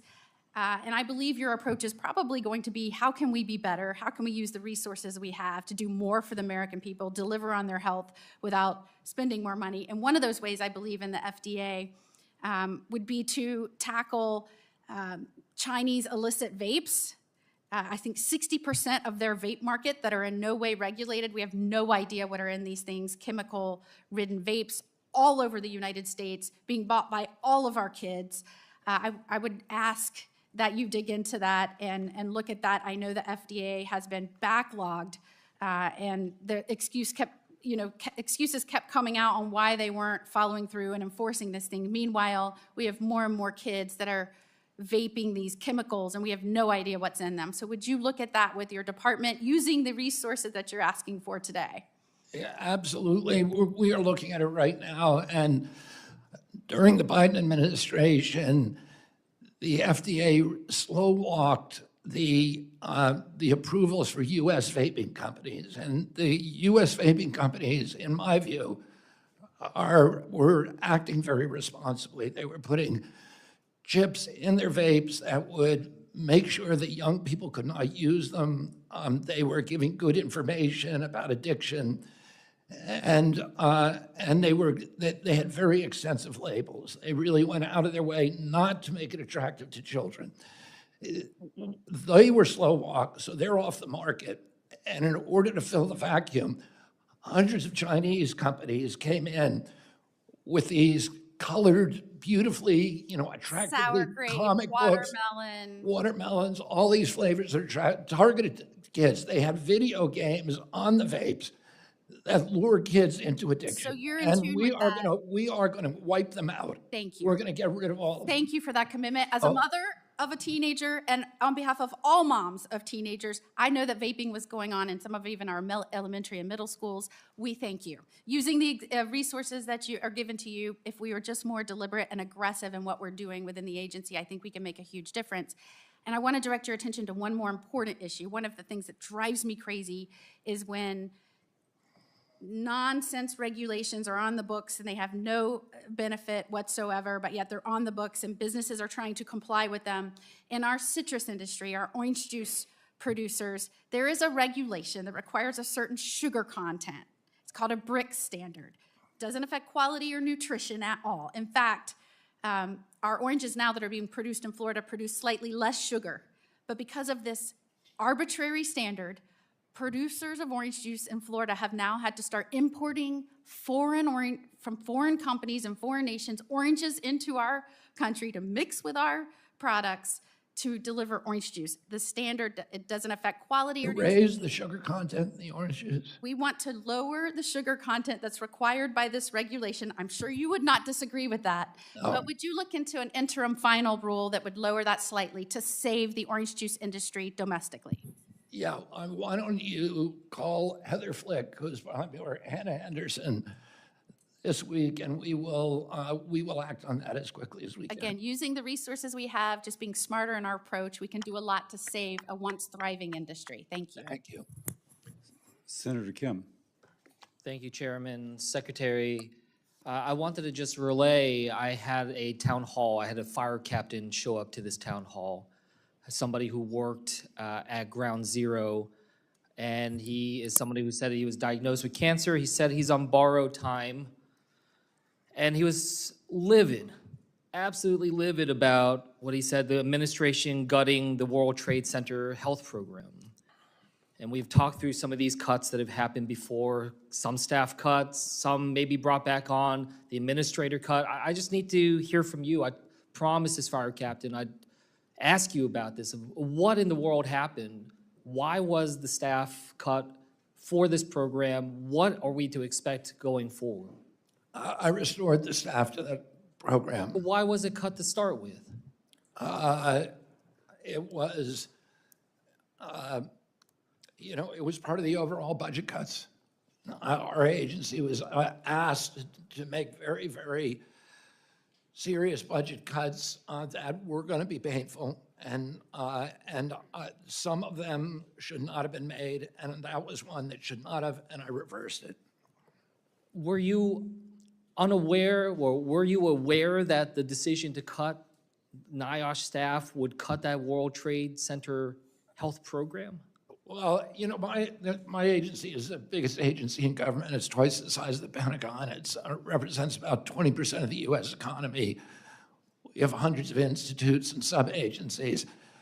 We try to be as careful as we can about what we cut and what we didn't. We made a couple of mistakes. No, I don't think you one. were trying to be as careful as you can. I mean, that's the problem that we've seen by rushing these decisions. This was, I know, early in your time there. Senator, I understand. I understand that if you look at this from a distance, you'd say, why don't you just do this surgically and cut one person at a time? This agency has grown so big, so fast, and everybody who comes in says, I'm going to cut it down, and nobody's been able to do it. And there was an understanding that the longer that you wait, the more the inertia kicks in. And we had to act quickly so that we can do something for the American people that is lasting. And we understood that there would be some mistakes made and that we would go back and reverse them when they were made. But it was more important to do decisive action quickly that could eliminate the metastasizing of this agency to, which was growing and growing as our health declined. So where is this going to land now? Can you tell us right now that the staffing of the World Trade Center health program will go back to where it was before you became secretary? That program will continue. There will be continuity in that program. That's continue, yes, but at full strength of where it was before you were secretary? The program itself will continue. Well, look, the fire captain also raised this issue about the National Firefighter Cancer Registry, also something I promised him I'd ask you about. Why was that shut down? Cancer Registry, I don't know about that. You don't know about this? No. Okay, well, look, what I'll just tell you is... I'm happy to work with you on it, though. There's a National Firefighter Cancer Registry, and this is something that's part of NIOSH. And because of the cuts, when I go to the website as I am right now, It says the information on this page is not currently being updated and access to tool is limited. Firefighters can no longer enroll in the National Firefighter Registry for Cancer. So I just raise this because this is incredibly important, not just for those that were at ground zero, but just writ large across our nation to try to help our firefighters. So can you promise me that we will work together and try to get this back up and running as soon as possible? I will work with you on this issue, Senator. Yeah, look, I understand what you were saying when it comes to your prioritization, but I will tell you, it is sending an absolutely disastrous message, especially to our firefighters. I mean, I hope that on the list of things in this Congress that we think are bipartisan, are unanimous, it should be about supporting our heroes at the World Trade Center, especially when we have more firefighters who have died since 9/11 because of medical issues that they had working there at Ground Zero than those number of firefighters that died on September 11th. And so if we can't even agree on that, if that is not seen as a high enough priority to try to protect, then I am worried about everything else that is more controversial, has less unanimity. So Secretary, I will follow up with you on the National Registry, and I do want a firm answer on you on what is the final staffing at the World Trade Center Health Program. And with that, I'll yield back. Thank you, Senator. Senator Murray has returned. She's asked a request for 30 seconds to respond to what the Secretary had responded to her. May I ask a question? Yes, sir. Yes, sir, 30 seconds. Take me down to 4 minutes and 30 seconds? No, sir. Okay. I'll give you 5:30 if you want. Even better. Thank you. Mr. Chairman, thank you for accommodating and letting me speak here because Secretary Kennedy came back and said that my constituent that I spoke about earlier was not delayed by staffing cuts. First off, she is already enrolled in that clinical trial. It's not a question of eligibility. The issue, as I stated clearly, was the delay in care that she got, and what you stated, Secretary Kennedy, is not true. I spoke with Natalie actually last night. She asked her NIH doctor directly why, and when she was informed of the delay, and her doctor at NIH said very plainly twice her care was delayed because of staffing cuts. And I would just, Mr. Chairman, I think it's important for the record to show my staff has put in inquiries with HHS leadership, and they've been unresponsive so far. And just to make it clear, this is just one case of many, but those are the facts. Thank you. Mr. Chairman. Senator Scott. Thank you, Mr. Chairman. Thank you, Secretary Kennedy, for being here with us today. I oftentimes hear you say the quote, happy to work with you. And I will say that you said it to Senator Kennedy, and as a person who's asked you to work on a number of topics, when you say happy to work with you, you've actually been a man of your word. And I truly appreciate that. We talked about the importance of sickle cell anemia and the research being done, and I invited you down to South Carolina, and you took me up on my offer. You came last month, and I really appreciate you taking the time and investing the energy to talk about an issue that's critical to so many folks, specifically African Americans. And as a guy that is thankful that we are working to eliminate diversity, equity, and inclusion in the federal government, I do not want some folks to think that all things racial are somehow DEI. And frankly, sickle cell anemia is a classic example of something that has a racial nexus, but it's not diversity, equity, and inclusion. It's just a basic fact that African Americans, 99.9% of the time, are the folks that are suffering through sickle cell anemia. And frankly, if you go beyond sickle cell anemia, you find other diseases that have a consistent presence in minority communities. And to that end, I think it's really important that we continue to work together on building on issues impacting minority and other communities. And I would love, Secretary Kennedy, as you move through this reorganization that you are currently going through, I would like for you to answer the question, will you commit that programs involving minority health will continue and not get tied unnecessarily and inappropriately to DEI? Yeah, absolutely. We will continue. I think that one of the minority health programs has been terminated, and it was one that was deeply embedded with the DEI ideology, but there are 7 others that are going to continue. I want to thank you for inviting me down to South Carolina. That was a wonderful trip. It was really, I got to witness a microcosm, a template for how medicine ought to be working. Yes. You have brought together under your leadership hospital systems, pharmaceutical companies and the biotech companies that developed this new technology for treating sickle cell, and patients. And they had all worked together to make it affordable so that South Carolina now has this extraordinary program where if you have sickle cell in South Carolina, you can get 100% funding with, I think it's 100% cure or close to it. Very close to it. Thank you. I'll just ask the two questions as opposed to asking the preliminary to the questions. For all the parents of children with sickle cell, can you please just reassure them that the Administration of Health for America will work on sickle cell and addressing minority health issues? It's a simple yes or no. And will the full budget, and when it's released, reflect funding at AHA for both the Office of Minority Health and sickle cell activities that used to be housed in CDC? Yeah, absolutely. My commitment. In fact, I had a company in this morning meeting with FDA that has a new technology that it seems as effective and may be even more economical. And I'm very, very excited, and I'm excited to show it to you if it proceeds, if it makes it through the traps at FDA. Excellent. But yeah, absolutely. I'm going to continue to make that a priority of this agency. Great. Let me change topics quickly with my minute and 45 seconds left, since I was extended extra 30 seconds. Thank you, Mr. Chairman. I really appreciate the work that you're doing, frankly, as it relates to addressing how our food supply contributes to chronic diseases, including the phasing out of petroleum-based as part of your Make America Healthy movement. I'm really encouraged by the FDA's announcement last week approving 3 new natural color additive petitions. During your confirmation hearing process, I shared your passion for shaking up the food industry, and you are truly doing just what you said you were going to do as it relates to food additives. Because of your bold actions at HHS regarding petroleum-based food additives, the food industry responded by getting rid of these dyes in favor of natural alternatives.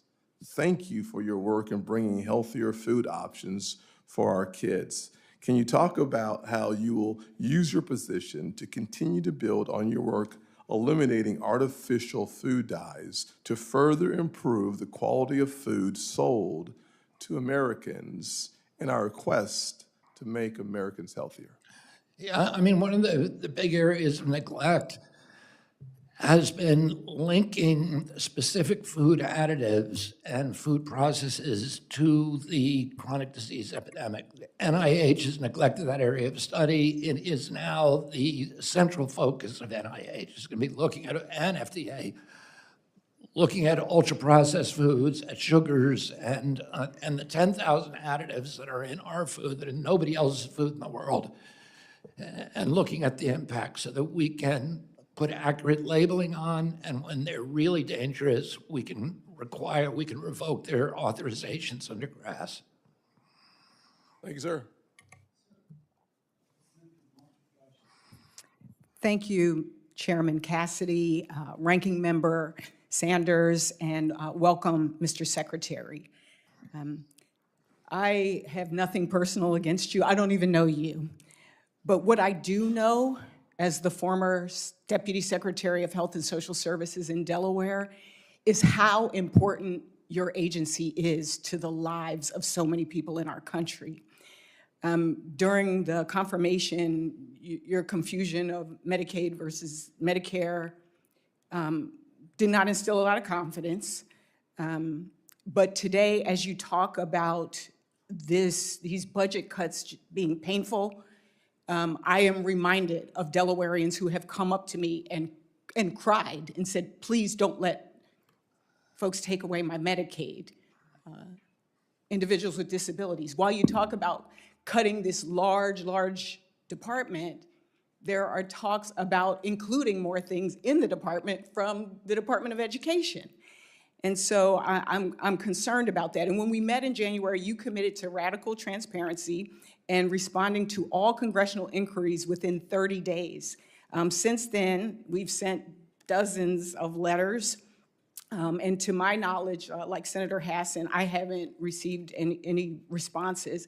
And given your stated commitment to transparency and your focus on efficiency and responsiveness in your opening comments, I think this is a great opportunity to get your commitment that you will respond to the letters from this committee, and also an opportunity to maybe talk about a few of the things that I wrote to you about. So let's begin with this letter. In March, I wrote to you expressing my concern about the delayed meeting of the federal vaccine experts, otherwise known as ACIP.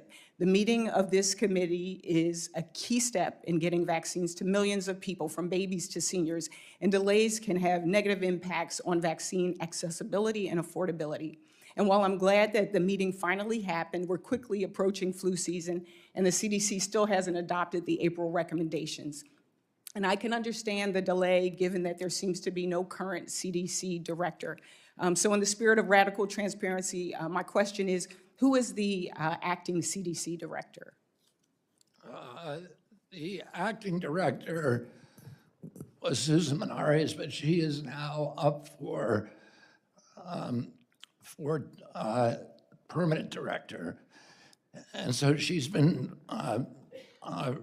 replaced by Matt Bozzoli. Does this person have a medical background? I believe. Or public health expertise? He's a public health expert. Public health expert. So the fact that the recommendations are kind of stuck is, and the fact that you kind of had a. Well, can I clarify something?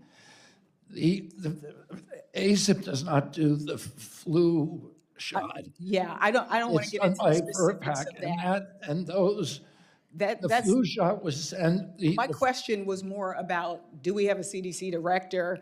And then I want to enter into the record information about what harms could be caused until we get one. Is that a request? We want the director. Love to shift We're gears. relying on this committee to. But this was my question. This is my confirm the time. director.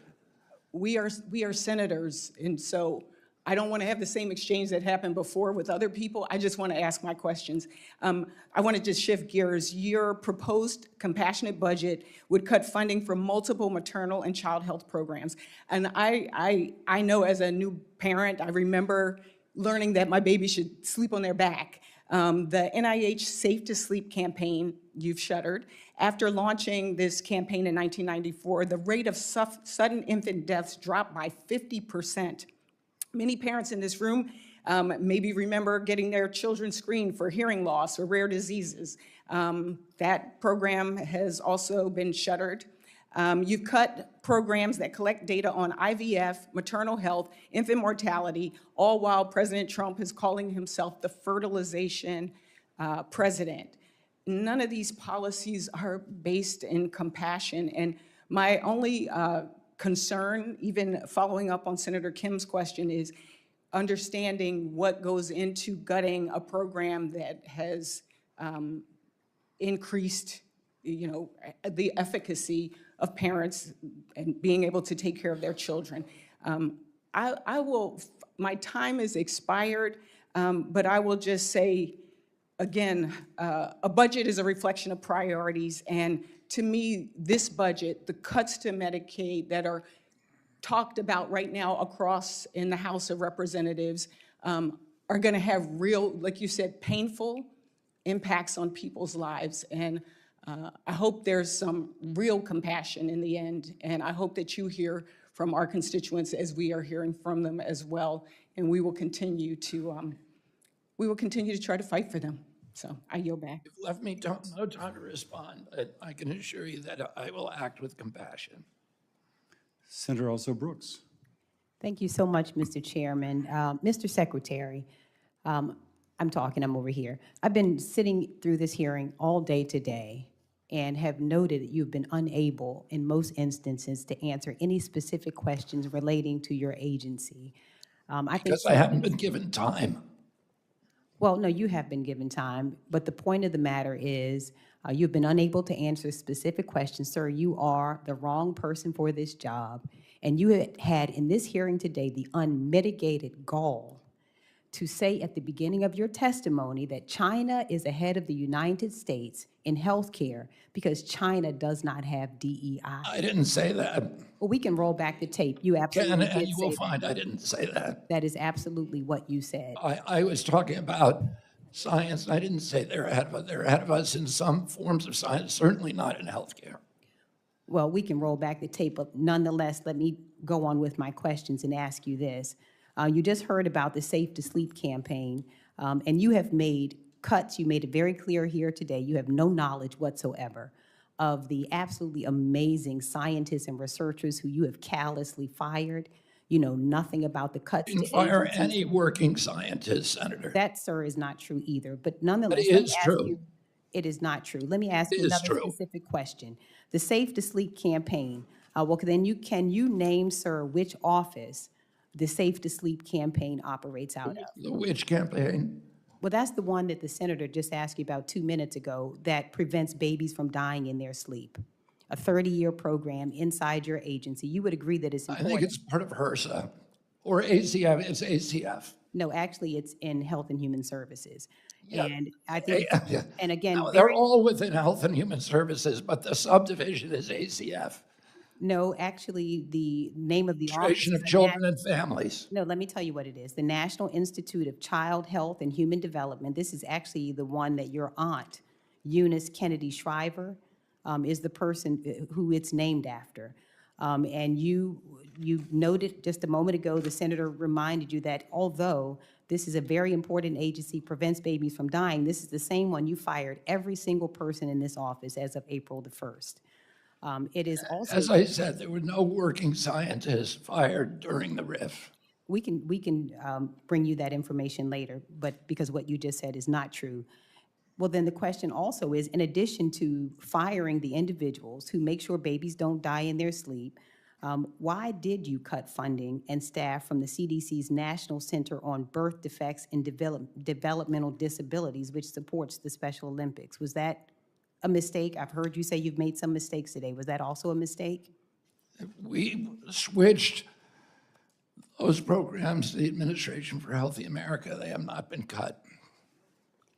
Well, the funding has been cut, and this is one that oversaw the Special Olympics. Are you aware of that?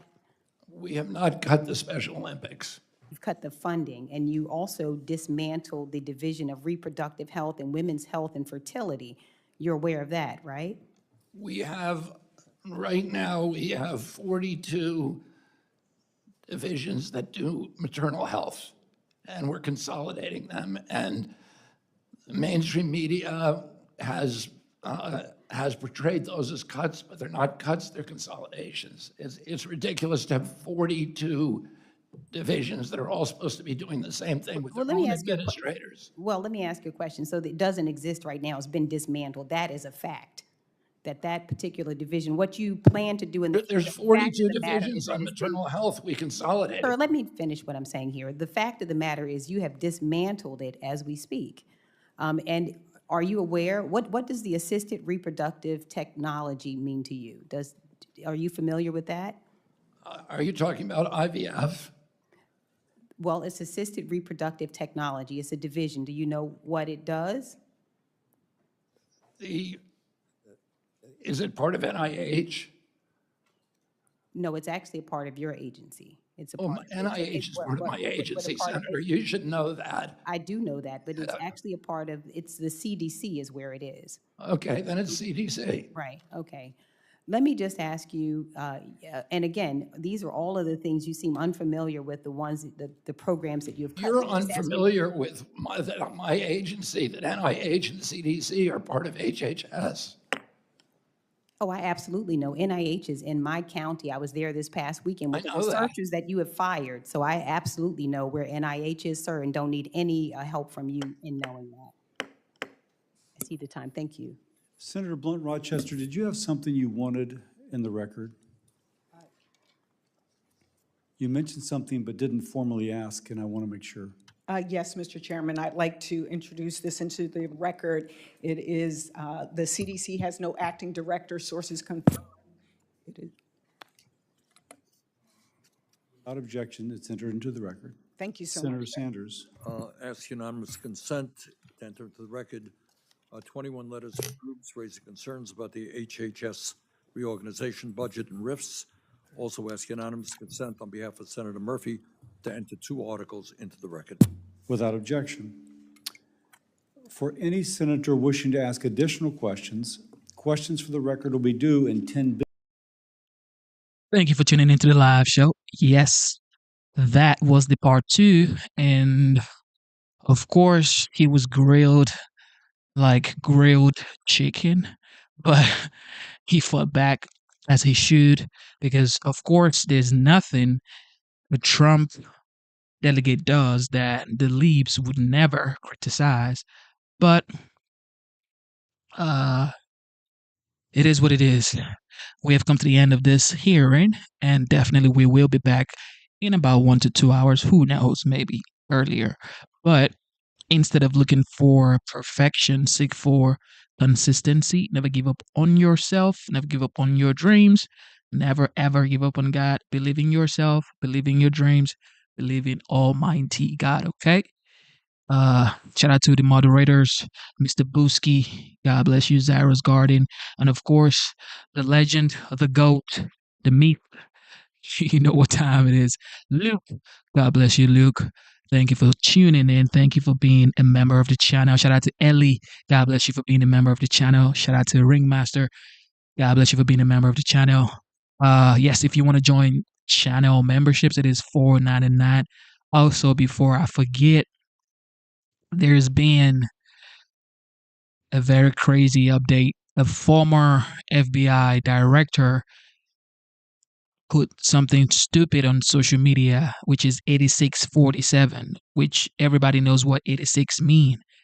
All right, that means to disappear or to, call for somebody's, sort of kind of execution, sort of. So he says 8647. But Kash Patel and the FBI are saying they're definitely going to check that out, and he might be gone for a while. Who knows? Because why would you call for the how would we say it now, the endangerment of your president, and you know fully well he's in the Middle East? So everybody knows social media is worldwide. Once you put it out there, people are going to see it. You're going to inspire people to do stupid stuff, and this guy has been already targeted twice, okay? And now a former FBI director is saying 8647. Yeah, there's no way. He needs like 88,647 days. Oh shoot, that may be too much for him because he might not be alive anymore. But look, that was just stupid of him to do. A former FBI director saying 8647. What in the world was he thinking? What was he thinking doing stupid stuff like that? But we will be back to talk about that. Yeah. All right. God bless you guys, man. Stay safe out there. And shout out to the military. Shout out to the veterans. You guys protect the homeland. God bless you. All right. With that being said, your boy Genesis will be back. All right. Love you guys. God is the greatest. God bless the United States.